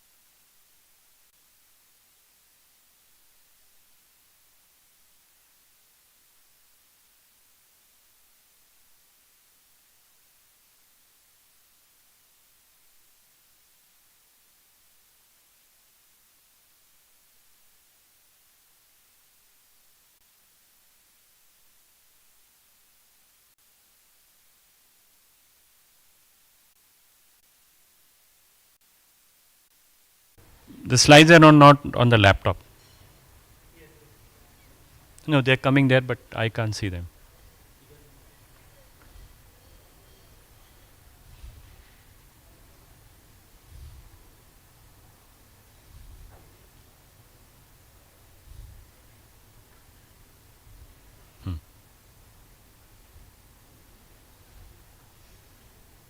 Thank you. So at the outset, I think must thank Dr. Sudhir for this really wonderful idea. And what I'm going to talk is a very, very practical talk on all those people who treat stroke. So it's going to be a very practical talk, very little theory. So I think I'll start off with some case vignettes, you know, that.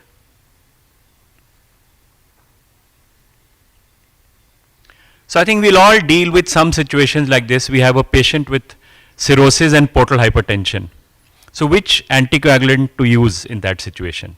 Cirrhosis with portal hypertension, and he needs an anticoagulation. Which one to use?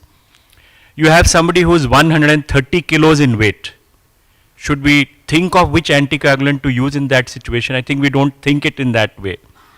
We have somebody who's on anti-epileptic drugs, especially maybe on a hepatic enzyme inducer. So it's like a carbamazepine, well controlled, and now he needs an anticoagulation. So should we think of which anticoagulation? Patient has thrombocytopenia, 80,000 count, and he also has AF. So should we start the anticoagulation or not, and what are the guidelines? So I think, you know, these cases, we'll all face such situations. We have an antiphospholipid antibody syndrome. Which anticoagulation to use? We have somebody with systemic malignancy, recently diagnosed, but also has AF and a high CHADS2. So would you use an anticoagulation, and if yes, then which one? And if we have a AF with a very high bleeder, he's already had 3-4 bleeds in the past, a very high has blood score.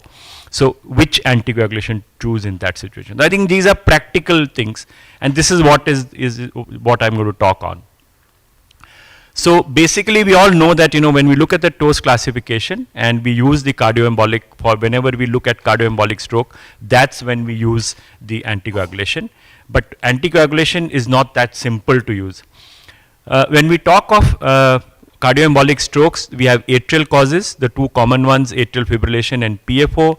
When we talk of valvular causes, then we have rheumatic mitral stenosis, prosthetic heart valve, and infective endocarditis. Infective endocarditis, obviously, where anticoagulation will be contraindicated. If we have ventricular causes, then we have an anterior wall MI, we have a LV thrombus, and patients who have a dilated left ventricle or a dilated cardiomyopathy with an ejection fraction less than 40%. These will be ventricular indications for anticoagulation. And then obviously we have aortic arch thrombus. Would we use anticoagulation or not? You know, these are the cardioembolic causes that we would normally see. And we'll run through these things, and I'll discuss what all we need to do. So I will come to the most important aspect first, is the atrial fibrillation. So there are 4 questions when we think of anticoagulating somebody with atrial fibrillation. What constitutes as AF? What qualifies as AF? So I'm going to answer that question. Second question is, if you have atrial fibrillation, then what is an indication for starting anticoagulation? Third, if you have to start anticoagulation, then what is the timing? When will you start? And then how to select the anticoagulation for these patients. So 4 questions. We are going to look into these 4 questions. So we all know that atrial fibrillation is an abnormal rhythm which is irregularly irregular, where you do not see the P vessels, you don't see the P waves. But there has been variable definitions which we need to understand before we approach for anticoagulating a patient. So one is regarding the duration of anticoagulation. Paroxysmal AF is when the AF subsides within 7 days. Persistent AF is when it lasts for more than 7 days. Long-standing is when it lasts for more than a year. And long-standing or permanent AF is when the cardiologist thinks this is now a chronic AF, this is not going to settle. The other definition is valvular and non-valvular. Valvular AF is when you have moderate mitral stenosis or more, or you have a bioprosthetic or a valvular or a metal prosthesis. And then you have to look at what is called as clinically apparent AF. Patient presents to the triage with palpitations and the ECG shows AF. This is clearly a patient with AF. But the other is a patient who's put on a halter and he has maybe 5 beat AF. Should that qualify as AF?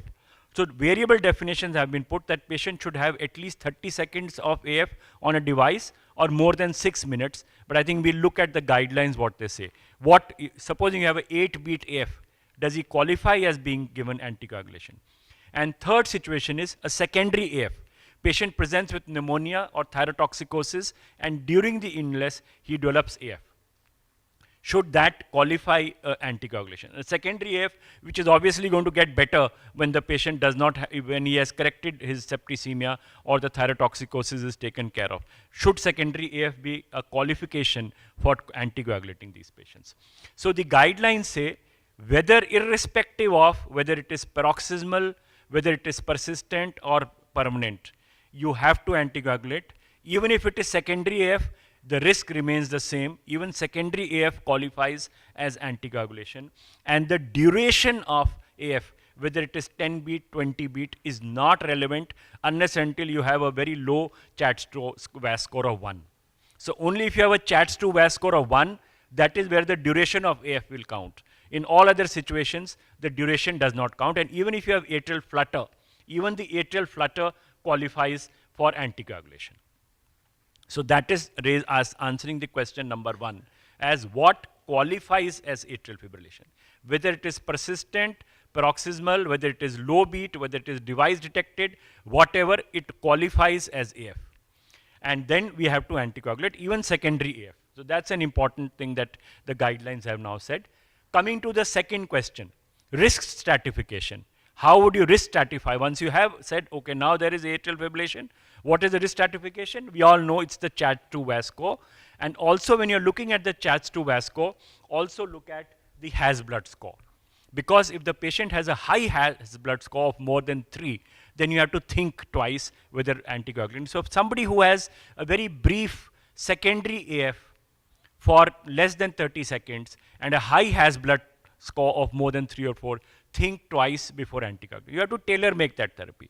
But if patient has a low Has-blood score, less than 3, then you anticoagulate even if the AF is device detected.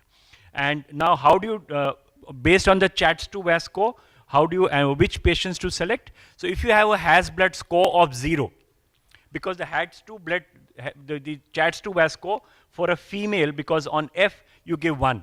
So females will always have a higher CHATS-2-VAS score. So if you have a 0 for a male, you cannot have a 0 CHATS-2-VAS score because you will give 1 for the female. So if you have a CHATS-2-VAS score 0 for a male, you do not anticoagulate. If you have a CHATS-2-VAS score of 1 for a male, that is automatically 2 for a female, you will anticoagulate in only certain situations.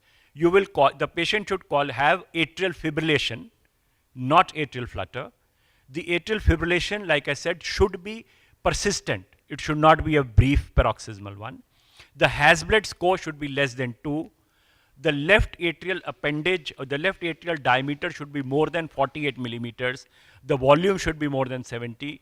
And the left atrial emptying volume pressure should be less than 20. So this is what happens when you have a low CHATS-2 score 1. Not atrial flutter and not small bits of atrial fibrillation. But if you have a CHATS-2 score of 2 in a male or 3 in female, then any amount of atrial fibrillation, secondary AF, whatever, you will anticoagulate. So that I think is the distinction that I wanted to make, that that how you risk stratify these patients. Then when do you anticoagulate? Somebody has just had a stroke. So when do you anticoagulate? So the European Heart Rhythm Association has given the formula 1, 3, 6, 12. Day 1 after a TIA, day 3 after a minor stroke, day 6 after a moderate stroke, and day 12 after a major stroke. A major stroke would be an NHS more than 15 or full territory infarction of a major vessel. So this is how you'd use. And if the patient has had an intracranial bleed or a subdural hematoma which has been managed, then day 28. So after a TIA, day 1, after a minor stroke, day 3, after a moderate stroke, day 6, after a major stroke, day 12, and after ICH or after subdural hematoma or subarachnoid hemorrhage which has been treated, then day 28. So once we've confirmed what an AF is, we've looked at the risks on a CHATS-2 and a Has-blood, Then the question comes, how do you select the anticoagulation? Which anticoagulant are you going to use, warfarin or the DOAC? And if DOAC, then which DOAC? So that's the most important exercise. So we all know that warfarin acts on a broad range on the coagulation pathway. Factor 2, 7, 9, 10, protein C, protein S, it acts everywhere. But DOACs, they are called direct oral anticoagulation because they act only on directly on one part. The dabigatran on thrombin and the other anti-factor 10A on the anti-factor. They act only at one path on the, that's why they are called DOACs. So before 2009, warfarin ruled the roost for more than 50 years. There was no other anticoagulant. But after these pivotal trials, 2009 or RELY, and the Rocket AF for rivaroxaban, Aristotle trial for apixaban and Endoxa and Engage, they confirmed, these 4 pivotal trials confirmed that they are not inferior to warfarin and they have much better safety. So more than 50,000 patients were assessed, and what did they infer? That oral DOACs reduce the risk of ICH in the brain, which is the most feared, by 51%.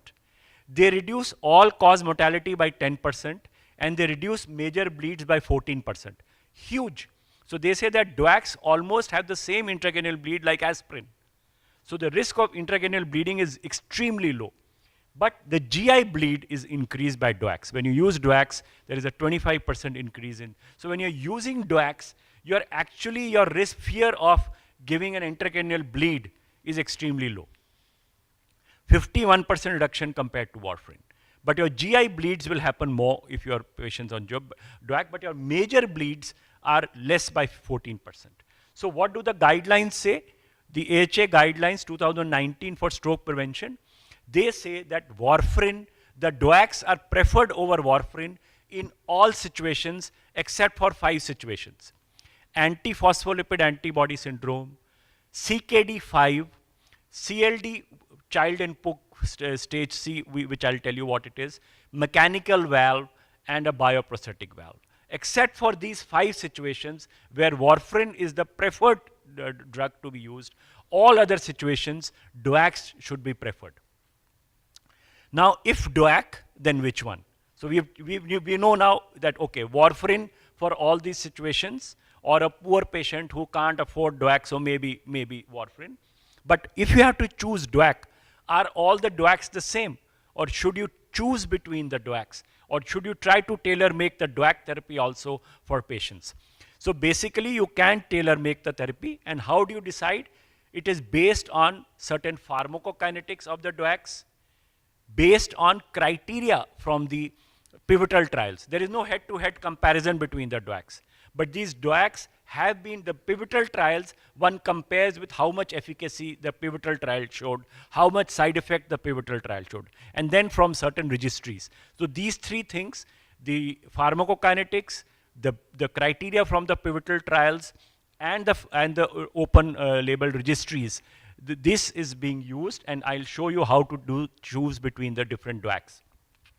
So if we look at the pharmacokinetics, then dabigatran has the maximum renal clearance, 85% renal clearance. So you cannot use it in a CKD patient. The advantage of dabigatran is it does not it is not affected by cytochrome P450. So that is the only DOAC which is not affected by other agents which enhance or induce cytochrome P450. So that would be a major advantage in anti-epileptic usage. You know, this is not affected by cytochrome P450 when all others are used. And the half-life of rivaroxaban and endoxaban is high. So you can use OD doses. So that's the advantage of endoxaban. So poor compliant patients, rivaroxaban and endoxaban, single once a day dose. Dabigatran, not renal, and do not use you can use it in dabigatran in patients who are on other drugs. Coming to the the pivotal trials, the dabigatran showed maximum efficacy at 150 milligram BD. So compared to all, the best efficacy was with dabigatran 150. So where you have a high stroker, he's already had 1 or 2 strokes, he's had a stroke on warfarin. If you have to choose the most effective DOAC, then it is dabigatran at 150 milligram. The safest with least bleeding was apixaban. So the safest for bleeding, so somebody who's a high bleeder, he's had a lot of bleeds, major bleeding, he's had an intracranial hemorrhage in the past, you want to choose a safer from bleed point of view, that is apixaban. Triple therapy, when you have to use triple therapy, which is somebody who's had an angioplasty done, he's on aspirin, clopidogrel, and now you have to use a DOAC because of atrial fibrillation. The only data is for dabigatran. So triple therapy, you have data from dabigatran. And a high CHATS2 score, somebody who has very high CHATS2, 4, 5, the data is for rivaroxaban. So I think this is one way of trying to see that, if you want to look at your choice, so we'll look into that. So if you look at efficacy, the maximum efficacy is with dabigatran. The maximum safety is with apixaban. Then special situations, if you have a artificial heart valve, so one cannot use, the only choice would be warfarin. Only thing, if you have mild MS, mild mitral stenosis, or a bioprosthetic valve, you may go ahead and use the DOAC, but otherwise it is better to use warfarin. CKD, if you have CKD, dabigatran is out. So you can use apixaban. There is a renal AF trial which has shown that apixaban can be used in CKD5. So if you have a patient CKD5, GFR less than 15 ml per minute, you can use either warfarin or apixaban in a lower dosage, 2.5 milligram BD. So CKD patients, nothing else but warfarin or apixaban in a low dose. CLD, you try to do what is called as a child and Cook score based on bilirubin, albumin, prothrombin levels and the presence of ascites and encephalopathy, and you grade less than 7, 7 to 9 and more than 9. Child Cook A, you can use any anticoagulation. Child Cook B, rivaroxaban is not to be used. And Child Cook C, you cannot use any of this. So you will use warfarin. So I think this was a very surprising thing. One feels, how can you use warfarin in a bad CLD? But warfarin is the only safest drug to be used in Child Cook C. Then if you have an overweight patient, like we discussed, 130 kilograms, the DOACs are used in a fixed dosage. Apixaban is 5 milligram BD. So if you use in a 140 kilogram, maybe you're using too low. Or if you use on a 30 kilogram individual, the dose of DOACs are not weight dependent. So you may be using 2 less or 2 more. So if you have an underweight less than 40 kilo or somebody who's more than 120 kilogram, it is better to use warfarin. Or if you have to use the DOAC, then you have to do plasma levels of the DOAC, which unfortunately we don't have in India. So I think the safer level would be in very low weight and very high weight would be to use warfarin. Then patients with elderly patients, you have a 90-year-old, which is the data from the trials only showed safe because most of the other trials excluded patients above the age of 80. So the data is available only for apixaban. So if you have to use elderly above 80, then you go to the smaller dose of apixaban, 2.5 milligram BD. Patients with GI bleeding and GI symptoms. Dabigatran that is why the dabigatran capsule has tartaric acid. And tartaric acid is a major gastric irritant. So 2-3 things you have to remember about dabigatran. It's a major gastric irritant. So patients who have lot of acid peptic disease and gastric irritation, dabigatran is to be avoided. You cannot break the capsule and put it into a Ryle's tube because then the tartaric acid goes away. The absorption is poor. And because dabigatran has a prodrug, dabigatran etexylate, so if it needs mucosal esterases. It needs a large amount of intestinal mucosal esterases to allow it to absorb.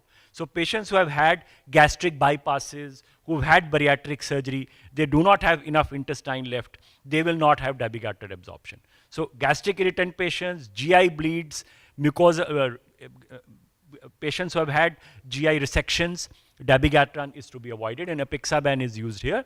And if you have a triple therapy, like I said, you have a patient who needs both antiplatelets, dual antiplatelet and a DOAC, then the only you will have to use the data is for dabigatran. Epileptic patients, if you have, because cytochrome P450 either induction or reduction. So here dabigatran is to be chosen because it is not affected by the cytochrome P450, and the European Heart Rhythm Association actually rules out even levetiracetam. The data says either use eslicarbamazepine, brivaracetam or lacosamide. Not even levetiracetam in that group. So that's the European Heart Rhythm, but I think we all tend to use levetiracetam. But the data says either eslicarbamazepine, lacosamide, or and try to do blood levels also for the DOACs when you're doing this. But unfortunately, like I said, they are not available. Patients who have a malignancy, all the trials excluded patients with malignancy, the pivotal trials. But then there are now 5 trials which have shown that DOACs are better and safer compared to warfarin in patients with an underlying malignancy. So DOACs can be used, and they are recommended now over and above warfarin for patients who have a systemic malignancy.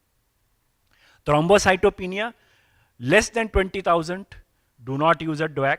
20 to 50,000, you can use a DOAC in a lower dose. 50,000 and above, DOACs are allowed. So anybody who has an 80,000, like we said, our patient, you don't have to wait for a platelet count to be more than 1 lakh. 50,000 and above, you can use a DOAC. This is unlikely that you cannot use heparin or low molecular weight heparin sometimes for DVT prevention, but you have to use a DOAC even for DVT prophylaxis. You can use a DOAC even after above 50,000. Gastric bypass, like I said, because mucosal esterases are not available, so dabigatran is avoided. And availability of reversal agents.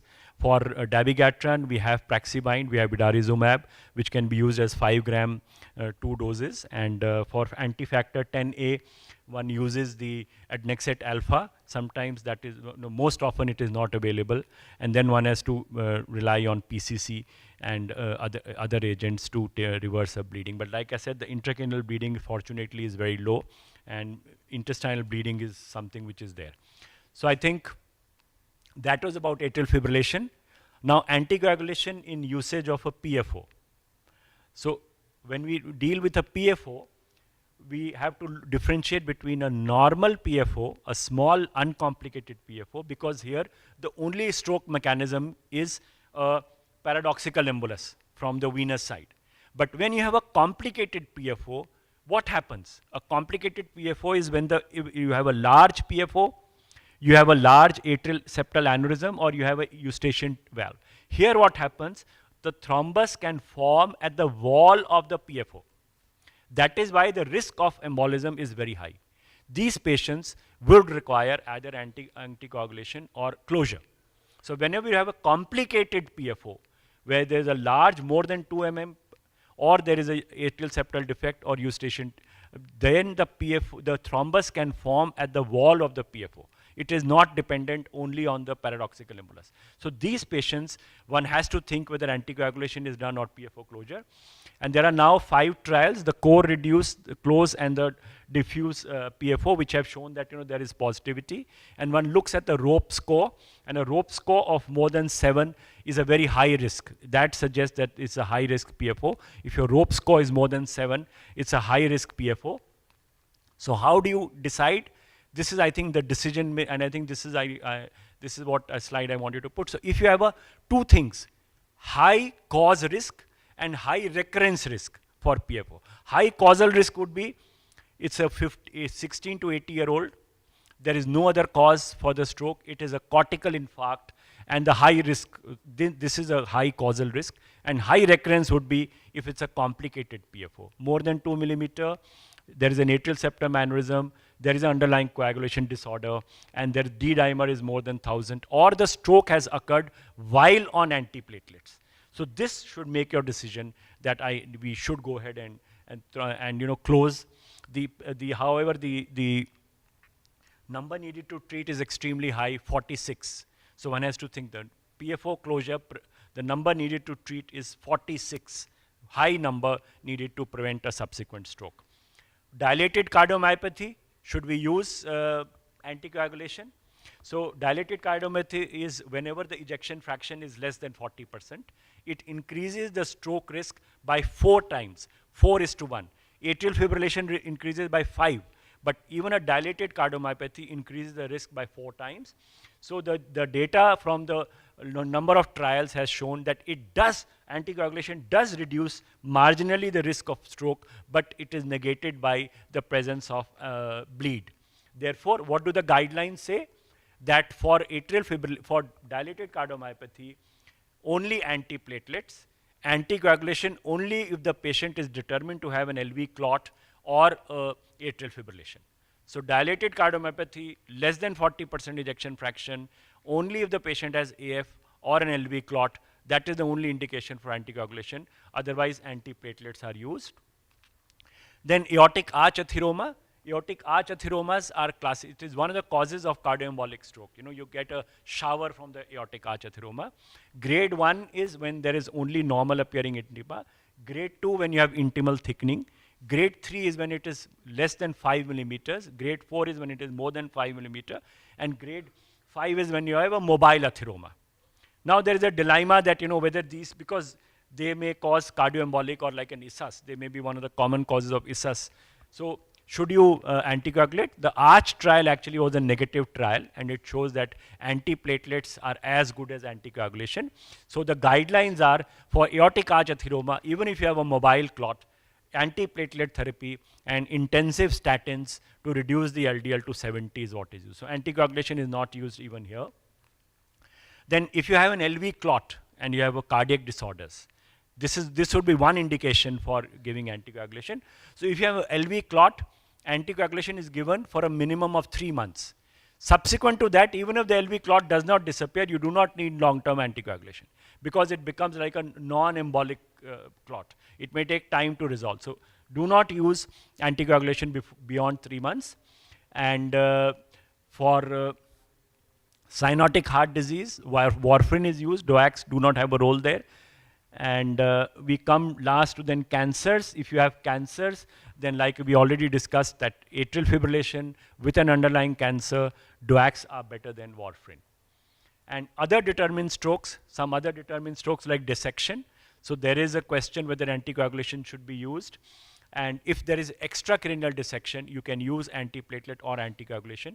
But if it's a posterior circulation or an intracranial extension, anticoagulation are contraindicated because of the high risk of bleeding. So if you have a confirmed antiphospholipid antibody syndrome or a triple positive, you have lupus anticoagulant, anticardiolipin and beta-2 glycoprotein, then warfarin for life. Triple antibody positive or antiphospholipid antibody, you need anticoagulation for life.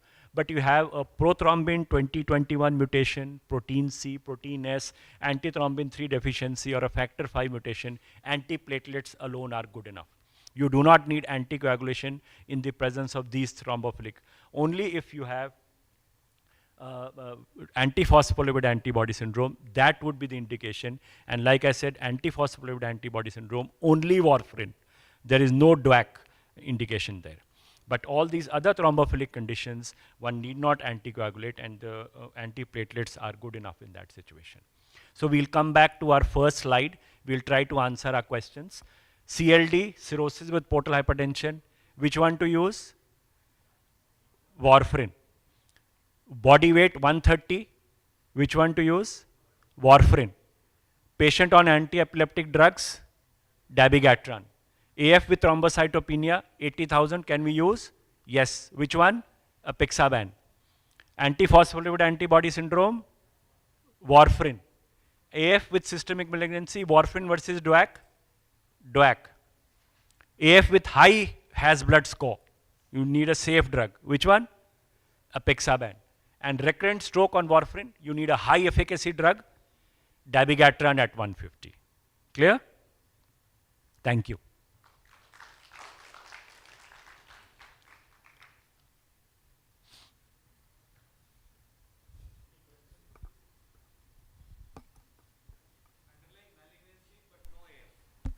No, then there is no indication.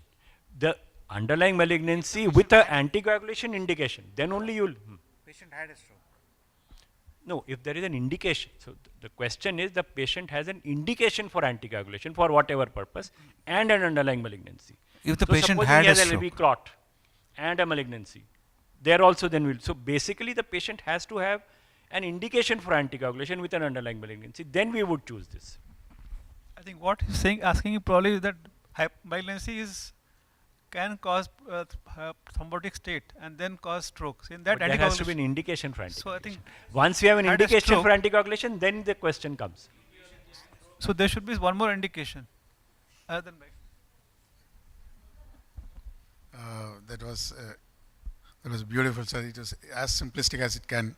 So my question to you is, in patients who underwent thrombolysis, do you follow the same 1362 rule based on the baseline deficit after thrombolysis, or in post-thrombolysis patients, the timing of starting anticoagulation, the NOACs? So there is, see, the post-thrombolysis, after 24 hours, you can give antiplatelet or anticoagulation, but basically it will depend on your stroke.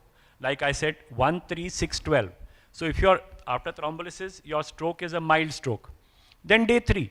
If you have, because after 24 hours, the thrombolysis does not contraindicate either use of antiplatelet or anticoagulation. So if you have had a minor stroke post-thrombolysis, day 3. Moderate stroke, day 6. Major stroke has happened, day 12. And if you have had a hemorrhagic conversion, PH2 type of intracranial hemorrhage, then wait to day 28. Have you used earlier than 24 hours? That was my question. Day 28. No, sir. After thrombolysis. Yeah, after thrombolysis. Like active atrial fibrillation, have you used earlier than 24 hours? That's what. No. Same. The same condition. The EHRA will come into. So if you have had AF patient, you have thrombolized successfully, and the patient has had no deficit, he becomes almost NIHS 0. Then it's a minor stroke. Day 3. You can start on day 3. Day 28, the recommendation is day 20. But for DVT prevention, you can start on day 3. The DVT prevention can start at 72 hours. There is only one paper, very small paper from Bohan et al. So they studied about 50-55 patients. But the safety for DVT prevention, even in an intracranial bleed, so that the data suggests that once you have ensured that the bleed has stabilized, which means you are not finding an increasing or a hematoma growth. So once the hematoma growth has been established that it has stopped, you can start DVT prevention, which is usually around day 3. So after day 3, 72 hours, you can start.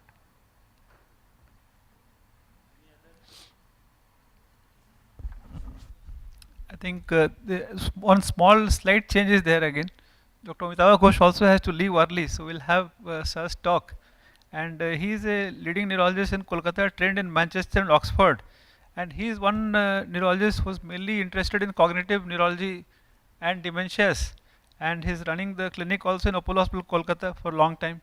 Published many research papers also on the same topic. And he is the president of Calcutta chapter of Alzheimer's and related disorders of India also.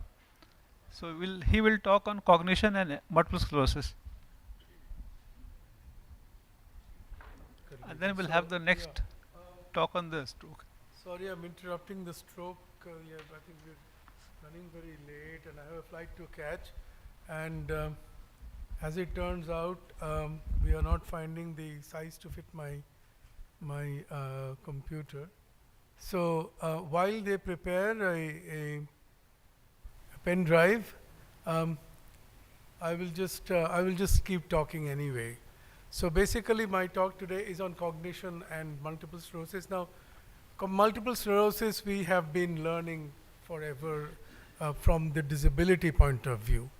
But I think the most important thing which has come up in the last decade or so in particular is that the cognitive impairment is a very serious impairment, and indeed societal price that MS person pays is more because of the cognitive problem to start with than disability, which comes many, many years later. So certain studies have found that only about 30-40% of patients of MS can hold on to their jobs. Now remember, these are young people. These are young people. And you now immediately recognize the importance of recognizing cognition very early. The problem, of course, is it doesn't correlate as much. So if you have a lot of lesions in the brain and in the correct areas, you can say, okay, this person will have this disability or this weakness, this neurological deficit. it's not that easy with cognition, because it simply doesn't seem to be matching with the lesion load, or even in certain cases with especially the white matter lesions in the brain, it really doesn't match. So that's difficult, because then you really don't know that which person is going to develop a cognitive problem and which person is going to not develop a cognitive problem. So before I go and tell you what are the different types of the common cognitive problems, I think one important thing to recognize as we are talking of the brain and the lesions is that even normal brains, they have problems in their structural integrity. So we were talking of DTI in the morning, and that's microstructural integrity of the white matter tracts. And you have tracts which are locally connecting to each other, and you have tracts which are globally connecting from one end to another, like the frontoparietal tracts, for example. And you have problems there, and that is picked up by the tractographies, right? You also have, excuse me, huh?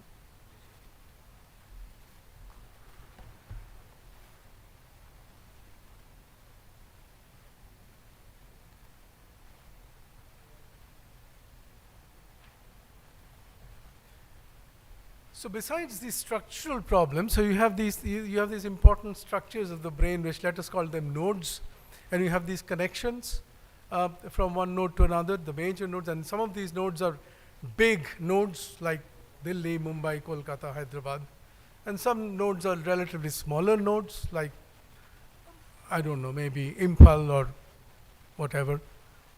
So some nodes are more powerful than the others. But these nodes are interacting with each other nicely and smoothly, and we don't even understand. So besides structural integrity, there's also functional integrity between these two nodes, between these different nodes. And that is picked up by scans called functional MRI scans, where you see, concordance or synchrony of their function. You can see, for example, if you do fMRI bold scans. So it is through these structural and functional MRIs, rather than simply looking at white matter lesions, that we have come to understand that the damage is going on from very early on in MS, right? And it can happen even in the radiologically isolated syndrome stage, of course in the CIS stage, in the RRMS stage, and so on and so forth. And as we have learned that MS is not only an inflammatory disorder, it is also a it's a neurodegenerative disorder, where the neurodegeneration, the axonal breakdown, is actually starting quite early in the illness.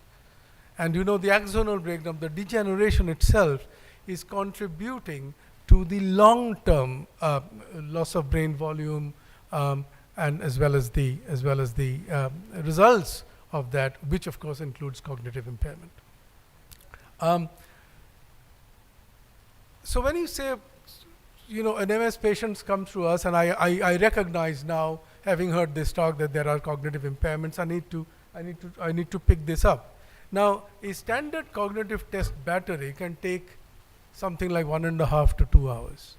It's absolutely impossible for us to do that. We can quickly examine, we can even do an EDSS, but to do a cognitive impairment takes a long time.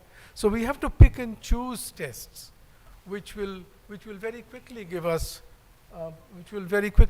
the our answer whether this person has a cognitive impairment or not. Now, to help us, it is good that we understand now that one of the most specific, most sensitive, reliable cognitive impairments is an impairment in processing speed. I'll jump straight away there. So the information processing speed. Now, information processing speed is the so basically I converse with an MS patient. If you've seen MS patients, it doesn't appear that these people have cognitive impairment much. They can converse with you and they can give a history and everything. But if you stress them up by kind of speeding up the response, or asking them to do something which kind of divides their attention between two things and alternates their attention between two things, and they need to hold on to their working memory, then they falter, right? And so that is where you pick up information processing speed, and frequently the family will give you the history that they are forgetting things very easily. They hear something now, and the next moment they forget when they're talking, when I'm saying something, and they suddenly can't remember. That is because they can't process too quickly. They need time. So information processing speed. The other important thing is visual and verbal memory. That, of course, is, speaks for itself. Complex attention. Now, complex attention, I'll come to another slide, which is supposed to be less affected than information processing speed. So, for example, information processing speed is 50%. By the way, cognitive impairment is MS, is consistently shown to be up to 70% in various populations across the world. So, it's 45 to 70%. Information processing speed is 50% of that. So, 50% information processing speed. But I think there's a lot of attention. Of course, you need attention for information processing, but as such, attention is lost early. But if you do, across the table in the clinic attention tests, you don't tend to pick that up so easily, because attention in a day-to-day life is divided attention. When you're doing a couple of things together, you're talking to your family or somebody or friend while you're doing something. That's called divided attention. And divided attention stresses up your the axons in your prefrontal cortex, and it immediately increases the load, and therefore, while we as a normal person can cope with that, a person who's got damage to the neurons there will have difficulty, and therefore the attention problem is less picked up in the clinic or by the psychologist than it is picked up by the caregiver. So they say this is always forgetting and things like that. And if you really see, it's a lot of that is divided attention. Executive function, including working memory, and social cognition. Social cognition is how I fundamentally how I behave in society, how I recognize others' thoughts, thought processes, how I recognize facial expressions, how I so that is so that helps me in my normal social conduct as a social animal. That is social cognition, and that is also lost very early in MS. So this I told you, it is affected very early. It is affected by working memory, speed of performance, but also by attention, I just mentioned. And the test is the symbol digit modalities test. Symbol digit modalities test is a test. I'll show you a figure of that. Previously, when few years ago, you had this test called the PASART test, the Paced Auditory Serial Addition test. So I give you some numbers, and you have to add the immediate previous number to the new number I told you, and give you a score. And then I tell you another number, and you do this. So it's serial. But the symbol digit modalities test is a much simpler test, a much quicker test. It takes only 90 seconds, and it is found to be extremely sensitive, far more than PASART. So PASART is not used anymore effectively. So this is the symbol digit modality test. Some of you may know of the DSST, the digit symbol test, which is nothing but just the reverse of it. So here you have certain certain figures, and this row, the upper row there, they give you time to remember that, to record that in your brain. Then they give you a couple of examples, and then you're supposed to put the right number for each as quickly as possible, within 90 seconds time, how many you can do. Digit symbol is simply the one goes up and the figure goes down, 2 goes up and the figure goes up. So that is all it is. Basically the same test, don't get confused as a separate test. But this is the SDMT, is what the MS, worldwide the MS group follows. A very sensitive test, very, very reliable, up to highly specific. But it is believed that it is not so interesting. If you know about this test, for example, this is CVLT used by the Americans more. We use a lot of AVLT, which is similar to verbal learning test. CVLT is California verbal learning And you have this thing, these names to the person, and then, sorry.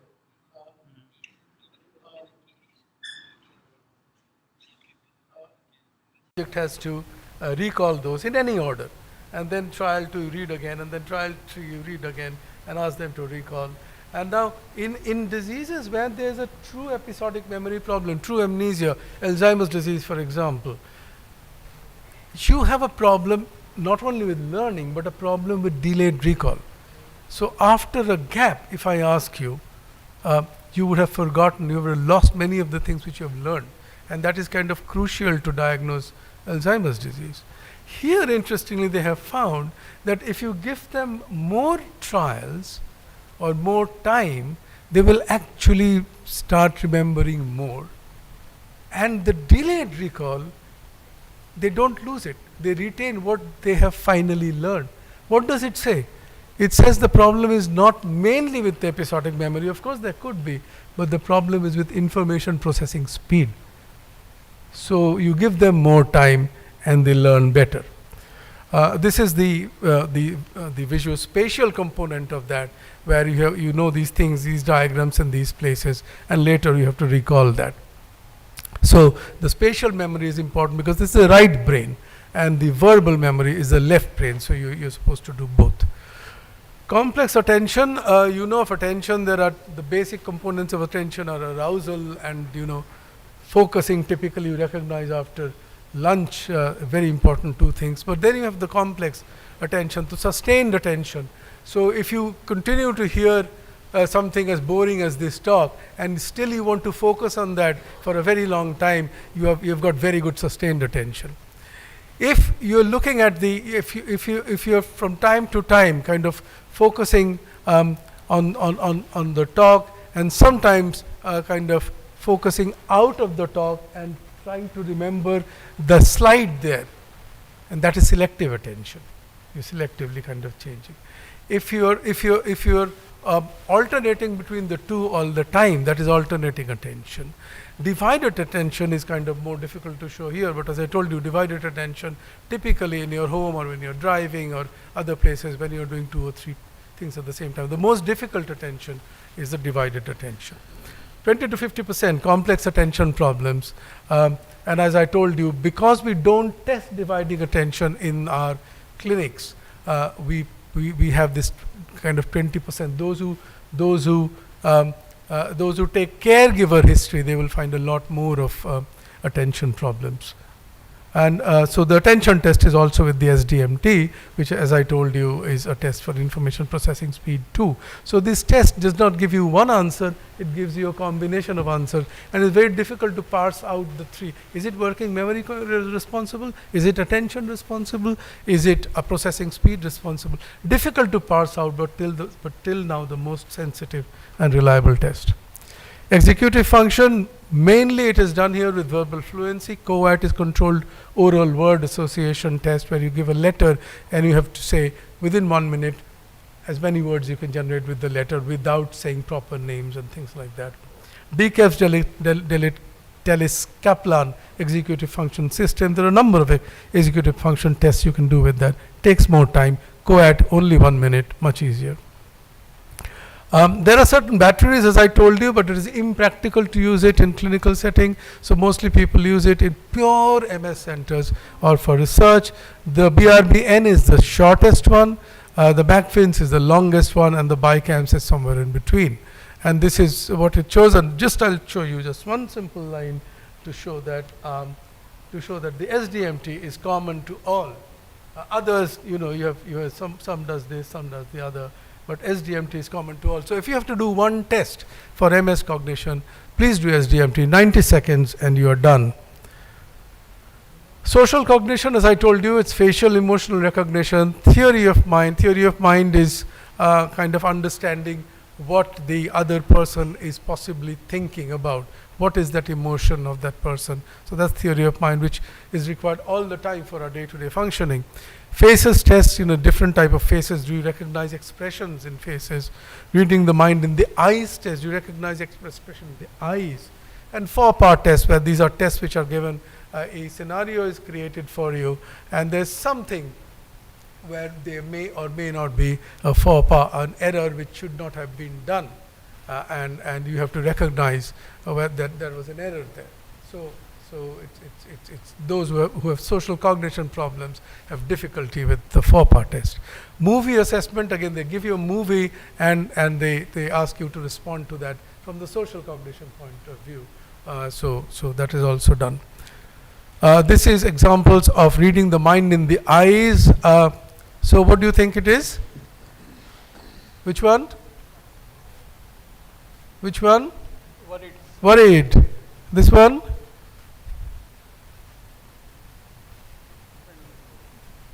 I can't hear the PGTs at all. Uneasy. This one? Thoughtful. This one? Interested. Very good. And there are many, many more of these. Are just 4 examples. Then you go to treatment and prevention. Well, practically not much. Cognitive rehabilitation, it still is the mainstay, but it's intensive. It requires a lot of time and a lot of contribution. Lifestyle measures are very, very important. I missed some slides because of this this thing here, but there are certain things which is kind of sleep, smoking, lack of exercise. So all of these things are lifestyle, and of course those things which will increase your cognitive reserve. It's a very important thing. I started by telling you that there is a discrepancy between the lesion load versus the cognition, and that is because of this thing called cognitive reserve. Cognitive reserve is the amount of resilience that your brain has as far as cognition is concerned, even in the face of injury to the brain. And cognitive reserve it doesn't happen when you diagnose MS. It has to be built up over years, decades, and that includes, of course, intellectual activity, higher education at one end, social interactions at other end, lots of exercise, multiple languages, and so on. So a lot of things on cognitive reserve. There's a lot of interest now in diets, and in most of the diseases which are ending up with neurodegeneration, like MS, for example, but also Alzheimer's and Parkinson. You must have heard of the Mediterranean diet or the variation, the MIND diet or the DASH diet, and so on. So where essentially you don't have the red meat, you have lots of fish, especially the sea fish type of things. You have lots of vegetables, tree nuts, not ground nuts, tree nuts. You can have a bit of chicken and egg in moderation. So things like that. Mindfulness activities, especially found to be very useful in fatigue in MS. Dalfampridine, again useful in fatigue, but has been found to some studies have found it to be useful in cognitive problems in MS. Some DMTs especially, most DMTs have shown improvement in. I just wanted to know, when you say NIDA, do we have to do this cognitive testing before saying that? And to complement further that question, EDSS doesn't have any role in cognition. So they are all following, or every neurologist dealing with demyelinating disorder only follow EDSS, nothing else. So what do you say? The limitation is so gross. So do you think that needs to be modified completely and to be added on? Absolutely, sir. So EDSS, I'll start with EDSS. The MS community recognizes this. It's a big deficit, and therefore now everyone is very interested in getting kind of cognition off the block as soon as possible, and the minimum starting point should be an SDMT. And I'm sure in the long run there'll be modifications of how MS is prognostically kind of followed up.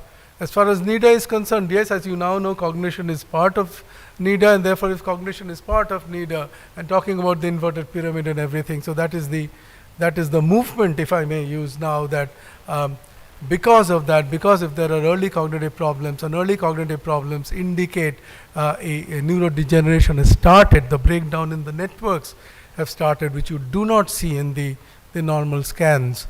So yes, so for at least for the sake of NIDA, cognition has to be has to be assessed first. Having said that, a little point for NIDA. As we all know, NIDA is brilliant in the first few years, but if you look at after 7 years, there's no NIDA. So it's all gone. But it doesn't seem to have affected the long-term prognosis anyway. So it's very interesting where we stand with NIDA. So besides the MRI, especially the functional MRI as well, the various new kind of MRIs they are doing, including the angular TTIs and so on. So the magnetization transfer ratios and a host of others which even I don't recognize what they mean.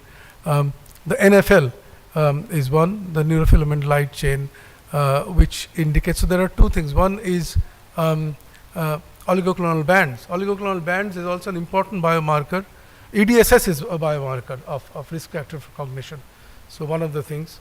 But OCTs, retinal OCTs, especially in the temporal side of the retinal nerve fiber layer, if there is thickening, it indicates that your brain atrophy has started. Papillomacular bundles, right? Again, the same thing. It indicates brain atrophy has started. So you have OCTs, you have the MRI itself, you have oligoclonal bands, presence of oligoclonal bands, although it indicates inflammation as opposed to NfLs, which indicates axonal loss. But oligoclonal bands have been correlated with cognitive impairment as well. That is why it is classified. You know, remember one of the high risks for future disability in MS, when the patients where you should start with the high efficacy drugs first, you have NfLs and you have oligoclonal bands. So one of the reasons probably. May I invite Professor Satish Chandra sir to hand over memento to our speaker.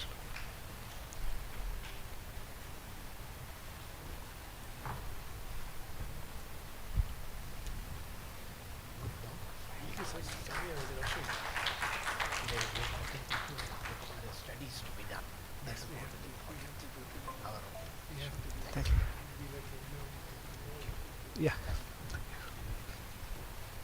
I think now we go back to the stroke, and we have Dr. Rajesh Venkat from Apollo Hospital, Vizag, who did his MBBS from Andhra Medical College and DNB here, and also DM from SRM Chennai. And he is a certified stroke specialist from Calgary, and he has published research papers on stroke, and also he is running a good stroke unit at Apollo Hospital, Vizag, with a nice team. And he'll be talking about the guidelines of managing ICH.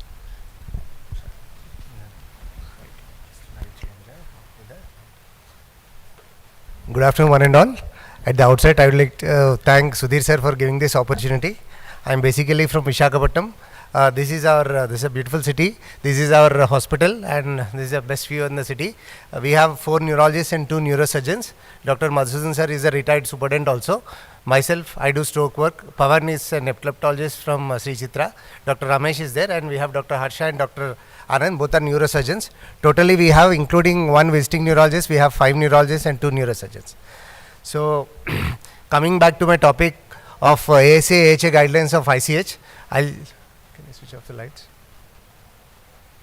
Yeah. You all know the level of evidence and class 1 recommendations and all. So, all guidelines have been given right from the pre-hospital care, emergency care, then radiological guidelines, then medical management, then surgical management, then rehabilitation. So I'll go through all these guidelines one by one. Coming to the pre-hospital care. So what they mean to say is, class 1 recommendation is, we need to design and implement stroke public education programs so that the people identify the stroke, so that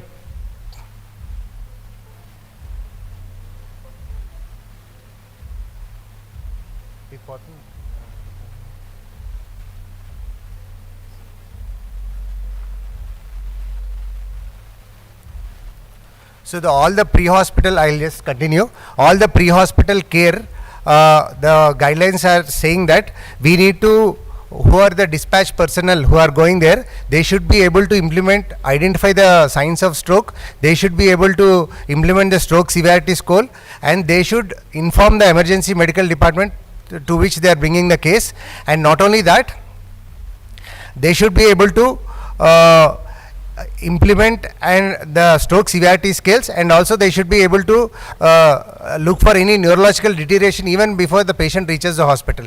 The class 1 recommendation is all the dispatch personnel should be able to implement the stroke scale, and they should be able to handle the neurological deterioration. And in some countries where there are mobile stroke units like Germany, instead of the ambulance, the mobile stroke unit goes there itself. They have a CT in that. They itself they identify the stroke and they start the labetalol or ICH ICP management. So identification of stroke and early management of neurological deterioration is the responsibility of the dispatch personnel who is going from the emergency, and they need to pre-notify the emergency department so that the care is fastened.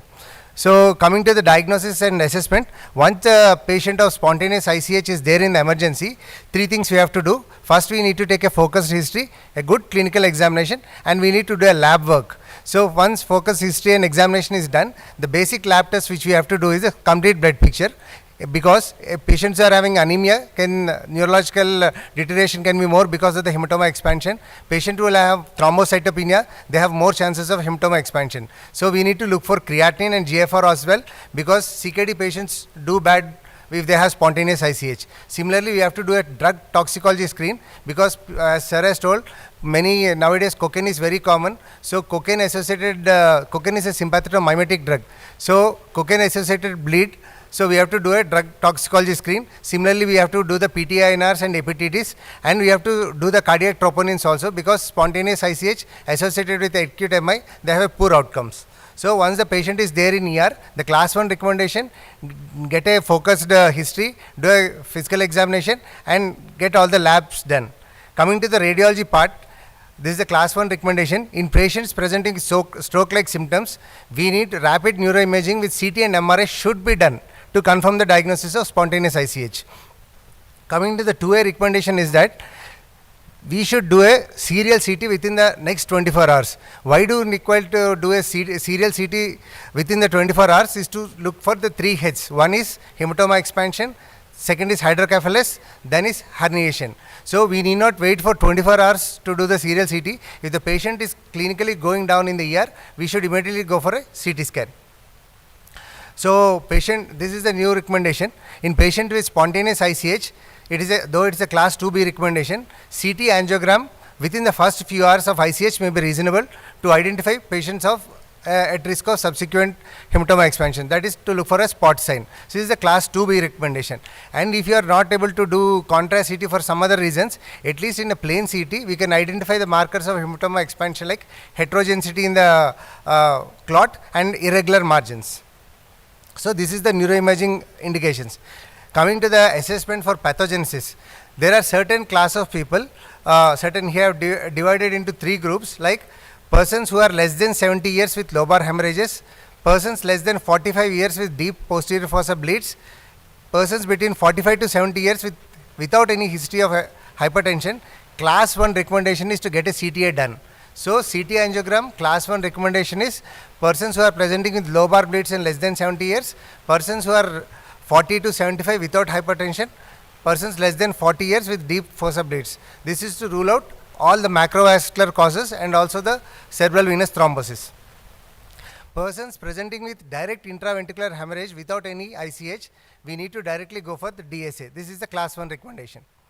So in patient with spontaneous ICH and CT or MR which is suggestive of macrovascular cause, we should not stop the investigation there itself. We should again do a intra-arterial DSA. This is the class 1 recommendation. And the previous class of patients whom CT angiogram and MR angiogram are negative, DSA can still be done. This is a class 2A recommendation. So whenever we do a CT scan, plain CT scan or plain MRI in bleeds, we need to get a CT angio and MR angio. The other way is also true. In persons we are doing directly CT angio and MRI, what he suggests is 2A recommendation is to get a MRI done also to look for any macrovascular causes or to rule out CVT. So if your first DSA is negative, it is always 2B recommendation to get a second DSA within 3 to 6 months. So coming to the blood pressure lowering.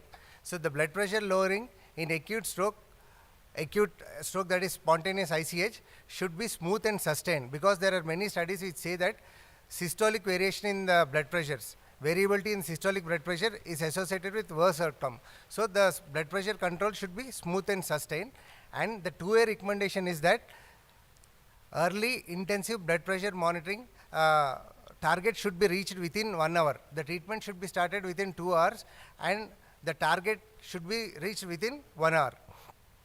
So what is the target?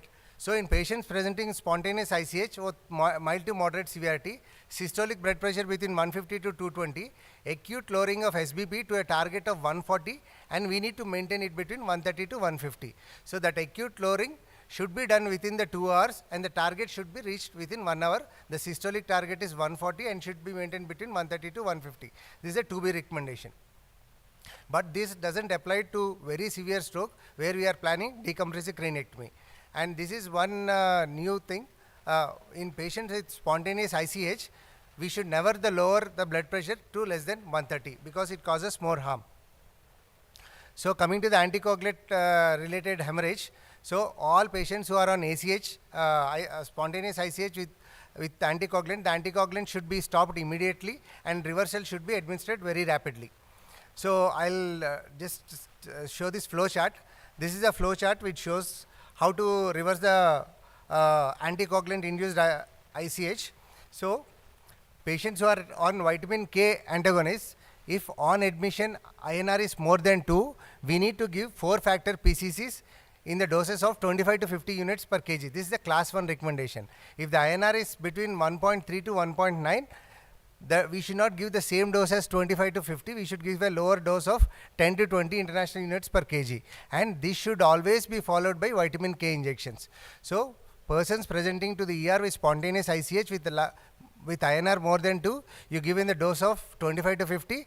INR 1.3 to 9, you give in the dose of 10 to 20, which is followed by vitamin K. For dabigatran, we need to give idarizumab. So idarizumab, if it is not available, Xanet alpha, if it is not available, still PCCs or activated PCCs can be given. The one more advantage of giving DOACs is, if the DOACs were taken within the less than 4 hours, we can always do an gastric lavage with activated charcoal. And for particularly dabigatran, we can, if idarizumab is not available, PCCs are not available, we can go for renal replacement therapy for dabigatran. So persons presenting with spontaneous ICH on heparins. So unfractionated heparin, we can give IV protamine, class 2A indication. Low molecular heparin, though it is partially reversible, we can still give protamine. So this is how we manage anticoagulant related ICH. Coming to antiplatelet related ICH. Patients who are on dual antiplatelets present to the ER with spontaneous ICH, if we are contemplating do a surgery, then we need to do a platelet transfusion and take for surgery. If you see the third point, patient presenting with spontaneous ICH and whom we are not planning for surgery, antiplatelet infusion should not be given. So patient on antiplatelet, if you are planning surgery, give an platelet infusion. If you are not planning for surgery, don't give any platelet infusion. Some trials have studied desmopressin to stop the bleeding in along with platelet infusions, but the role of desmopressin is not known. So coming to the other hemostatic agents, like we routinely give Trenexa, we routinely give factor 7A. The role of factor 7A and Trenexa is of doubtful significance, and the outcome on functional outcome is not clear. Coming to the inpatient care, this is all the same. All patients should be admitted in the stroke units. All patients should be admitted in centers where we have a good ICU and neurosurgery facilities. And if at all patient doesn't require ICU admission, it is always preferable to admit in a stroke unit rather than general ward. And if at all patient is requiring surgery, it is always, if you don't have a neurosurgical facilities, it's better to transfer the patient to a place where they do emergency neurosurgical procedures. This is the general inpatient care. And coming to the acute medical conditions, all the routine medical protocols should be followed, and we should never initiate oral feeding before giving a dysphagia screening test. This is the class 1 recommendation. So before starting an oral feed, we should always do a dysphagia screening. And so how to do cardiac monitoring? Class 2A recommendation is that we need to do cardiac monitoring up to 24 to 72 hours to detect cardiac arrhythmias and cardiac ischemia. And immediate detection of fever at the hospital admission and throughout the hospital stay is very important because it alters the functional outcome. So coming to thromboprophylaxis, so this sir has already told. So class 1 recommendation is to start, you can start IPCs on the day 1 itself. So, and if you see the 4th point, there is no role of graduated compression stockings. So, if you are planning to give venous thromboprophylaxis, you can start IPCs on the day 1st itself, and you can start low molecular weight heparins on the 2nd day or the 3rd day. Coming to the treatment of thrombosis, if candidate is having proximal venous embolism and pulmonary embolism, you can still not anticoagulant. You can use a temporary retrievable IVC filters. And if you want to do anticoagulation, you have to wait at least 1 to 2 weeks for the treatment of thrombosis. Coming to the nursing care, so in the hyperacute phase, when the patient is still in emergency, every hourly or every 1 hourly or every 2 hourly GCS monitoring is required, because the patient of spontaneous ICH can deteriorate even before going to the ICU. Similarly, in the ICU, the GCS glucose management treatment is recommended. If you treat hypoglycemia, we can reduce the mortality rate, and hyperglycemia to improve the functional outcomes. Temperature management, treating an elevated temperature may be reasonable to improve functional outcomes, and the role of therapeutic hypothermia to decrease the perilesional edema is of doubtful significance. Coming to the seizure drugs, in patient with spontaneous ICH and impaired consciousness and confirmed electrographic seizures, then only seizure medications has to be given. In patient with spontaneous ICH, patient having clinical seizures, then anti-seizure drugs are recommended. Patient with spontaneous ICH, unexplained or fluctuating mental status with suspicion of seizures, 24 hours EEG monitoring has to be done, and if it is positive, then only seizure medication should be given. In patient with spontaneous ICH who is fully conscious coherent, there is no role of prophylactic seizure medications.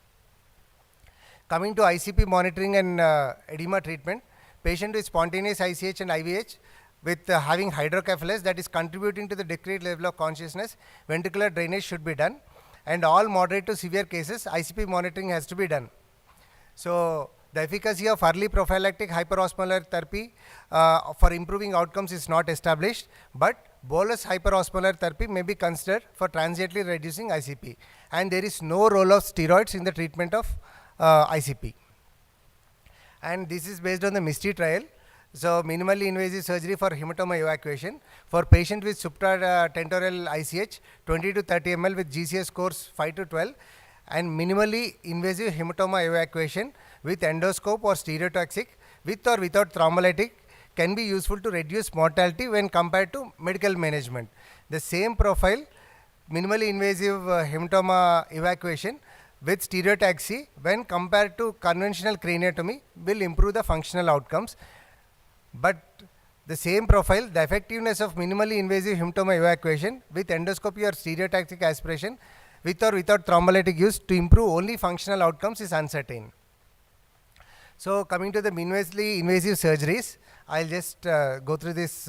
This is the intraventricular hemorrhage surgical management. Patient who has presented with spontaneous IVH, EVD placement has to be done. This is a class 1 recommendation for mortality reduction, and for functional outcome benefit, it's only class 2B. Patient presenting with IVH requiring EVD, we need EVD plus thrombolytic when compared to EVD alone is class 2A benefit for mortality reduction and class 2B for functional outcome benefit. Similarly, EVD plus thrombolytic plus or minus thrombolytic with the help of neuroendoscopy, functional outcome benefit is only class 2B, and reduced permanent shunting is only 2B. So, craniotomy for supratentorial ICH. For most patients with supratentorial ICH of moderate to great severity, the usefulness of craniotomy for hemorrhagic evacuation to improve functional outcome or mortality is uncertain. In patients with supratentorial ICH who are deteriorating, and when craniotomy is only life-saving, then craniotomy can be done. So, and coming to the craniotomy for posterior fossa, only cerebellar bleeds, they gave a clear guidelines. Cerebellar bleed more than 15 ml when it is causing hydrocephalus, brainstem compression, then only we have to do emergency craniotomy. This is a class 1 indication. And craniectomy for hemorrhage in patients with supratentorial ICH who are in coma, have large hematomas with significant midline shift and refractory ICP, decompressive craniectomy with or without hematoma evacuation can be considered to reduce mortality, but it does not improve any functional outcome. So, outcome prediction, it is always better to assess the severity of the ICH with the help of ICH scores, and these ICH scores at the admission should not be used to prognosticate the patient's overall improvement. So decision to withhold treatment, this is the new guidelines. Persons who do not have DNR orders, it is better to wait for at least second day before withholding the treatment, irrespective of the severity of ICH. So that is a new thing. So rehabilitation and recovery, same like ischemic stroke guidelines. Early rehabilitation within the first 24 hours is harmful, and rehabilitation after the second day or third day is useful, and the rehabilitation should be multidisciplinary. Coming to the neurobehavioral complications, post-acute period, all patients of spontaneous ICH should undergo screening for anxiety, should undergo screening for mood disorders, should undergo screening for cognitive impairment, should also undergo screening for depression. So if they are found to have any of this, both psychotherapy and pharmacotherapy has to be instituted. Coming to the secondary prevention, there are some certain high risk features whom we have to identify so that we don't allow one more secondary ICH. Those are like age, older age, lobar location of ICH, number and lobar location of microbleeds, presence of disseminated cortical superficial siderosis, poorly controlled hypertension, Asian or black race, and presence of apolipoprotein E, epsilon 2 or E4 alleles. Coming to the blood pressure management and secondary prevention, in all patients with spontaneous ICH, blood pressure control is recommended to prevent one more stroke, and it is reasonable to have a systolic blood pressure of 130 and diastolic pressure of less than 80 for long-term prevention of secondary hemorrhagic stroke. Coming to the antithrombotic agents, as Sarah has already told, if there are certain conditions where antithrombotics has to be given, like LVAD or mechanical VAR, there are some studies where they started antithrombotic for LVADs as early as 8 days, and for mechanical valves as early as 2 weeks. So that has to be weighed against the cardiac risk and the increased chance of bleeding risk, and AF already sir has told. So other medications, so long-term use of NSAIDs is avoided because they can increase the chance of ICH, and the role of statins has to be weighed against the increased chance of bleed according to the Sparkle trial. So coming to the lifestyle modifications, lifestyle modification is reasonable to reduce blood pressure, and heavy alcohol consumption is also to be avoided to decrease the risk of hypertension and ICH recurrence, and the lifestyle modification should be under supervised training and counseling should be given. Not only the patient, but the caregiver also should have psychosocial education, and practical support and training for the caregiver is also indicated, class 2 indication. So coming to the primary prevention of ICH, there are certain high risk, apart from the uncontrolled hypertension and all, there are certain things in the MRI which we need to look for, like as I already mentioned, number of microbleeds in the MRI and superficial cortical siderosis. These should be taken into consideration when planning for primary prevention. Thank you so much.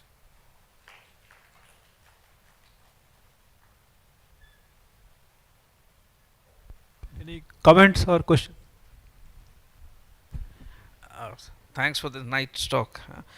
My question is, in a patient of venous sinus thrombosis, if the patient has got ICH, would you recommend to give anticoagulants or not? And if so, for how long, and what's the guideline? In a patient of venous sinus thrombosis with ICH, would you like to give anticoagulants to that patient or not? And if so, what is the guidelines for it?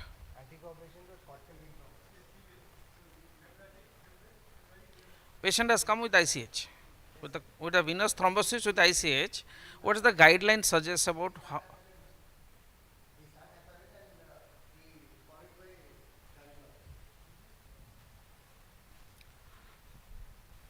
Is there any guideline to suggest? That's what I'm trying to say. And mentioned. Because in the Western data is very less on CVT, but Indian data is there already, and heparin is used definitely. So there is no question that in all CVTs we do use only a massive cerebral venous thrombosis, almost like hemispheric. There is contraindication. Otherwise you can use, no problem.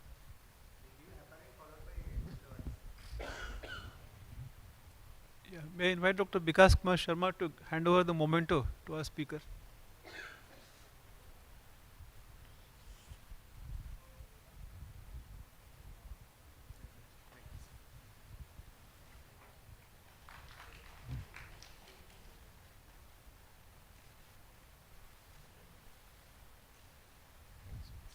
now for the last session, we have two chairpersons, Dr. Satish Chandra sir and Dr. Rajesh Reddy.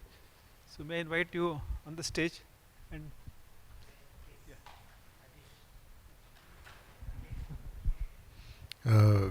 Good afternoon. We'll move on to the next most important group of demyelinations. We are talking about NMO, spectrum disorder, and MOG in this session of 3 lectures. To give the first lecture, we have Dr. Bikash K. Mishra. He is the Chief Consultant Neurologist at Apollo Hospital, Bhubaneswar. He is a former Chairman, Institute of Neurosciences, Medical Advisory Board, AMRI Hospital, Bhubaneswar. He has 23 research publications and review articles in peer-reviewed journals.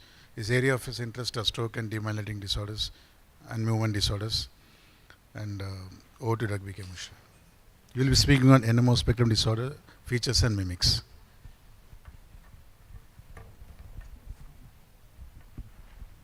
I think coffee and tea will be served here, so no need to worry. I think they already started. Yeah, good.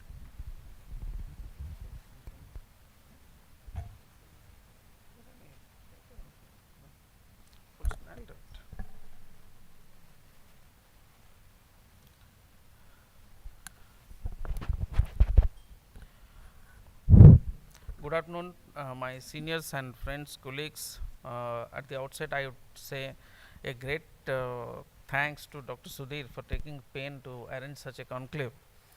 Morning times we saw about the demyelination, and now I can see the secondary axonal degeneration in the hall.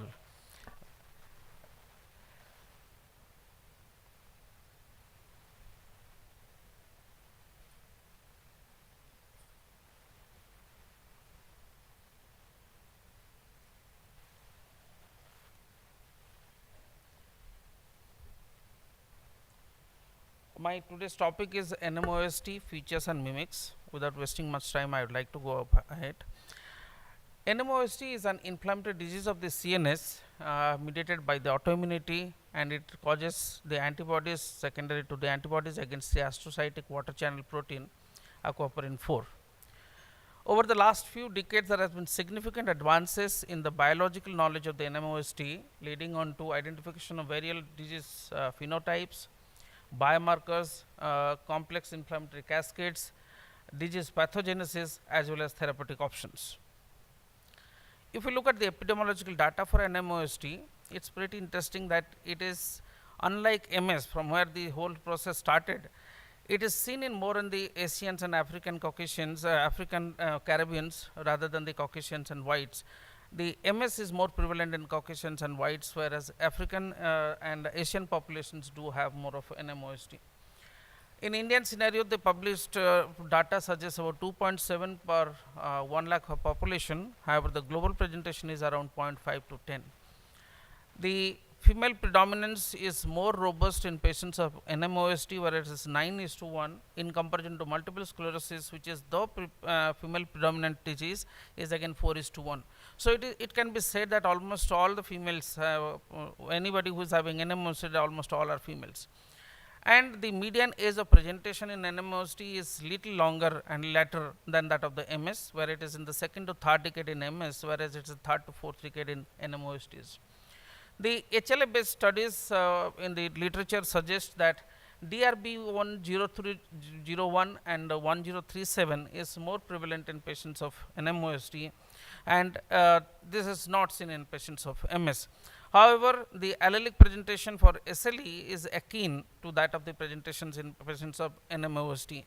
That is why probably it is seen in the literature, few studies, that autoimmune disorders are associated with NMOST. If I talk about the aquaporin 4, the major role of aquaporin 4 is it's a water channel present on the astrocytic end fit. It maintains the water homeostasis of the astrocytes. It helps mediate the protein clearance or the waste protein clearance in the brain, and it is targeted antigen in patients of NMOST. If I talk about the pathogenesis, the aquaporin 4 IgG accesses the CNS at areas of the increased blood-brain barrier permeability or injury, or across the endothelial cells by transcytosis. The antibody binds selectively to aquaporin 4 antigen on the astrocytic food processes, and the antigen antibody binding leads to complement activation and down regulation of the aquaporin 4 water channel. The activated complement increases the blood-brain barrier permeability, which leads to leukocytic infiltration, particularly the neutrophils and eosinophils. Leukocyte degranulation results in the astrocytic death. The chemokines are released like interleukin 6 into 17 from the leukocytes and dying astrocytes, and they attract the macrophages. Macrophages ultimately produce the pro-inflammatory substances and phagocytose the myelin, leading on to ultimately further oligodendrocyte and neuronal death secondary. If I come to the clinical feature in patients of NMOSD, there are certain cardinal clinical features. As we all know, optic neuritis, transverse myelitis and area postrema syndrome are the three cardinal features of the NMOSD. The transverse myelitis is usually longitudinal extensive, involving more than 3 vertebral segments, and it is usually associated or followed by tonic spasms and can be accompanied with pain and pruritus. Optic neuritis is often severe and it can be bilateral. There can be episodes of intractable nausea and vomiting and hiccups in patients where there is area postrema is involved. There can be other clinical features such as narcolepsy, SIADH or diabetes insipidus, other hypothalamic presentations such as anorexia. There can be brainstem syndromes in forms of ophthalmoplegia, hearing impairment, or there can be opsoclonus myoclonus. There can be myeloradiculitis, and there can be of course presentation of encephalopathy like presentations in PRACE or ADM. If I talk about the optic neuritis in patients of aquaporin 4 antibody positive patients, they preferentially present with a longer unilateral or bilateral, more posterior portion of the optic nerve gets involved, and it can go up to the optic chiasma involvement with gadolinium enhancement. Whereas in the MOG positive patients, they are usually longer, bilateral, it is more anterior, and it is not complete like that of the aquaporin 4 positive patients. There can be accompanied intraorbital optic nerve swelling and gadolinium enhancement. Transverse myelitis can present with symmetric or asymmetric paraparesis or quadriparesis. There can be bladder wall dysfunction. There can be sensory level below the level of the spinal cord lesion. The accompanying symptoms may include paroxysmal tonic spasms of the trunk or the extremities. There can be radicular pain or Hermes sign. Typically, this extension of the lesion is beyond more than 3 vertebral segments, and the longitudinal extensive transverse myelitis is a pathognomonic clinical sign for the patients of NMOSD. The brain involvement is again pretty common in NMOSD patients. Around 50 to 60% of patients can have brain lesions. 40% of them can have a symptomatic brain lesions, means even the 50-60% patient can have, even majority of them actually can have symptoms clinically related to the brain. 20% can present with the first clinical attack itself. The common sites of involvement are medulla, unlike that of multiple sclerosis, where pontine and midbrain lesions are more often seen. Supratemporal and infratemporal white matter involvement is pretty common in those patients. In around 1/3 of the patients it can be seen. And then subsequently thalamus and hypothalamus are rarely seen, but they are again one presenting feature in patients of NMOSD. Common manifestations clinically are encephalopathy. They can present with seizures, hemiparesis, aphasia, or they can present with vomiting and hiccups. The extensive hemispheric lesions over white matter, basal ganglia and corpus callosum can be manifested in various ways, including limbic encephalitis, Parkinsonism and coma. So in the patients who are presenting now, actually with the advent of the in the last 2 decades, whatever we have seen in the patients in forms of demyelinating disease, more and more presentations which were earlier thought about a different disease is right now presently coming out to be more of inflammatory and demyelinating nature. The diencephalic and brainstem syndromes are characteristically seen in patients of NMOSD. There can be acute brainstem syndromes of 8 to 30% patients. There can be trigeminal autonomic cephalgia. They can present with diplopia or 8.5 syndrome, where the facial nerve is involved along with it. The facial palsy with vestibular ataxia, and there can be dysarthria. Acute diencephalic syndromes can present with narcolepsy and hypersomnia. They can present with DI or SIDH. They can present with hypothermia. Some patients then present with the respiratory defective, and the hyperprolactinemia is features which is seen sometimes with acute diencephalic syndromes. Brainstem is rich in aquaporin 4 antigens, so involvement around 1/3 of patients it can be involved in patients with NMOSD. Commonly in the acuprin 4 antibody positive patients, it is more seen in the brainstem lesions. The symptoms, as I said, was in the area postrema involvement with vomiting and hiccups, and the patients with the neuromyelitis optica spectrum disorder patients can present with tonic spasms or paroxysmal dystonia, which is stereotypical recurrent localized muscle spasms in one or the more limbs. It can affect in the trunk. They are usually classically lasting for 20 to 45 seconds, almost always less than 2 minutes, and their intense pain and dystonia. And they first was reported in MS patients in 1958 by Matthews, but later on it was found that it is more common in NMOSD. The incidences of paroxysmal dystonia in series have been published, suggests around 30 to 50% of cases. Another classical picture in patients of NMOSD is neuropathic pruritus, which is because of the involvement of dorsal root ganglion. There is a specific subpopulation of neurons which are gastrin releasing proteins, and they act to mediate pruritus. The gastrin releasing protein receptor bearing neurons in the lamina 1 of the dorsal horn is the culprit.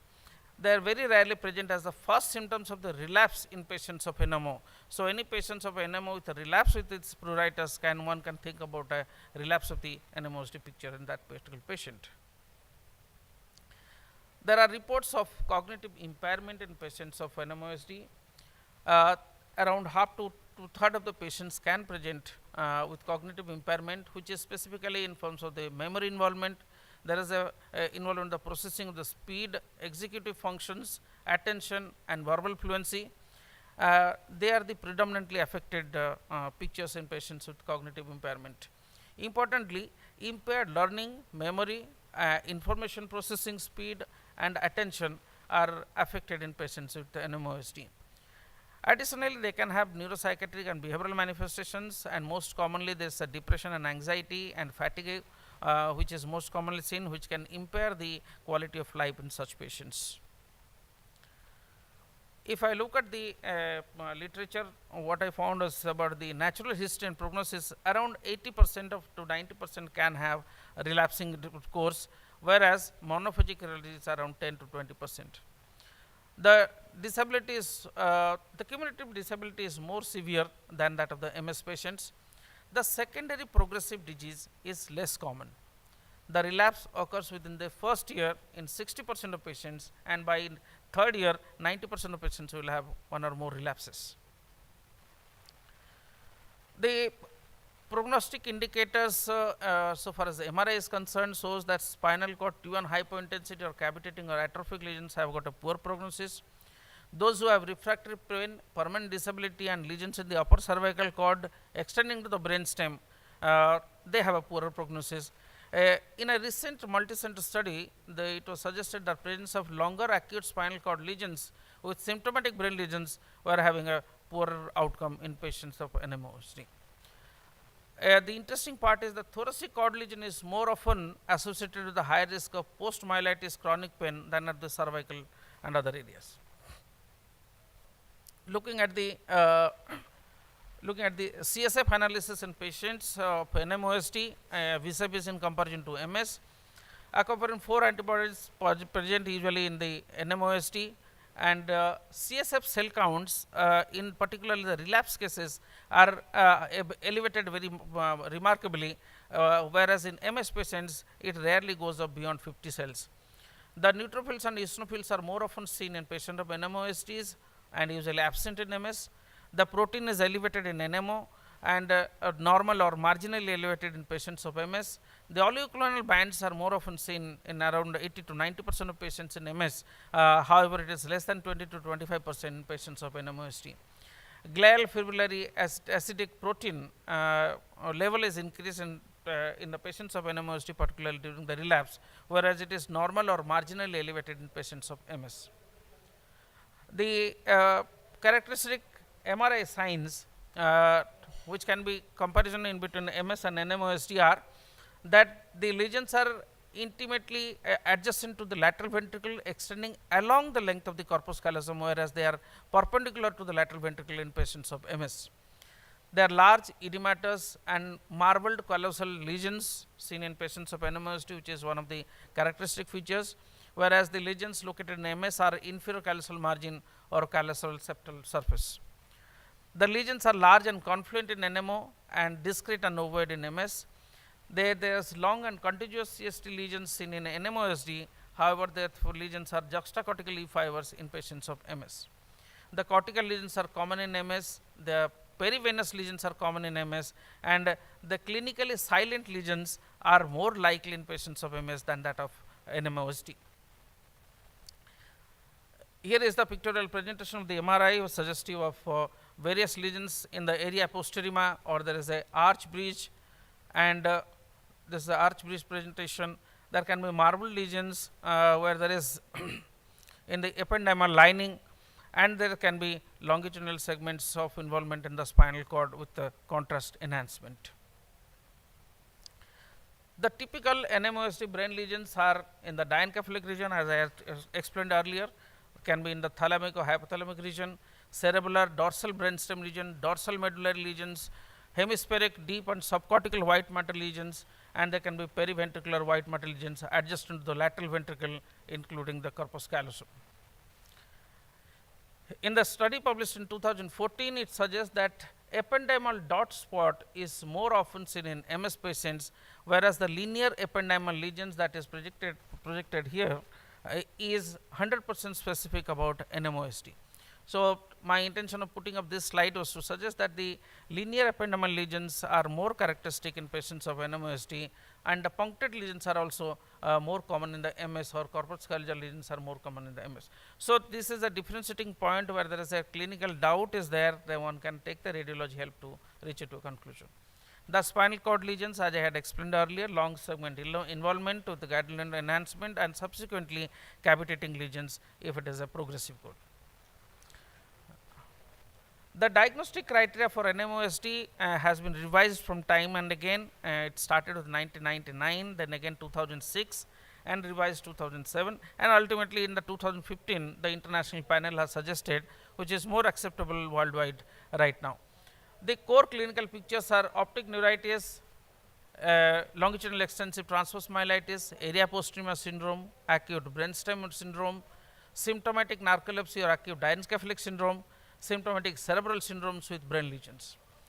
So, those with are aquaporin positive, at least one of these core clinical characteristics and exclusion of the alternative diagnosis can make it a diagnosis of NMOSD, whereas those who have NMOSD with a negative aquaporin 4, there can be two clinical pictures, at least one from the three core optic neuritis, LETM or APS, and there should be dissemination in the space, and there is a fulfillment of the additional MRI changes in a negative aquaporin test patients. However, there should be exclusion of the alternative diagnosis should be considered. In the additional MRI changes are in the optic nerve involvement, it should be either normal or T2 hyperintensity or contrast enhancement in more than half of the optic nerve and chiasmal involvement. In myelitis, more than 3 segment involvement, and the dorsal medulla or area postrema lesions are seen, or if there is acute brainstem syndromes with the periependymal brainstem lesions are seen.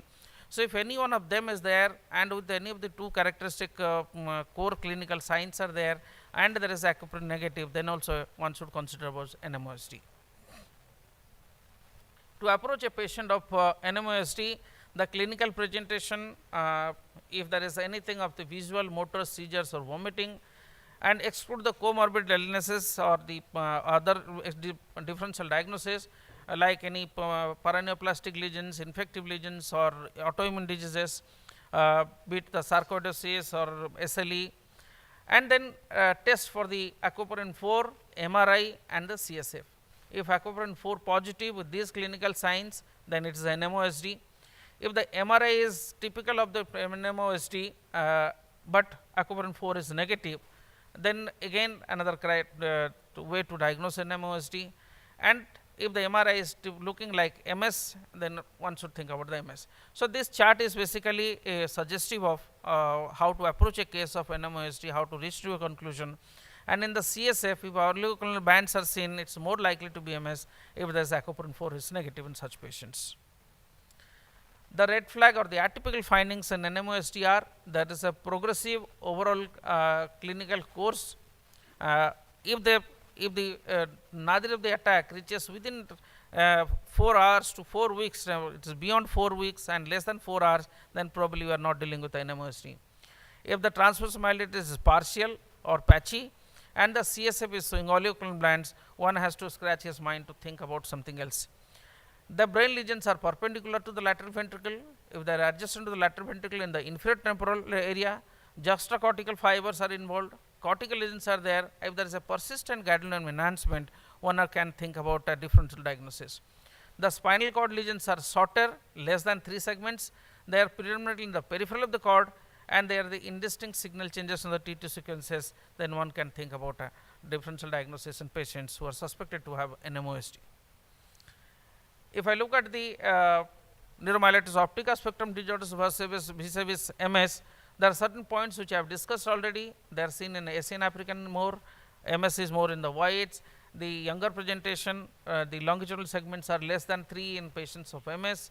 The cross-sectional area is affecting more than half of the spinal cord in patients of NMOSD, and so on and so forth. If I talk about the pregnancy and in the patients with NMOSD, the exacerbations are not substantially increased during pregnancy. However, towards the 3rd trimester and post delivery, the chances of getting relapses are more. The drugs like azathioprine, mycophenolate or methotrexate are not recommended in patients during pregnancy. However, in the recent studies it has been supposed that the azathioprine can be given in such patients. However, some literatures are there are no definitive recommendation guidelines are there. Rituximab is considered to be safe in pregnancy. However, in 10% of patients there can be IUGR. And one need to see actually if the patient have NMOSD who was in the maintenance dose of steroid with the basic minimum dose of minimum maintenance steroid can still be continued in such patients to prevent another relapse during the pregnancy time. In pediatric population, almost all the cases which are seen below the 18 years of age, it has been found that the median age of children presenting with the disease is around 10 to 14 years. They are more likely to be seronegative, and there is more of brain involvement in the pediatric population. It represents 3 to 5% of the all NMOSD cases, and the first clinical events are usually majority cases, more than 50% of cases it is optic neuritis, and roughly around 50% again in the transverse myelitis in patients in the pediatric population.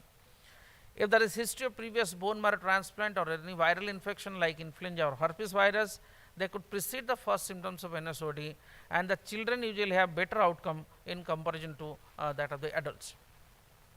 Brain lesions are usually more common and they are larger in size than that of the adults. The typical distribution is diencephalic, hypothalamic and area postrema, and longitudinal extensive transverse myelitis is usually not a common presentation in pediatric population. Enhanced brain lesions in the pediatric population is seen in more than 30% of patients, and usually there are like cloud-like pattern of enhancement. Therapies are both same in both the population and the adults as well as the pediatric age group. There are certain autoimmune disorders which have been coexistent with the patients with MOSD like SLE or Sjogren's syndrome. Sjogren's patients can have features akin to NMOSD, and prognosis is variable in such patients. In literature, around 15 to 23% of the patients with NMOSD can have myasthenia gravis like pictures. The symptoms of the NMOSD is either mild to moderate and remain static with fewer relapses if it is associated with myasthenia gravis. There are reports in the literature to suggest about the rare clinical coexistence of the autoimmune encephalitis, particularly NMD receptor encephalitis and NMOSD, and the patients may develop clinical features of both simultaneously or may precede or succeed the other one. Some patients could develop concurrently, and that the MRI is going to be confusing in such patients. The speaker earlier had said about the rituximab, it has got a promising role, and as sir was saying, he has got vast experience in treating such patients, and the outcome is usually positive. High field strength MRI is needed to differentiate between the MS and NMO, and as the differentiating points I had explained earlier, for optic neuritis, orbital films including fat suppression techniques may be of great help.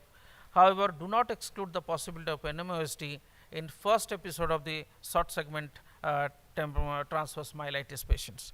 Thank you for your patient hearing.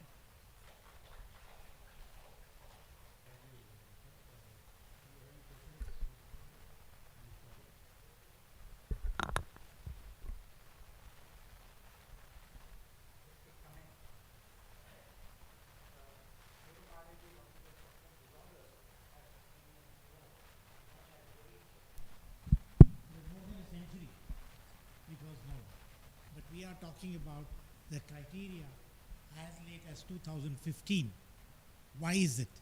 The most important is that aquaporin 4 channels. The aquaporin 4 channels were identified just about 2 decades ago.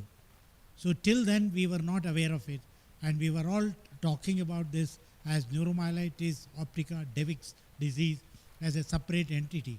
And then opricospinal form of an MS was considered in India. What we understand now is there is nothing like opricospinal form, it is nothing but NMOSD which we need to look at. And that is why the criteria has been evolved. And the most important is the criteria for NMOSD, latest is 2015, that means only 7 years old. So what we are talking today is just a new disorder with 7 years old. And these aquaporin 4 channels are located in the encephalic region, brainstem region, as well as in spinal cord region. Wherever it is located, the manifestations are there. That is how you can say there are 5 types of NMOSD with varied clinical manifestation akin to the aquaporin 4 channel where it is located. That is how it is being diagnosed, and that is the importance of knowing this disease entity and to differentiate it from that of the MS.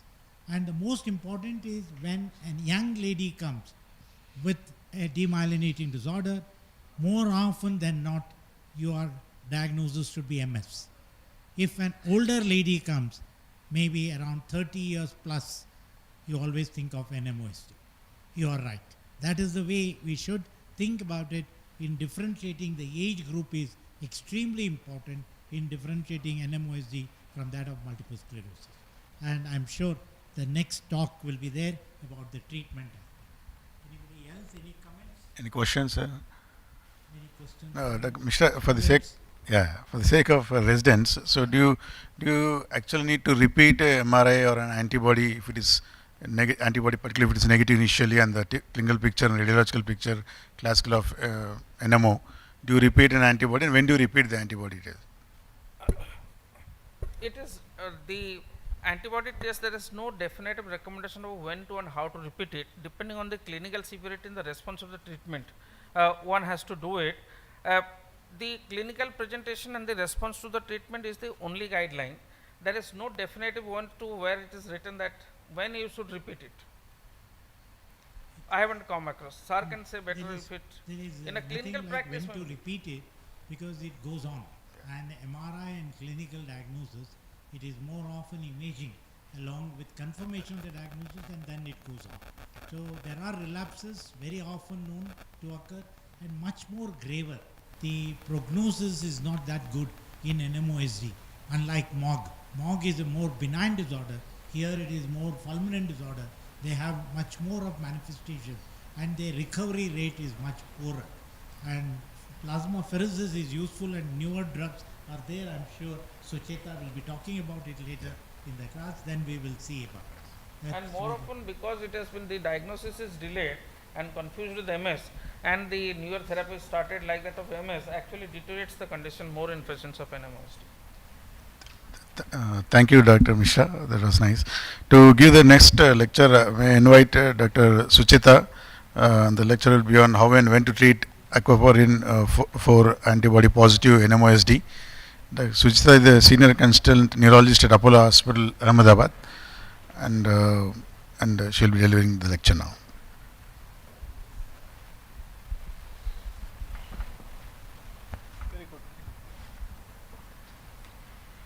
This has been a very stimulating morning sessions all about the MS, NMOSD, and I hope I don't keep repeating things, hope to get you something different to think about. I was given the topic of how and when to treat aquaporin 4 IgG positive NMOSD. So when I thought when to treat means what? Whenever you're thinking of treating something, you need to know the pathophysiology to find out what is getting damaged, how it is getting damaged, and how fast it is getting damaged. Then you can think of when to treat it, how to treat it. So I thought we'll first discuss the little about pathophysiology and then go on to further treatment patterns. As everybody has told you, these are the aquaporin 4 bidirectional osmosis driven water channels expressed on the food processes of astrocytes and epidermal cells. What you need to know is aquaporin 4 receptors are present all over the body. They are present in the muscle, lungs, heart, in the stomach mucosa, even in the placenta. So when the antibodies form, they actually form outside the CNS. And they can enter the CNS only when there is breach of blood-brain barrier. And then they can cause complement-mediated necrosis and further damage to CNS. Why it doesn't occur outside the body, I still haven't found any answer to it, except when it comes to placenta, it does cause early abortions. So this is a very nice diagram that I've found. It's a very self-explanatory representation. You can see the vascular endothelium and the blood-brain barrier, aquaporin 4 channels that are there on the astrocyte food processes, and you can see, is there a pointer? The MOG receptors are on the oligodendrocytes. So they are little separate. So when the damage occurs, from the B cells, the antibodies get through the blood-brain barrier, and it is a complement-mediated necrosis. You can see the astrocyte being destroyed, and there are a lot of inflammatory cells there, the neutrophils, eosinophils, and you can see the relative preservation of the oligodendrocyte and the myelin there. So when the damage is going to worsen, it is going to affect the axon later on. So you need to treat it early, at the earliest. Disability in NMOSD has been shown to be directly related to the number of relapses, the severity of the attack, and time to treatment. So the earlier you treat, the better results you will get. So how do you treat? We have to treat the acute attacks, and of course will be preventing further relapses. That is also equally important. So for treatment of acute attacks, we have the intravenous methylprednisolone, plasmapheresis, IVIG, and immunoadsorption.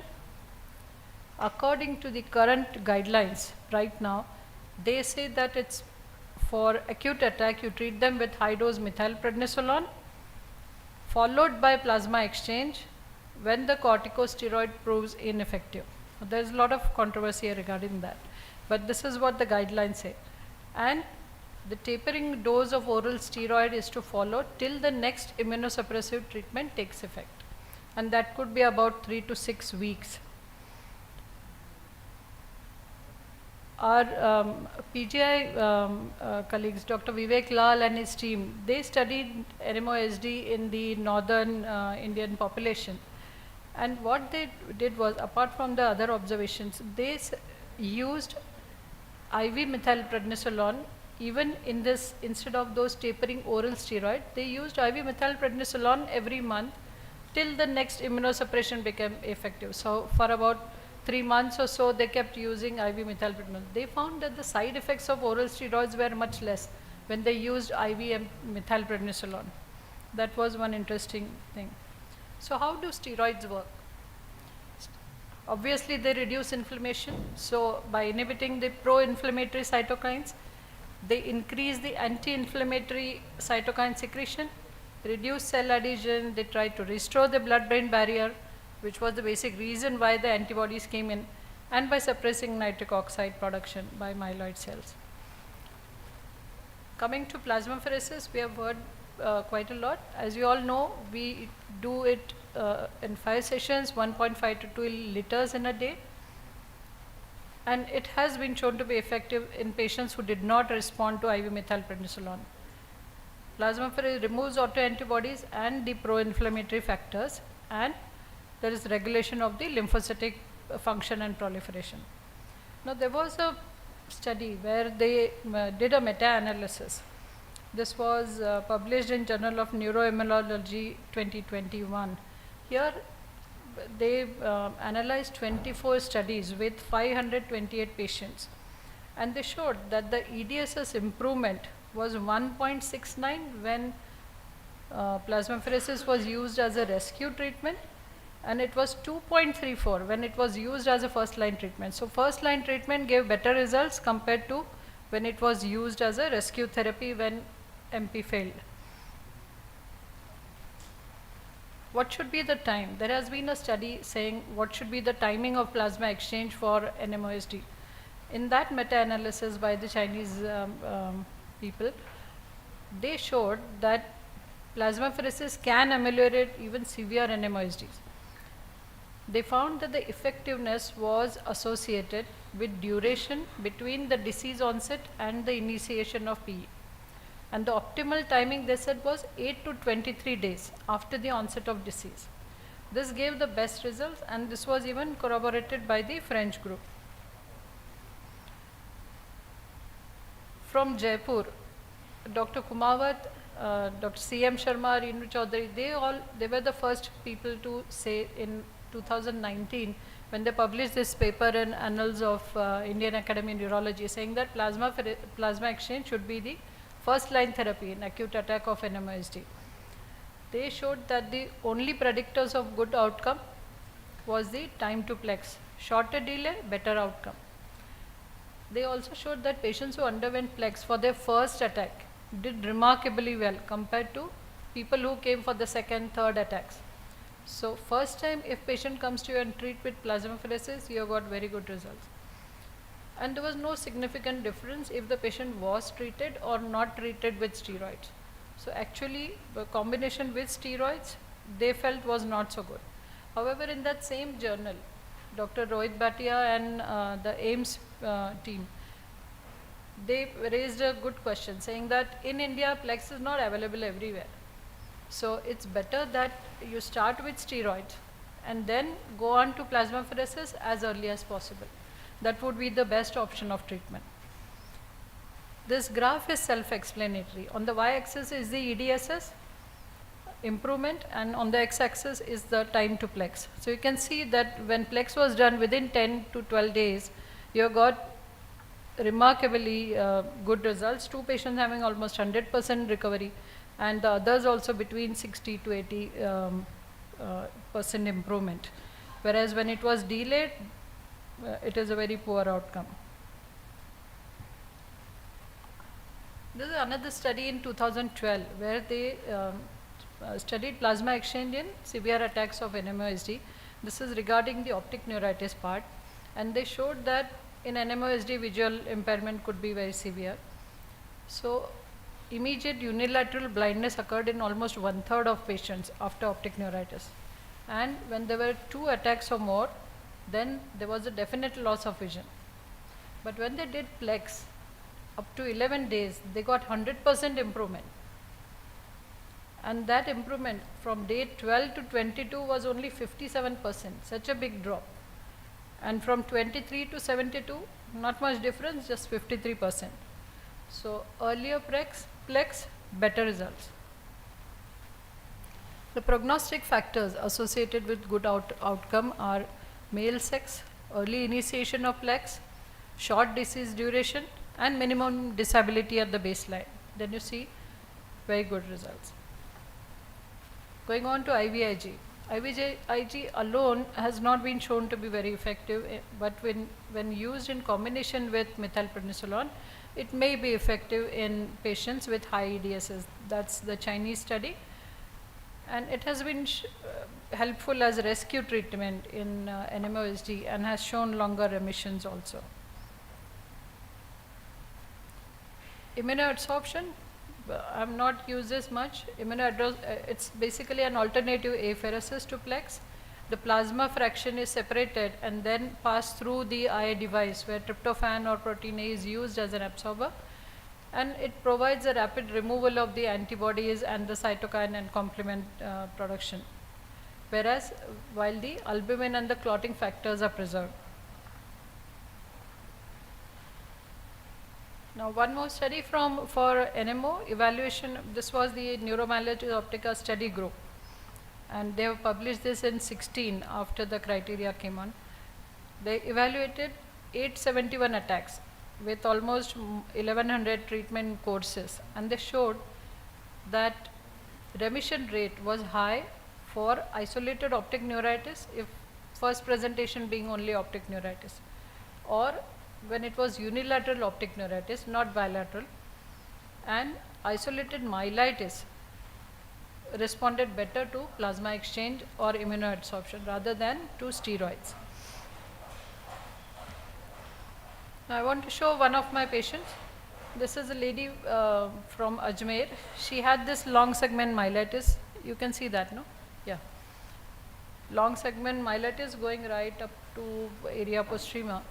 She was given methylprednisolone there, but did not respond. She became the power worsened. When she came to us, she had 0 power. She was ventilated, and when she came, then we started plasmapheresis for her. The first 3 days we gave daily plasmapheresis, and then after that gave 1 day gap, and then after change of filter, our nephrologist said, okay, we can give for 3 more days, so we gave extra for 1 more day extra.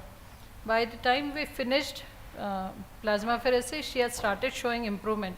The worsening was over. She had gained power to about grade 2 in upper limbs. Lower limbs were still not so good. On day 14, we gave her rituximab, the first dose, and she took the next dose 15 days later in her hometown.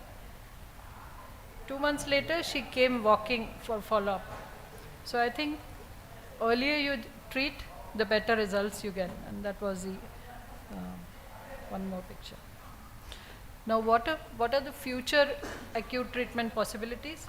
One, as earlier a speaker mentioned, C1 esterase inhibitor, the vascular endothelial growth factor, B cell depletion, neonatal FC receptors inhibition, and chimeric antigen receptor T cell therapy.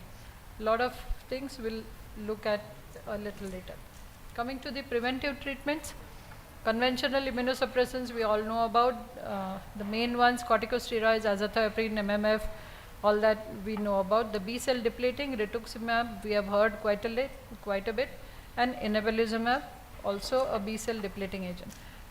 Now that's a nice diagram for students also. That's the astrocyte. You can see the aquaporin 4 receptor there, and inebilizumab acts on the B cells. Okay, CD19.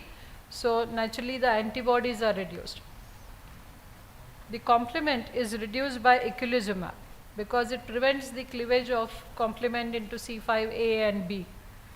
So it prevents the further necrosis, complement mediated necrosis.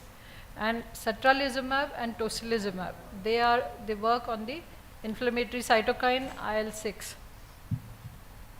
Makes it easier to remember.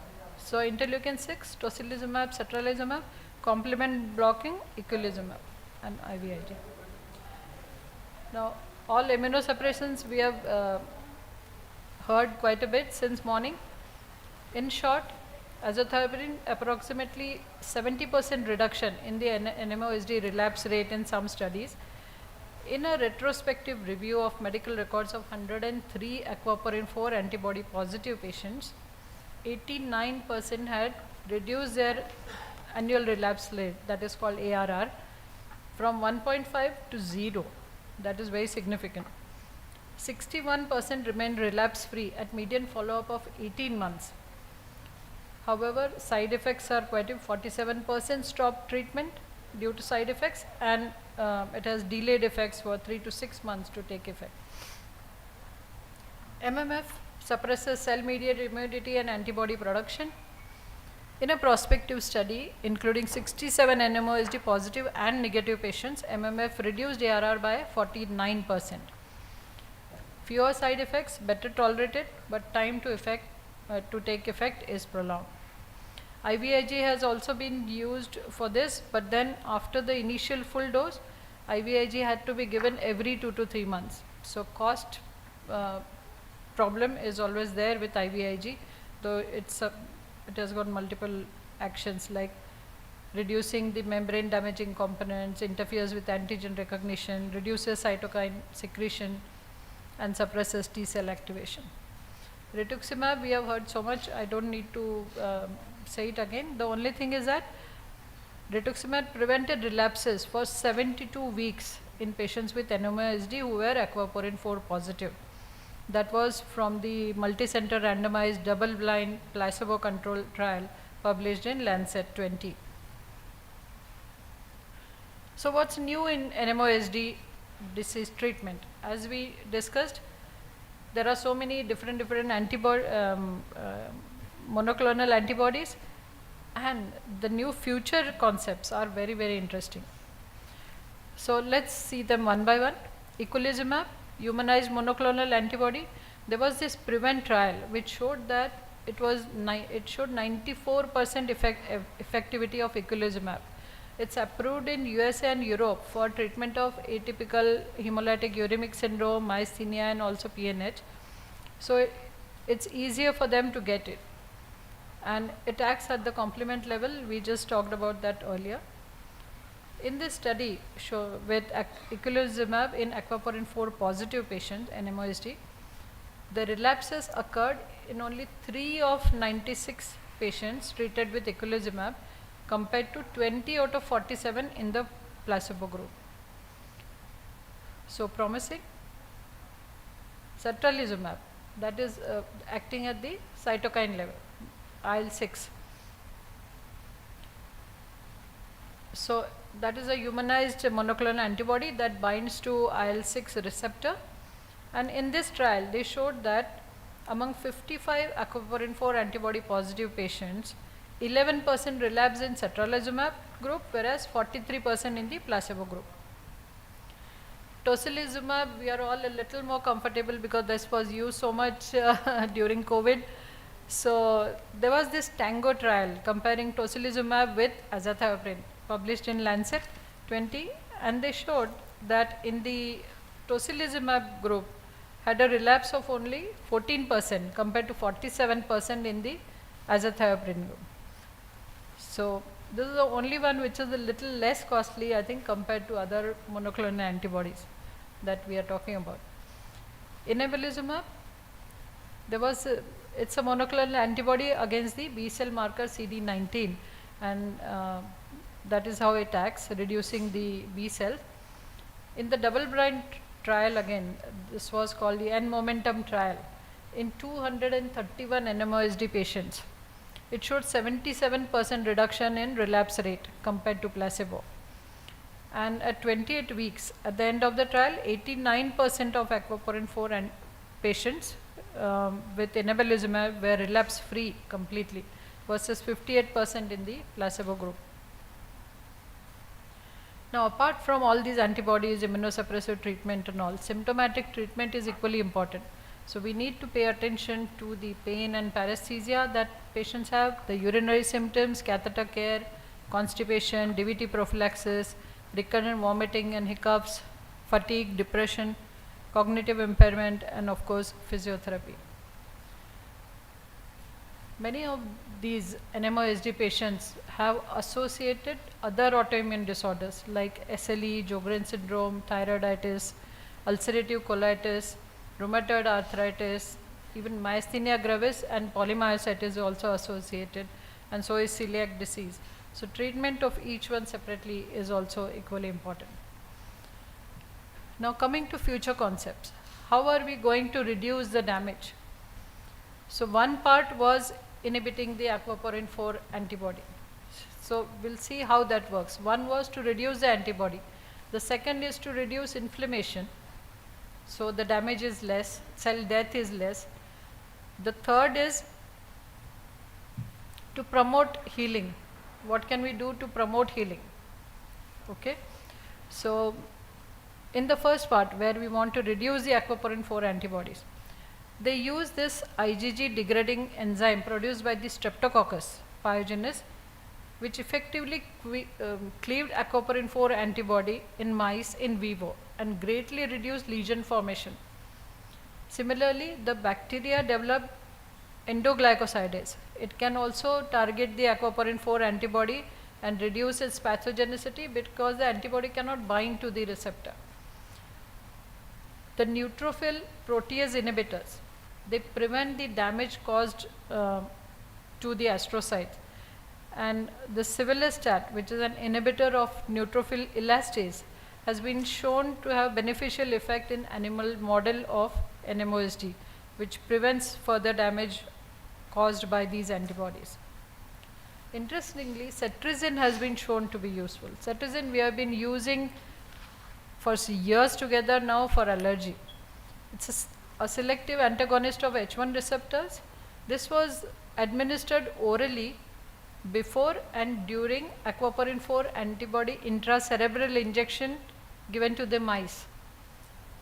And they showed that it significantly reduced the eosinophil infiltration and the lesion formation in mice.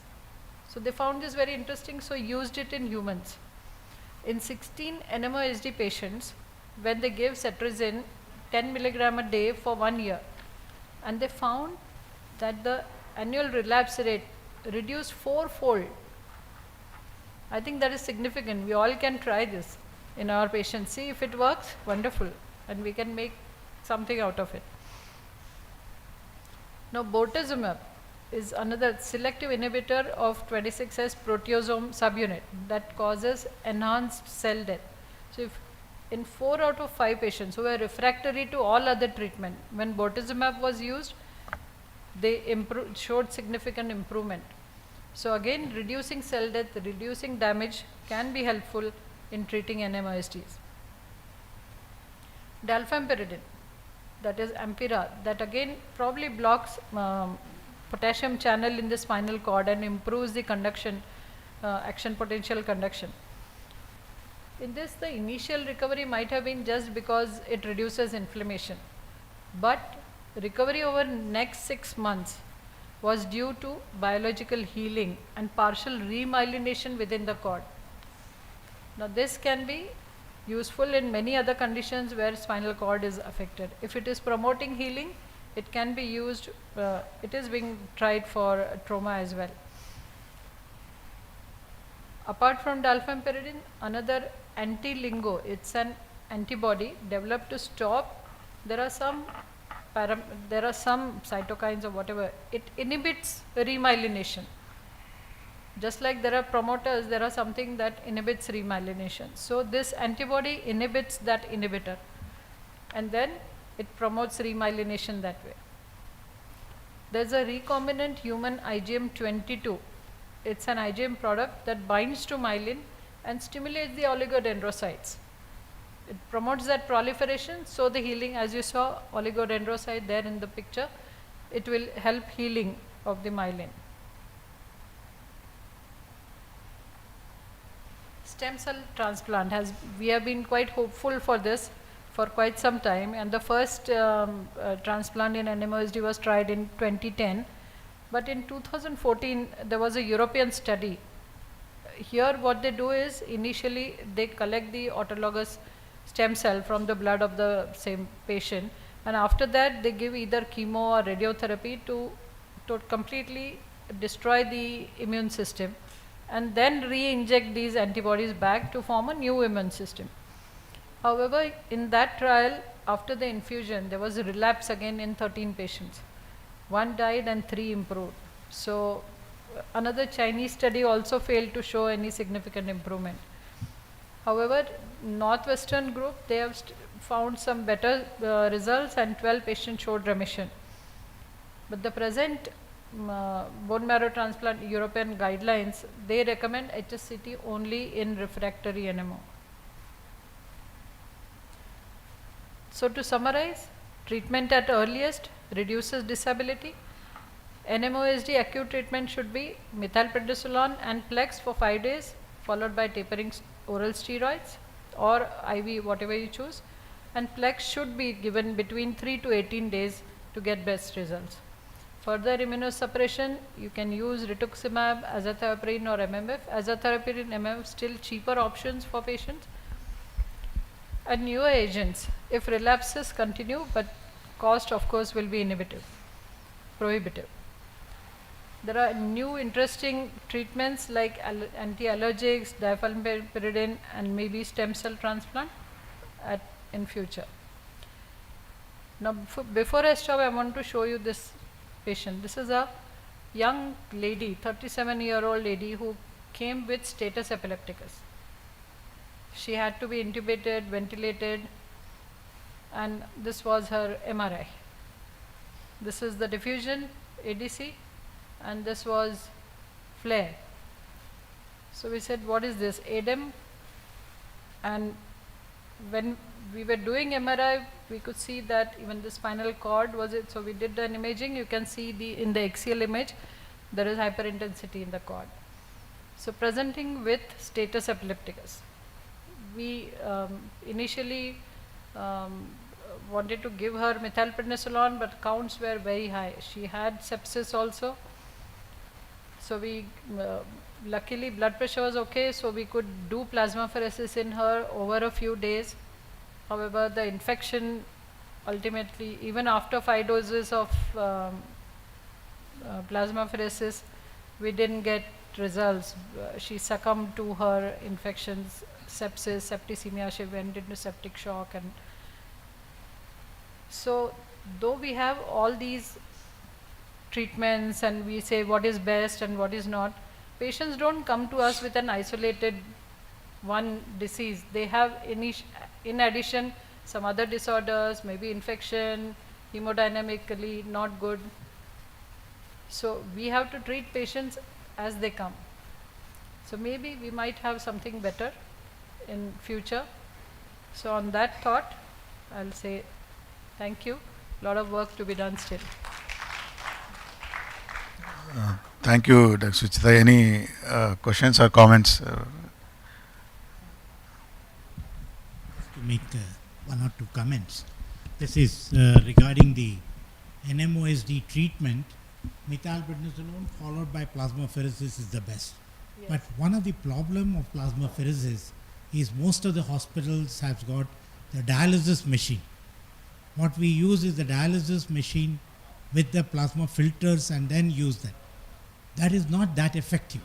That is what we have seen also in our own setup, because I was using the plasmapheresis at NIMHANS extensively.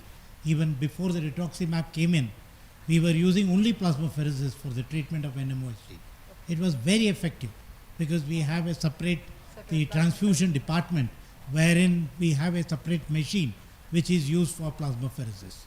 That is different from that of what we adapt the dialysis machine with a filter and doing a plasmapheresis. This is not effective at all because it is not removing all the antibodies what we require to remove. That is the problem we are facing. I used in our own hospital with plasma exchange. Unfortunately, the response is not as good as what we used to get it from there.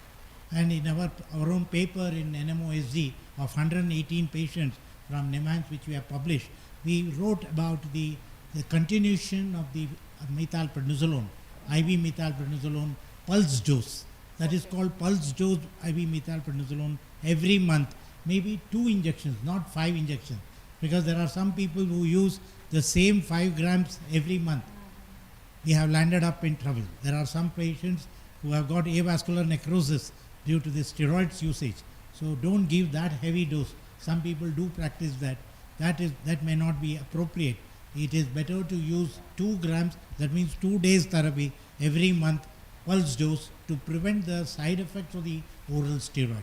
That is what exactly we wrote in our paper. Very clearly it has been mentioned. So combination of plasma exchange along with IV methylprednisolone is definitely superior. But now we were using plasmapheresis every month. The patients used to come, take the plasmapheresis and go away as an outpatient. This used to be done regularly at NIMHANS. We have done that. But now with the plasmapheresis cost going up as well as rituximab cost coming down, and the role of rituximab, we have learned that it is easy to administer once in 6 months, so the patients are benefited now. So that is why rituximab is practically replaced the plasma exchange, maybe except in very severe form of NMOSD where we need to remove the antibodies, there we have to use. Then last point I just want to mention is various antibodies. There are some association. Just because SLE antibody is positive in a patient with neuromyelitis optica spectrum disorder, don't think that the patient has SLE. It is only the association. There are some antibodies which are found in these patients. They do not have any neurological manifestation. So their association, and in our paper we have mentioned that what are all the antibodies which are present, how often it is seen. It is in a small proportion of cases. When you look for vasculitis antibodies, there are present, but the titers are much low. That is another point which I wanted to mention. Yes, sir. As such, ANA could be false positive in so many inflammatory. Plasma exchange with albumin and plasma exchange with plasma are again an important factor, because in private hospitals getting plasma is a difficult task, and their donors are not there, so they don't give, and then they don't reach. Ultimately it's the albumin which is given, but the outcome is again poorer in such patients. So are you using that immunoadsorption? Okay, if there are no more questions, thank you, Dr. Suchita. We'll move on to the next talk. That will be Dr. Jitendra Shukla. He is the consultant neurologist at Apollo Hospital, Nashik, and he was talking on stopping or de-escalating immune suppressive treatments in NMOSD and MOGAD.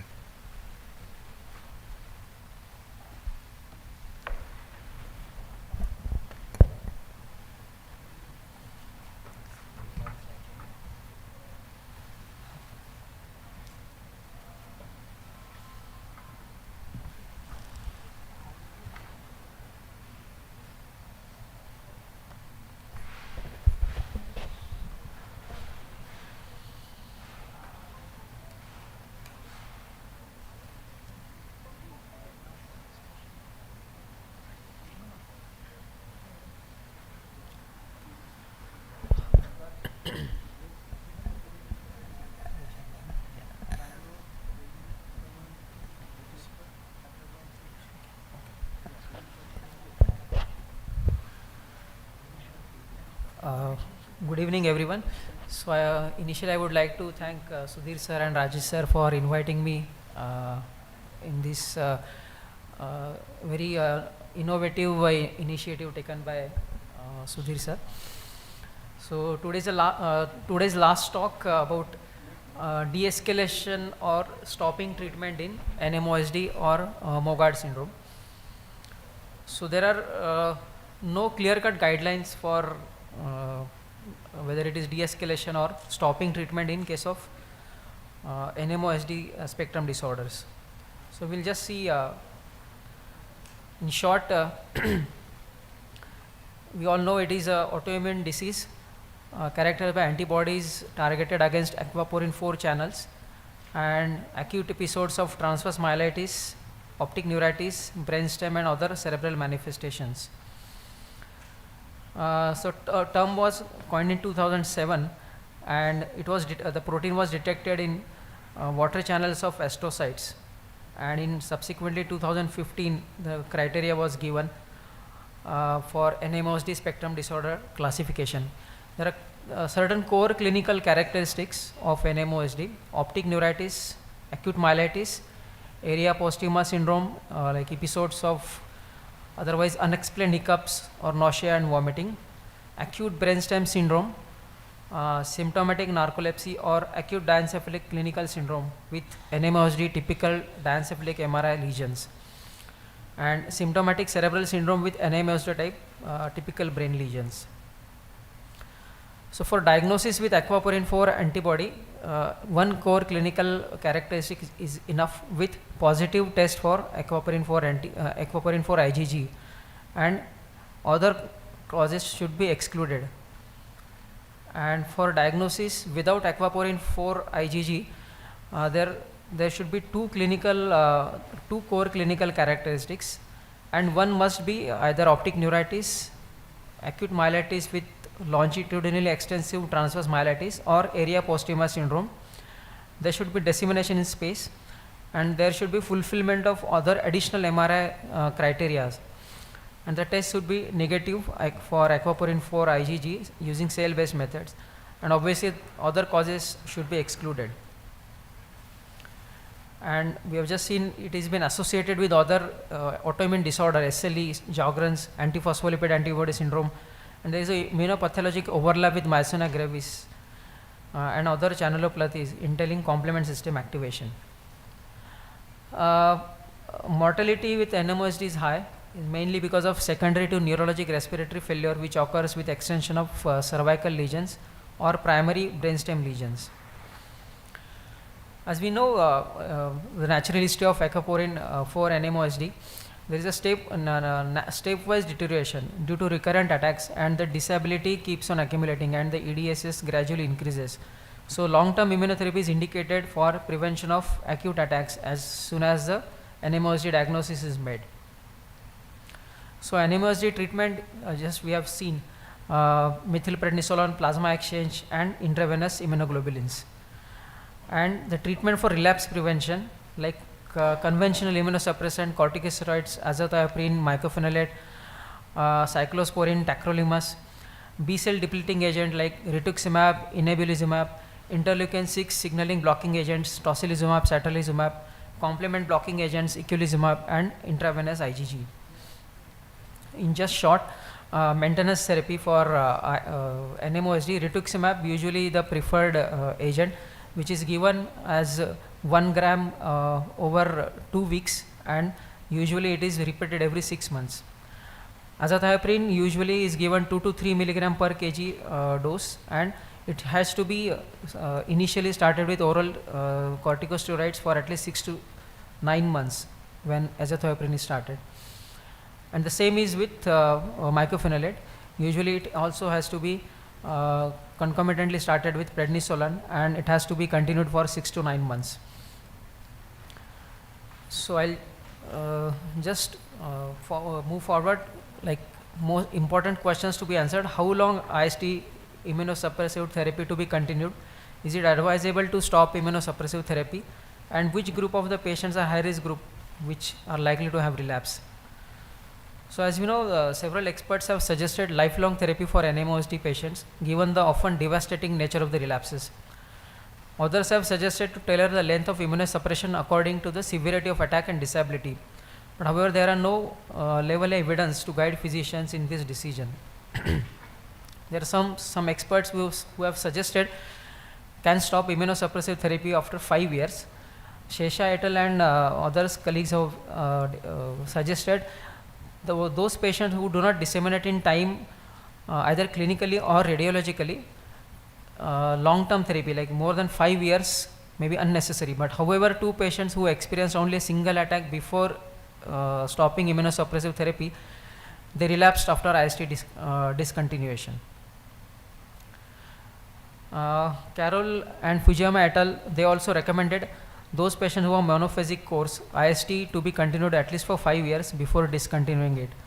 And it is not needed in patients who do not disseminate in time and space, do not disseminate in time either clinically or radiologically. We can give it for 5 years. Winferner et al. Also suggested that NMOSD treatment with rituximab can be continued up to 3 to 5 years. But however, out of their 4 cases, 2 eventually relapsed, one after 3 years and other patient after 5 years after stopping rituximab.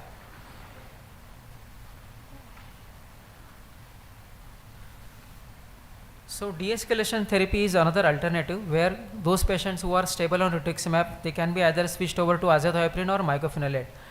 But large prospective randomized trials in a larger population of patients are needed to provide guidelines for this approach. So IST should be stopped in NMOSD patients in remission. Yes, treatment cessation is a stable patient should be optional based on the unbiased discussion of pros and cons. In the lack of scientific evidence, discontinuation of IST in patients with NMOSD is a difficult decision based on incomplete data. And the concerns in discontinuing IST can result in significant disability. However, it has been suggested that stopping IST after disease stabilization may be an option for can be either the number of relapses in first 2 years, severity of the first attack, older age at the disease onset, and association with other autoimmune disorders. Relapses occur in NMOSD in almost 60% of the patients within first year and almost 90% of the patient within first 3 years of the diagnosis, leading to rapid development of disability due to blindness, paraplegia within 5 years. So IST should be stopped in NMOSD patients in remission. The general consensus is no, because commonly used agents rituximab, azathioprine and mycophenolate are well tolerated, and the risks are risks of this agent like infection, GI side effects are comparatively small when it is compared to a new disabling attack. As we know, consequences of relapse in NMOSD are graver than MS. Vision loss, paresis, gait impairment occur largely from relapse themselves, and patients recover poorly from individual attacks despite intervention with high dose corticosteroids or plasma exchange. And in case of NMOSD, this kind of gamble can lead to irrevocable disability. So Su-Yum Kim et al.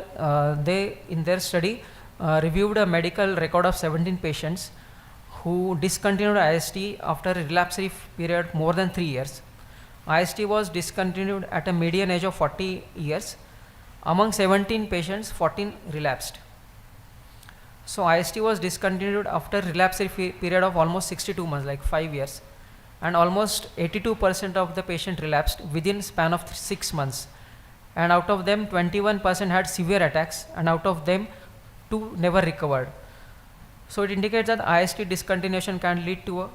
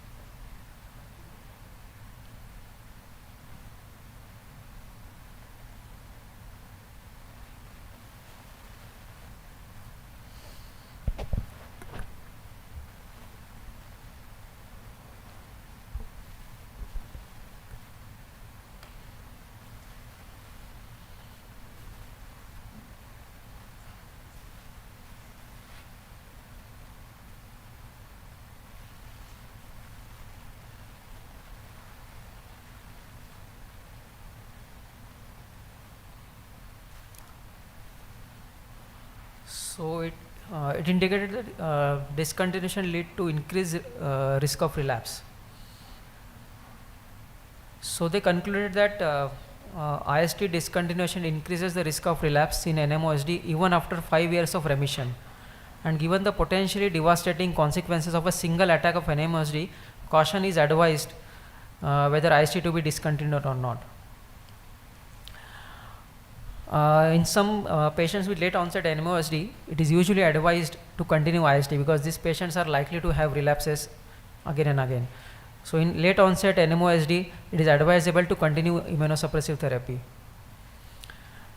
NMOSD in pregnancy, in pregnant female 3rd trimester and postpartum period, especially at 3 to 6 months after delivery, they are likely to have relapses.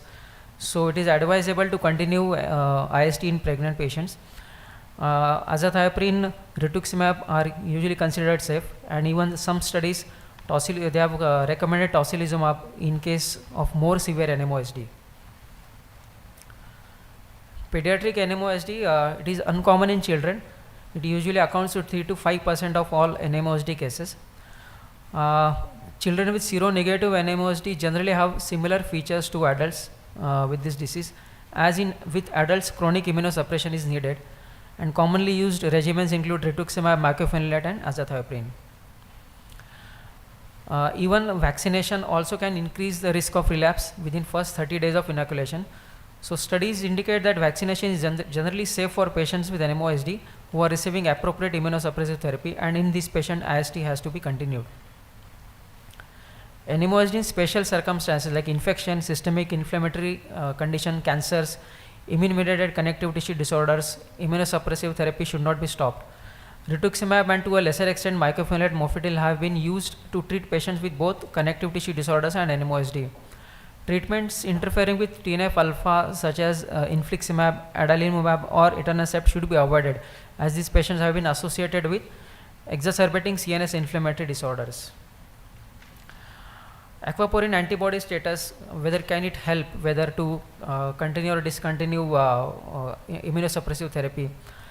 Suyu Metal in their study monitored patients with this study. Monitoring aquaporin 4 antibody serostatus was not helpful in predicting relapse after IST discontinuation. More than 60% of the patients were continuously seropositive. Among them, 5 with negative sero conversion at the time of discontinuation, 4 exhibited positive seroversion after IST discontinuation. So the time interval seroreversion to relapse varied between patients. Seronegative and seropositive NMO patients were similar in terms of relapse rates, severity and long-term outcomes.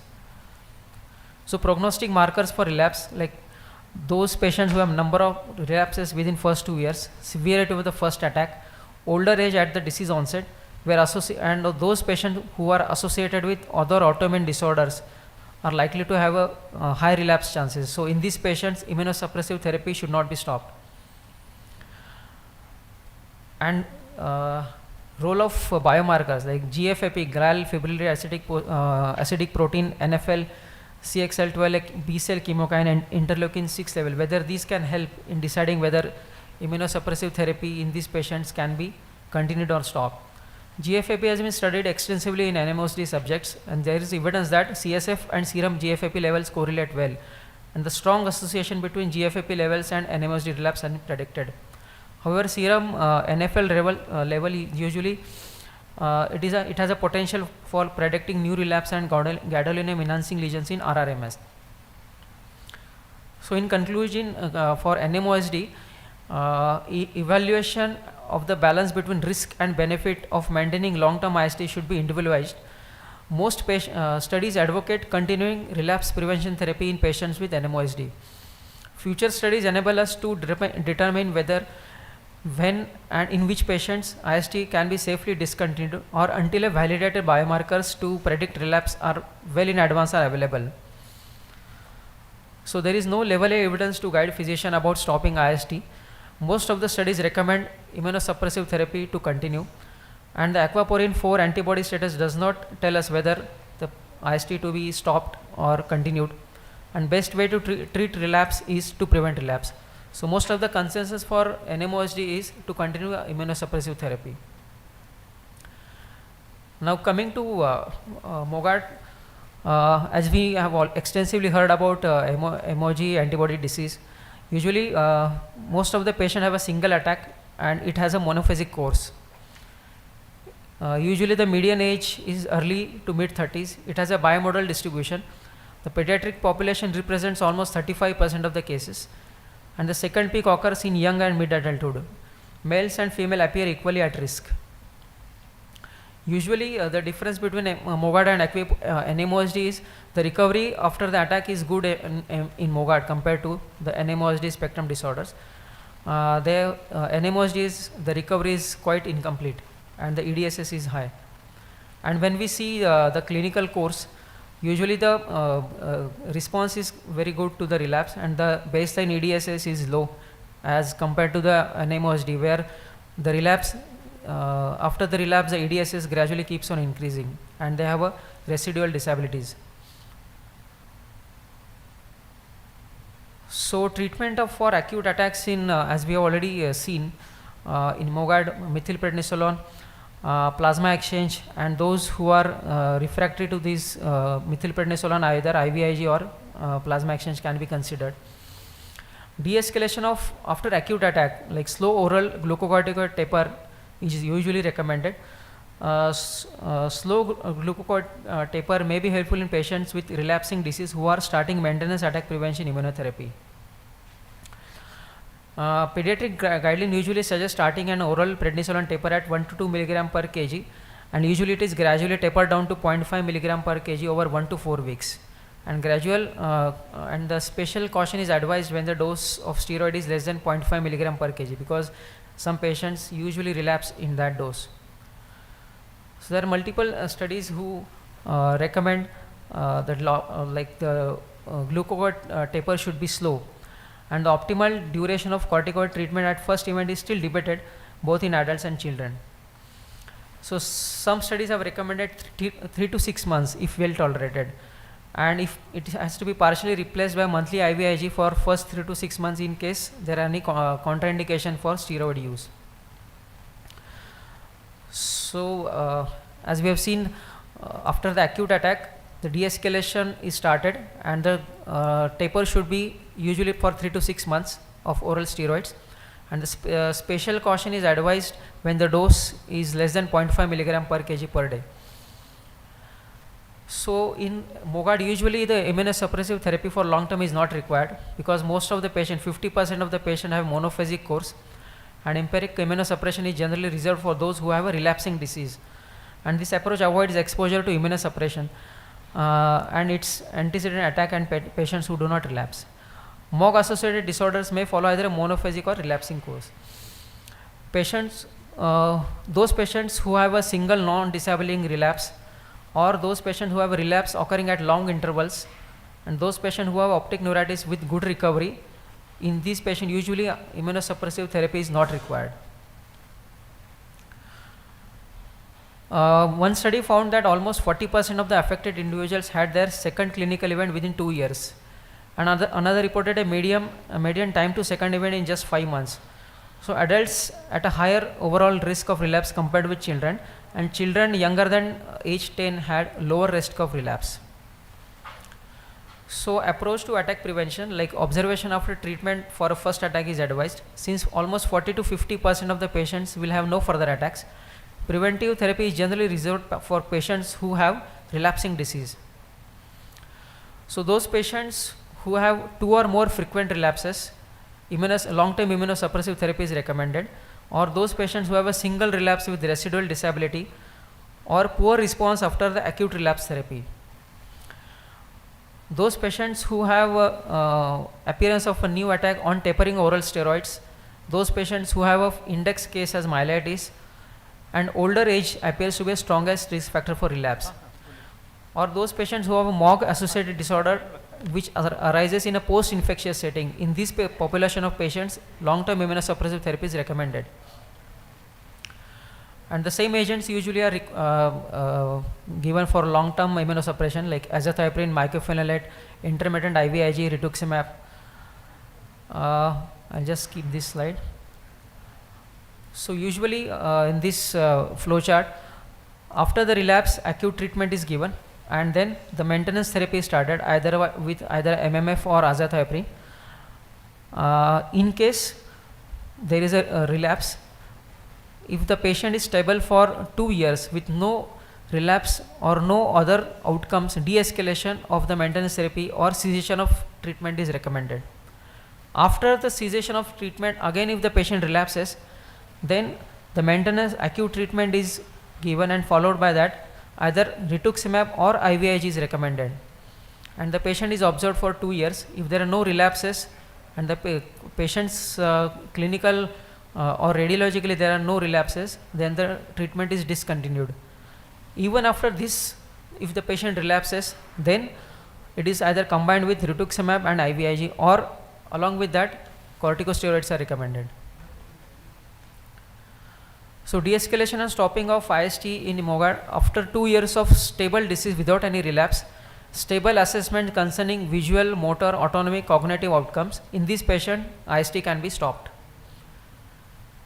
And in this flow chart also they have recommended observe for 2 years, continue immunosuppressive therapy for 2 years, and if there are no relapses, you can stop treatment. Future trends, NFL, a marker for axonal damage, increases mostly during disease phase.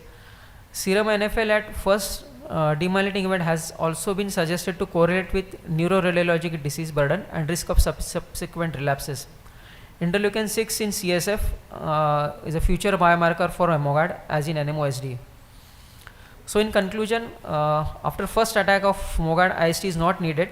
Slow taper of oral steroids for 3 to 5 months, and IST can be avoided if single non-disabling relapse, 2 or more relapses occurring at long intervals and left no disability, optic neuritis with good recovery without any functional impairment.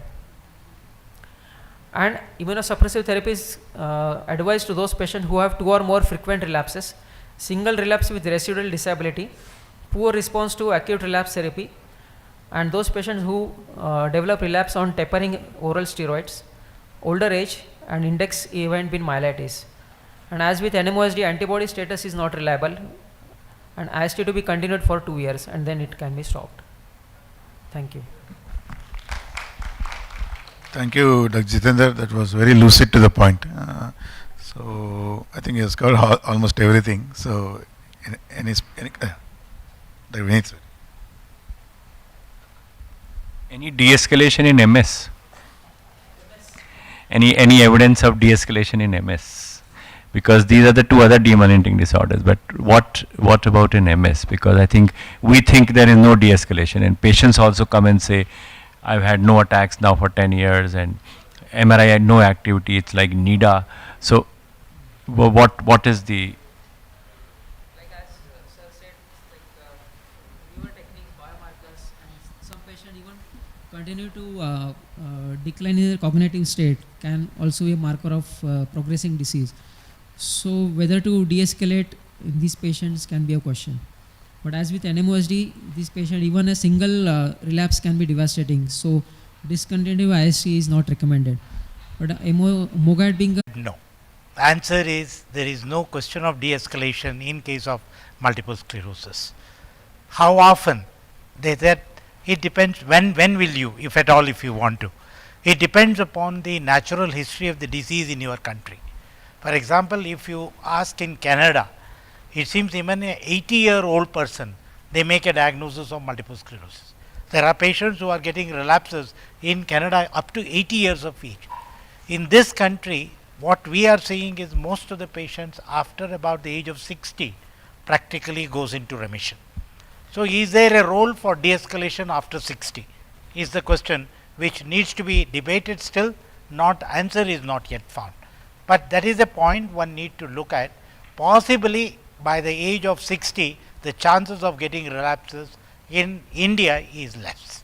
That is what we need to find, and that requires lot voluminous data before we can make a comment on that. But the 2 points which he mentioned, very clear. In NMOSD, again no de-escalation, practically nothing, because you need to continue. Up to what age? Big question mark, because here most of the patients are older also. There are patients who starts at 50 years of age and they have come with NMOSD. I have a patient now who has started at the age of 50 and she is now 65 years old and she had relapses. So we have to treat, and after treating she is doing very well. So how long do you continue? We need to continue that. But MOGAD is very clear. It is a benign disorder. You can de-escalate and stop it maybe after 2 years or even earlier if it is possible. That is very well known. So multiple sclerosis is big question mark. One point I just sorry? No, not yet. GFAP is not yet commercially available. Only one other thing is about seronegative NMOSD and MOGAD. What is this seronegative is the question. So one of the question is, when you do the first testing, that is very important. If a patient has received even a 1 shot of IV methylprednisolone or IV steroid, it will become negative many a time. So you can't accept that as negative one. In a strongly suspected cases, they are considered as seronegative. But you may need to repeat that antibody testing from a good laboratory by various. Now there are 2 different methods are available. You have to use the methods and also look at the seronegativity in those group of patients. That is very important. And the second one is there an entity called seronegative, MOGAD and NMOSD? Yes, there is still being practiced, because the classification or the clinical features, criteria which everybody has mentioned from morning, they suggest that these are all clinically and imaging wise classifiable as NMOSD and MOG. We can say that. But at the same time, the antibody is negative. What do you call them? They are called seronegative. But why do we call that as seronegative is another question. So as we know that MOGAD has come not even 10 years ago. So we may be expecting some more antibodies. So acoporin 8 is already there now, acoporin 2 is there, and we don't know how many more acoporins are there, what antibodies are going to be detected in the near future, we have to see. And glial fibrillary antibodies are the other one type of antibody related disorder has already come, which are MOGAD negative, they look for GFAP there, and they are found to be positive in some patients. So we are yet to learn many more conditions which may come in the pipeline in the years to come. Thank you, sir. Now may I invite you on the stage to hand over momentarily to the last 4 speakers. First is Dr. Vineet Suri, sir.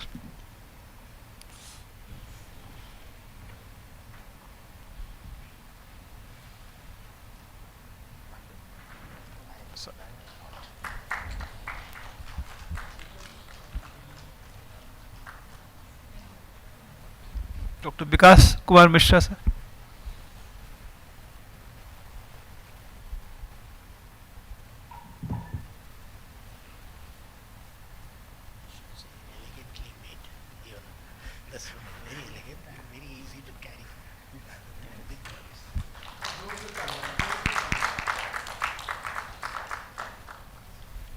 Dr. Sujita Mudgarikar.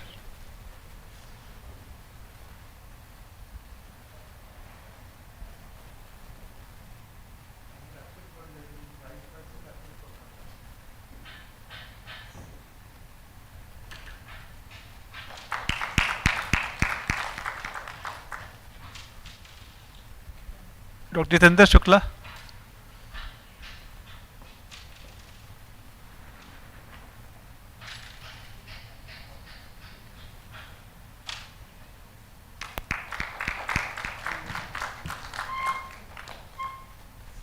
Thank you, sir. So I think with this, now we come to the last and very interesting session, and this is regarding collaboration between neurologists of Apollo Hospital Group. So for this, I would invite 3 people on the stage as panelists: Dr. Satish Chandra sir, Dr. Vineet Suri, and Dr. Amitav Ray. And then I think just to set the ball rolling, few things which we could discuss. Of course, we have representation for all the Apollos here, and one is whether to form. Sir, please.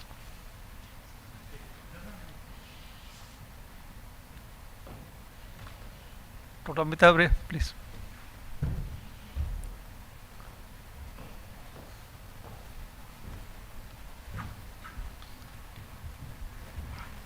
So I think few things are, one is whether to form some kind of organization of Apollo Hospital neurologists, neurosurgery consultants, and then this is one meeting we have had, and then whether to make it an annual event or biannual. So that is something we could discuss, rotating in various cities, and then sharing of interesting cases. Many of us see interesting complex cases that we manage, and it doesn't reach the other group. So whether some kind of platform to share, whether it's a WhatsApp group or some kind of newsletter or something.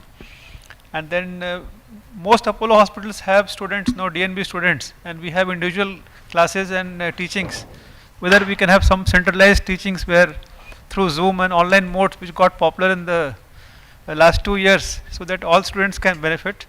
And then collaborative research, multicentric research, and many patients want second opinions. We have taken individual opinions from most of you, but can we have something, something like that where patients can ask and we can get opinions, but it's open. So now over to all of you.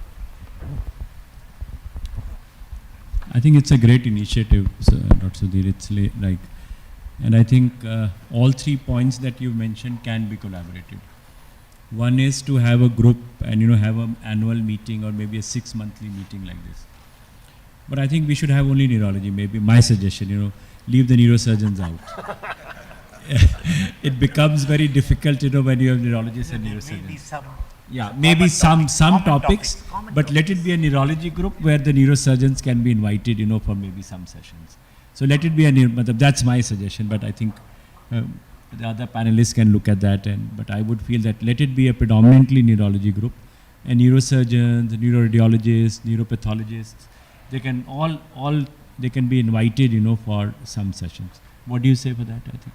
Okay, it is a good initiative what you have done. First thing, let us congratulate Sudhir for taking up the first move, which is very, very important. And this I was talking to our chairman also, that we must meet. But this is a good occasion that we have all met. So how do we take it further is the question which you are discussing. I have also noted down the points, and half the points you have already covered it. That is very good. So that means that we are thinking in the same lines. So the first and the foremost is, I do not know how many neurologists in Apollo Hospital, because we have 3 centers, and 3 centers and 12. And I was told, if I am correct, there are 6 places in Chennai. 6 centers are there in Chennai, and more than 20 people are working there. 20 neurologists are there. Surnan Sharma can correct if he is aware of it, because Meenakshi Sundaram is a good friend, and he would be correcting that. So there are many neurologists are available in each of the cities. So if you look at the 75 hospitals we claim that Apollo has in the country, and some are outside the country also, even we could include even those from outside the country, there are large number of neurologists available. So the first and the foremost thing or a task could be to get that information from our hospital administration. I am sure they will be having that, to get their numbers, the hospitals where they are located, addresses, as well as the neurologists who are available, and if it is possible to contact them to get the areas of interest of each of these people. If you can get that, that will be the first step. Then once you have the contact numbers, you will have a contact number and their email addresses, so you have a database. The database of all the neurologists available under the Apollo banner, that could be considered as that. So second phase is what you started today. I think we must take it further. We must take it further, and every year we should have it. And if Surnan Sharma agrees, I think Bangalore can host a next meeting. We can easily even declare today itself that we can host a next meeting in Bangalore. Delhi takes the next one after that. See, already there. That is fantastic. So that means we are all eagerly looking forward to do that. That means we should have an annual program. Which month, whether it is in the month of February, as you have started, maybe because the Founders Day is in the February, tomorrow is Founders Day. So maybe that would be very interesting for the management point of view to have it around that week. If it is possible, let us think about it later. That is the number 2. So the annual conferences, at least, or annual meeting, which we say conclave, as you rightly said, should be the next step which could be involved. The third point which I have written down, which you also mentioned already about it, is the common facilities are there. There is one thing which I need to touch about. There are some facilities which may not be available in every center.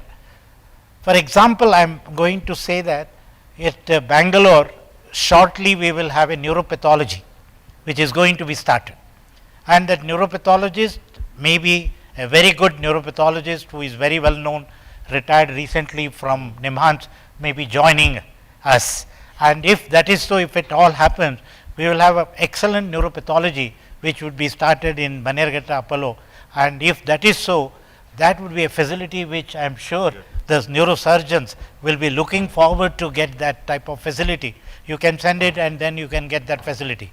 And some of the tests which we are all now sending it across to Lal Path lab or some other labs, we do not have. Whether it is all can be done in one place, which could be very economical one way, and also reliable, more than economical, I will say reliable facilities could be provided, and tests could be done in a places which could be regional, maybe northern, southern, eastern and western, which could be done that way, so that duplication may not be there and we get a good reliable common facilities. So neuropathology is one, neuropsychology, these are the things which are there. rehabilitation, good rehabilitation center, which we were talking to the management and the chairman, saying that rehabilitation is extremely important, neuro rehabilitation. Unfortunately, Hyderabad is the only place where we have now good neuro rehabilitation setup which I have seen. So other places, if you have a well trained neuro rehabilitation facilities, that could be done as one of the other common facilities. Then the students can utilize. We have already started in Bangalore. So we have now 3 centers in Bangalore. We have a teaching program which is circulated to all the students by WhatsApp, and there is called common teaching facility. So the journal club and seminar, anybody can sit. For example, today what you have circulated, we have sent it to teaching the students there. The students are already watching that. So like that, we can even have a common facility across, because we have learned so how it can be done during the pandemic time, and that could be utilized even for the students, and the students will be benefited by that. That some of the teaching sessions, each one is good in some areas, that could be done. And the common things like EEG, electrophysiology could be a common across the board, maybe for posting for a month, 1 month to a different area. For example, this is already in practice in a DM course that we do send students outside. So among the Apollo group, we can think about posting our DNB students to some other place where some of the activities are very good in that. So we can think about that. That is another area, and I am sure the students will appreciate that, and that will be very, very useful. And then the utilization of the common facilities, and then comes the common studies or the registry. That is the ultimate. The ultimate could be that we must have our own registry among the Apollo group of hospitals, maybe a stroke registry, maybe epilepsy registry, that epilepsy surgery or maybe movement disorders and DBS. So those are the things one can think about as the common things which we can do. And these surgeries are not done everywhere sometimes. So maybe the regional wise we can have, or the national wise we can have. For example, the patients, these are the surgeries which are done in Bangalore. For example, the DBS is done frequently, or epilepsy surgery, even the complex epilepsy surgeries are done. We can interchange. The patients could come over, get the surgery done and go back also. That is also should be made possible, and it could be utilized, the services could be utilized, and it will be within the Apollo family. And I am sure the Apollo management will also encourage such things, so that it will be among ourselves that where the surgeries are done which could be utilized, and the common expertise could be made use of. That is what I was thinking about, that common facilities. Second opinion, absolutely should be possible. Even a WhatsApp group can be done, and I can tell you that we have one WhatsApp group in NIMHANS which is called NIMHANS Alumni Group, and there is no birthdays, no good mornings. That is not there. That is one condition, first thing. No good mornings, no birthdays, but only certain cases. They post the case and then people can comment on that. And we can go on commenting and then find out the other person who is interested in that area will comment on that. So everybody learns that. In the meantime, everybody learns that. That is the way we can do. Like an Apollo Neurosciences group, neurology group can be a common group only for academic matters or opinion, not for anything else. So that's the way we can do, and somebody can monitor that, say that we don't talk about politics, we don't talk about these conditions, we can lay down, saying that no birthday, no mornings, no politics, so that it is all excluded. So in that way one can think about it, mainly for academic purposes we can use. And then of course the late one, common studies could be taken up also, saying that if some areas are there, some diseases are common, or some areas we can combine together, always it will have a major effect. For example, the natalizumab study which was done from Bangalore and certain areas which Thomas Matthew wrote it up, has been pooled data from all the places. So when we pool the data, the strength of the study, strength of the paper published is always higher, and we can get it published in an impact factor journal, high impact factor journal. That is the other way we can do. Then the last, what Vinit Suri said, it should be among only the neurologists and not to have anybody else. I somehow, sometime differ. That means we have to go together. It may be common for neurology and neurosurgery. There are many diseases where we can work together. Maybe we can have the topics and we can invite them. We can invite the neurosurgeons, we can invite the neuropathologists, neuroradiologists, interventionists, all the things could be done. That would be the ideal way we can do. For example, today's radiology could even invite the radiologists to speak about it and then learn more about it. Like that we can do. So Sudhir, first of all, thank you for inviting the only neurosurgeon in the room. Two, thank you. I think what has been said and what you have started is actually great. And one of the reasons it has been a sort of a success is because you have people of similar interest in the room at the same time. And you see in all the big meetings now, whether it is, the big American meetings or even the Neurological Society of India meeting, what happens is that you have parallel sessions. So I would suggest that taking it forward, we can have everybody together in the same place, but have parallel sessions. You can have, say, a stroke session, which is led by the take it to the next level, which I think we've already got volunteers, so you should think about it, okay? Because even with neurosurgery, you have operative neurosurgery, you've got multiple specialties of neurosurgery. And I think that is probably a good way forward, halfway house. You have your own time and you have time that is sort of between, that splits between the two. The one more thing that, I would like to say is that there are a lot of facilities, as Sir said, that is, specific to certain regions, right? So, in Apollo, Hyderabad, we have a basic science lab, right? I was very involved in the basic science lab. Sasi is involved in that basic science lab. We have scientists who have ideas, right? Unfortunately, that connect between the basic science side and the clinical side is still not where it should be. I mean, it's still not as developed as it should be, right? And so I think a lot of people don't know how this happens. So there is a program called the FDP, the Faculty Development Program, which is run out of Indraprastha, Delhi, and Anupam Sibbal and Professor Ganguly runs it.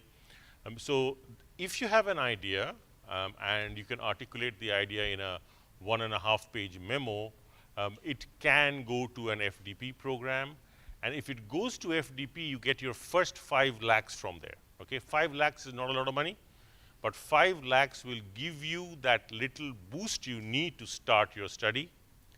And then there is a whole department called Apollo Research and Innovations, who actually the only job they do is taking these clinician ideas and getting them to the next point where the next level of funding comes in, whether it is big grant or BIRAC or whatever. And Sasi, I know, has got a big grant, and there are people from Calcutta who've got big grants. So we've got quite a few number of people who've got big grants. So the big grant helps you to sort of fructify your idea into sort of a product. And then you can take it to the next level, right? Then you can have a startup. And again, there is an ecosystem within Apollo which nobody sort of knows about and hears about. That ecosystem will help you fructify your startup, okay? And I have actually walked that path, right? From a 5 lakh rupee grant, I'm now got my own startup. We deal with brain tumors, which is a completely different thing. The other thing that, we don't do as much is collaborative research. So there are a lot of trials that happen in 1 center, 2 centers, 3 centers, and I think if we have registries of people with particular interests, I mean, somebody has a stroke interest and you're doing a stroke trial, okay? So now we have these 5 clinicians in 5 different centers who are doing the largest number of strokes. Immediately that stroke study can go to them. Vice versa, if a clinician, a drug company approaches a clinician and says, hang on, I want to do this study, and then he can immediately say, right, we will, across the group, have so many cases. So, it will work both ways. The other thing, if you see, with the big hospitals in the US, like the Mayo Clinics, they have their manuals, right? You have the Mayo Clinic manual of brain tumors, okay? We have enough ability here to have our own manuals. I think all of us have protocols. The stroke program I know is driven by protocols. The brain tumor program has a protocol I know. I mean, it's not a very strictly followed protocol, but a protocol. So there is a gap in the market, right? So if you look at neurology in the neurological study, the NSI, every year the invited lectures get published in the form of a book, which gets published by the NSI. And I think there is a space for us to say, right, you know, this is the Apollo manual for stroke, right? So how do you manage it? What do you do? What is baseline? What is advanced therapy, et cetera, okay? And on the basis of that, you'll automatically get people who will read the book and who will come back, okay? And the other thing is patient education. So patient education, I think, is still very rudimentary in this country, okay? A lot of people don't know what is right. A lot of people believe what is wrong. And you know, I go to sort of rural Bengal. I'm traveling then tomorrow. I go to the interior of Assam, and you know, we sitting in big cities, dealing with the IT crowd and with politicians and with people who've got 5 degrees. It's different from people who are living out, you know, in the villages. And for them, telling them that, look, you know, this is a diagnosis from which you can be cured is important. Or telling them that, boss, you know, this is a diagnosis from which you can be cured, but it's going to cost you half your land, right? So I think there are multiple things that can be done, and obviously teaching, everybody is very, very passionate about teaching. I think the Zoom program, it works very well. Now everybody is akin to speaking on Zoom, recording on Zoom. I'm doing everything on Zoom, and I think it works, okay? But, you know, so we had a program that used to be done by Professor V.P. Singh when he was at Apollo Delhi. Now the problem with having a lunchtime program is that there is always something that comes in the way, right? And we found that after the initial enthusiasm dies down, it's either you have a stroke patient or this theater is running late or something or the other. And having not met colleagues for 2 years during the pandemic, I think we all know how important it is to get into the same room and talk to people face to face. And that way, I think this is the way forward. I think if you need to meet, we will meet even once a year in one city. And you know, I'm sure if we need help organizing it, you know, we can get organizing it. But we should actually tell management that, look, you know, this is what we're trying to do. And you know, we can plan a program over 2 days, maybe a day and a half. You know, everybody wants to get home on a Sunday evening. But I think this has sort of the kernels of something really big and really successful. And we can take it to the next level for sure. I think like Sir said, I think to start off is to know the neurologists, you know, to make us maybe a soft copy of all the neurologists. I think taking it forward, we could even have a core committee, you know, who are eager to do this. So every city we could have 1 or 2 people, you know, who will be happy to, you know, get into this, because, you know, that's how we'll move forward. So maybe have a soft copy of all the neurologists across Apollo. If we have 400 of us and 400 neurosurgeons, to at least have a soft copy of that, to have a core committee, you know, of maybe 4 or 5 cities, and, you know, for people who are going to be really gearing it up and then taking it forward. Otherwise, it will become it'll just get lost. It will get diluted. So, you know, one could just start off, and maybe with Sir here, we could, you know, we could initiate that, and we could just start off with that, you know, just choosing about 10 people from the group and, you know, leading it forward. And then we could keep changing that group, you know, that group could evolve. But at least we start off with that. Have a soft copy of all the neurosurgeons, neurologists, and neuroscientists. Have some of the core group which can immediately start it. And we could even have a fellowship, you know. So maybe for epilepsy, 4 or 5 people could start off from different centers, formulate a fellowship program, and even have a rotation. So, you know, you could, somebody has epilepsy surgery, well, somebody has, so they could just have stroke, you know, so endovascular, one could just have a fellowship also program given by Apollo, a 1 year or a 2 year for some of the DNBs, and the group could then suggest. So I have somebody who's really bright in Apollo Delhi and DNB, and I would suggest, okay, let them be selected, and so one could select them for a good fellowship for 1 or 2 years. So I think there are so many ideas, but let's start off with at least start off with the soft copy of all the neurologists, neurosurgeons, and a core committee, so that at least we take it forward. Being in Hyderabad, you will be able to get the list from them or from Chennai? Which is the place where we can get all? I think Chennai. Chennai is a place where Dr. Sibbal has a list. we can get it. We can get the complete list first. The hospitals where the neurology, neurosurgery department is there, soft copy of, and all the people, and then we can correspond with them and then say that which area of interest there. They can have a Google form or something like that and devise a form and then send it to all of them and then say that you fill up which area of interest. Once that comes in, we can pull, as you said rightly, some core committee could be there, and 4 or 5 people who can take the initiative and then take it further. The annual conference, definitely we should encourage that, and all other things which we said, we can start in a phased way, one by one. I think this is a very good beginning, a very auspicious beginning in that way. Please.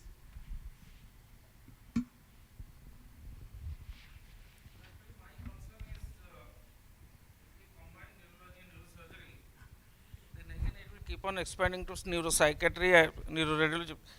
My aim is, if it is a group of neurology, see, I have nothing against neurosurgeons or anything, but their priorities are different, their ways of thinking is different, ours is different. So let us make it a neurology thing, because every year, at least hundreds of neurologists are now coming up from the DNB, DM and other courses. Earlier, during your time, only 4 or 5 in the whole country were coming. Now it is in hundreds. So over a period of time, it will be too crowded, and that it will lose its significance. That's what my personal opinion. Completely parallel meeting. That is my suggestion, because we don't want a huge group, then that interest is lost. So neurology meeting is separate, neurosurgery meeting is separate, the core committees are separate, but then we could just have an overlap. And common subjects. Because for neurosurgeons, attending a neurology meeting would be too boring. And for neurologists, maybe attending, surgeries and approach to the problem may not be of interest. So that is what my suggestion was, have different meetings, but since we are working together, so neurology group, neurosurgery group, and then we could invite each other, parallel. Maybe that you carry forward this information to the neurosurgical members of the Apollo group, and then take it forward there. There could be another group there. In the similar way, they can think about it and merge together. Yeah, so I think, sorry.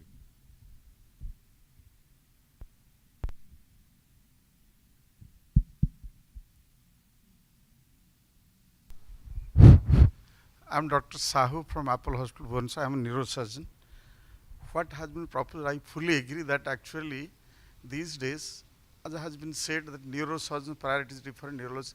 But what I am like to say, that we must have a list of all the neurosurgeons, neurologists, neuropsychiatrists, neuro-ophthalmologists if it is there, then of course radiologists, pathologists, all the group, a full list should be available there. That is the first thing. Secondly, let it be organized by neurology, but relevant like stroke, you have some part is being done also by surgery, so they can be involved in those things. And having 2 days, I think it is always to have 1 day and to have only one hall. It should not be parallel halls. As that will not help, because we are having many conferences. This will so that at the end of the year when you are coming, you all interact together, and all the topics, suppose you think of stroke, as has been done like this, you have part stroke, what is the basics, what is the radiology, what is the pathology, what is the, so the all will can be involved, and that will give new interest. That is my view. So firstly, we have to have full list, as has been suggested, for all the neuroscientists. It has to be there. We should all be aware that so and so is there. As a matter of fact, my daughter stays in Bangalore. He was asking me where I should go for a neurologist opinion. I could not immediately say that where she should go. But now I have seen, I request him that whenever there is something, not only neurology, for everything he should meet, so that she will have no problem. That is besides. Second part is, as a matter of fact, departments. Suppose when you're having a department, whether neurosurgery, I'm very happy that neuropathology is at one place should be there. So he admits all the stroke cases there, and treatment, follow-up, everything is good. And a matter of fact, where you expect that this person cannot survive, they survive because the post of care. So we have to have neuro nurses. These things must be encouraged, because what is happening, all the places, though we have a neuro center, एक neurosurgeon, one neurologist, nothing else is there. Even radiologists, those who are very senior, they do not join, because outside they get much more than what they get inside. So you will find for opinion also you sometimes differ neuro. So we must insist the core team whosoever there, that with these departments, pathology may not be at all, but radiology should be all the places we have to have. But I agree with one-day conference, not parallel halls, and that day it should be in starting from anatomy to physiology to pathology to radiology, everything should be combined, but you have interest. If other people, all the people cannot come, it may not be possible. So what to show that hybrid system what you are having, that should be there, so others should be, they'll also say, because we have PG students. Some of the PG students can come, some of the neurologists can come, neurosurgeon can come, but we have the hybrid system so that those who are physically present, they attend to it, and those who cannot come, they get the benefit of this. So we must have a combined team, and we have to have yearly. And what is being said, that the program, like we had the program of the clinical meetings, that's going on well. But as you have rightly said, during lunch time, people are available, there are some busy. So we must fix, suppose once a month you have to have cases discussion, which is again essential required, because there are certain new cases are there for the PG students. Then they can see from in a hybrid system. Those who cannot attend, they can say hybrid system. So therefore, as Professor Satish Kumar has said, we should have a core team list, and the departments, like we should insist the organization that if neurosurgery department there should be neurosurgery operation theater, there should be neurosurgery ICU, there should be basic instruments and basic fundamental things. I'm not saying epilepsy surgery facility should be available all the time. I may be trained. Functional neuroscience, I'm trained, but it may not be available because it depends on the number of cases what you are doing. But basic neurosurgical practice for that, whatever required, that must be available.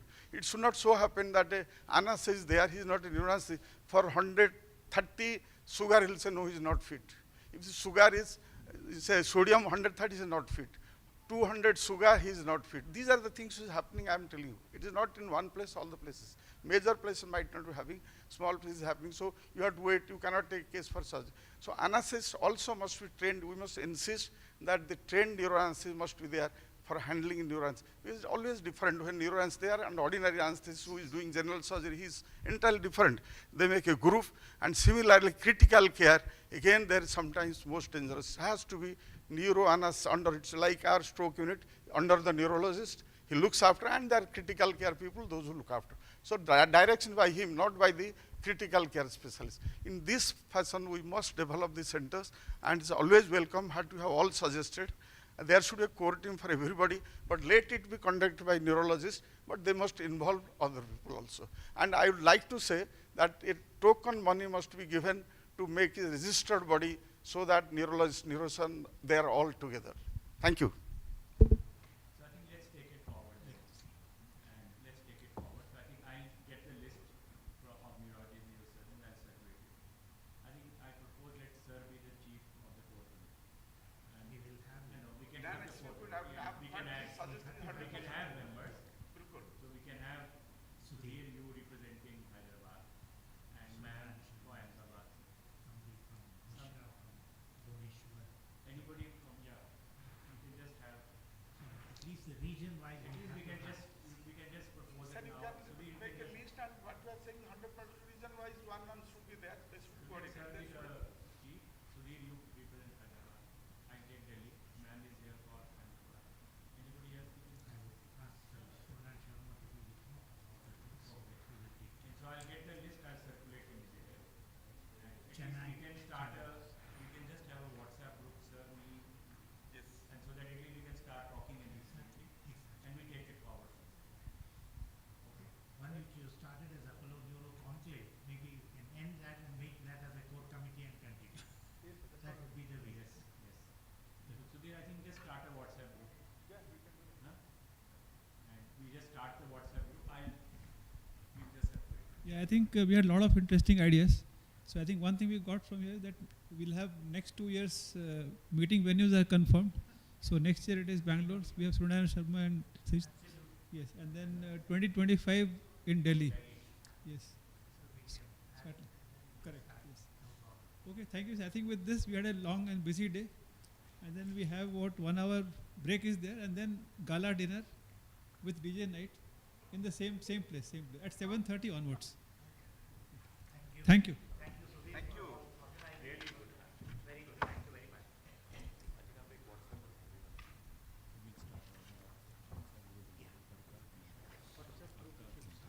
4-5 का डालते हैं and we'll take it.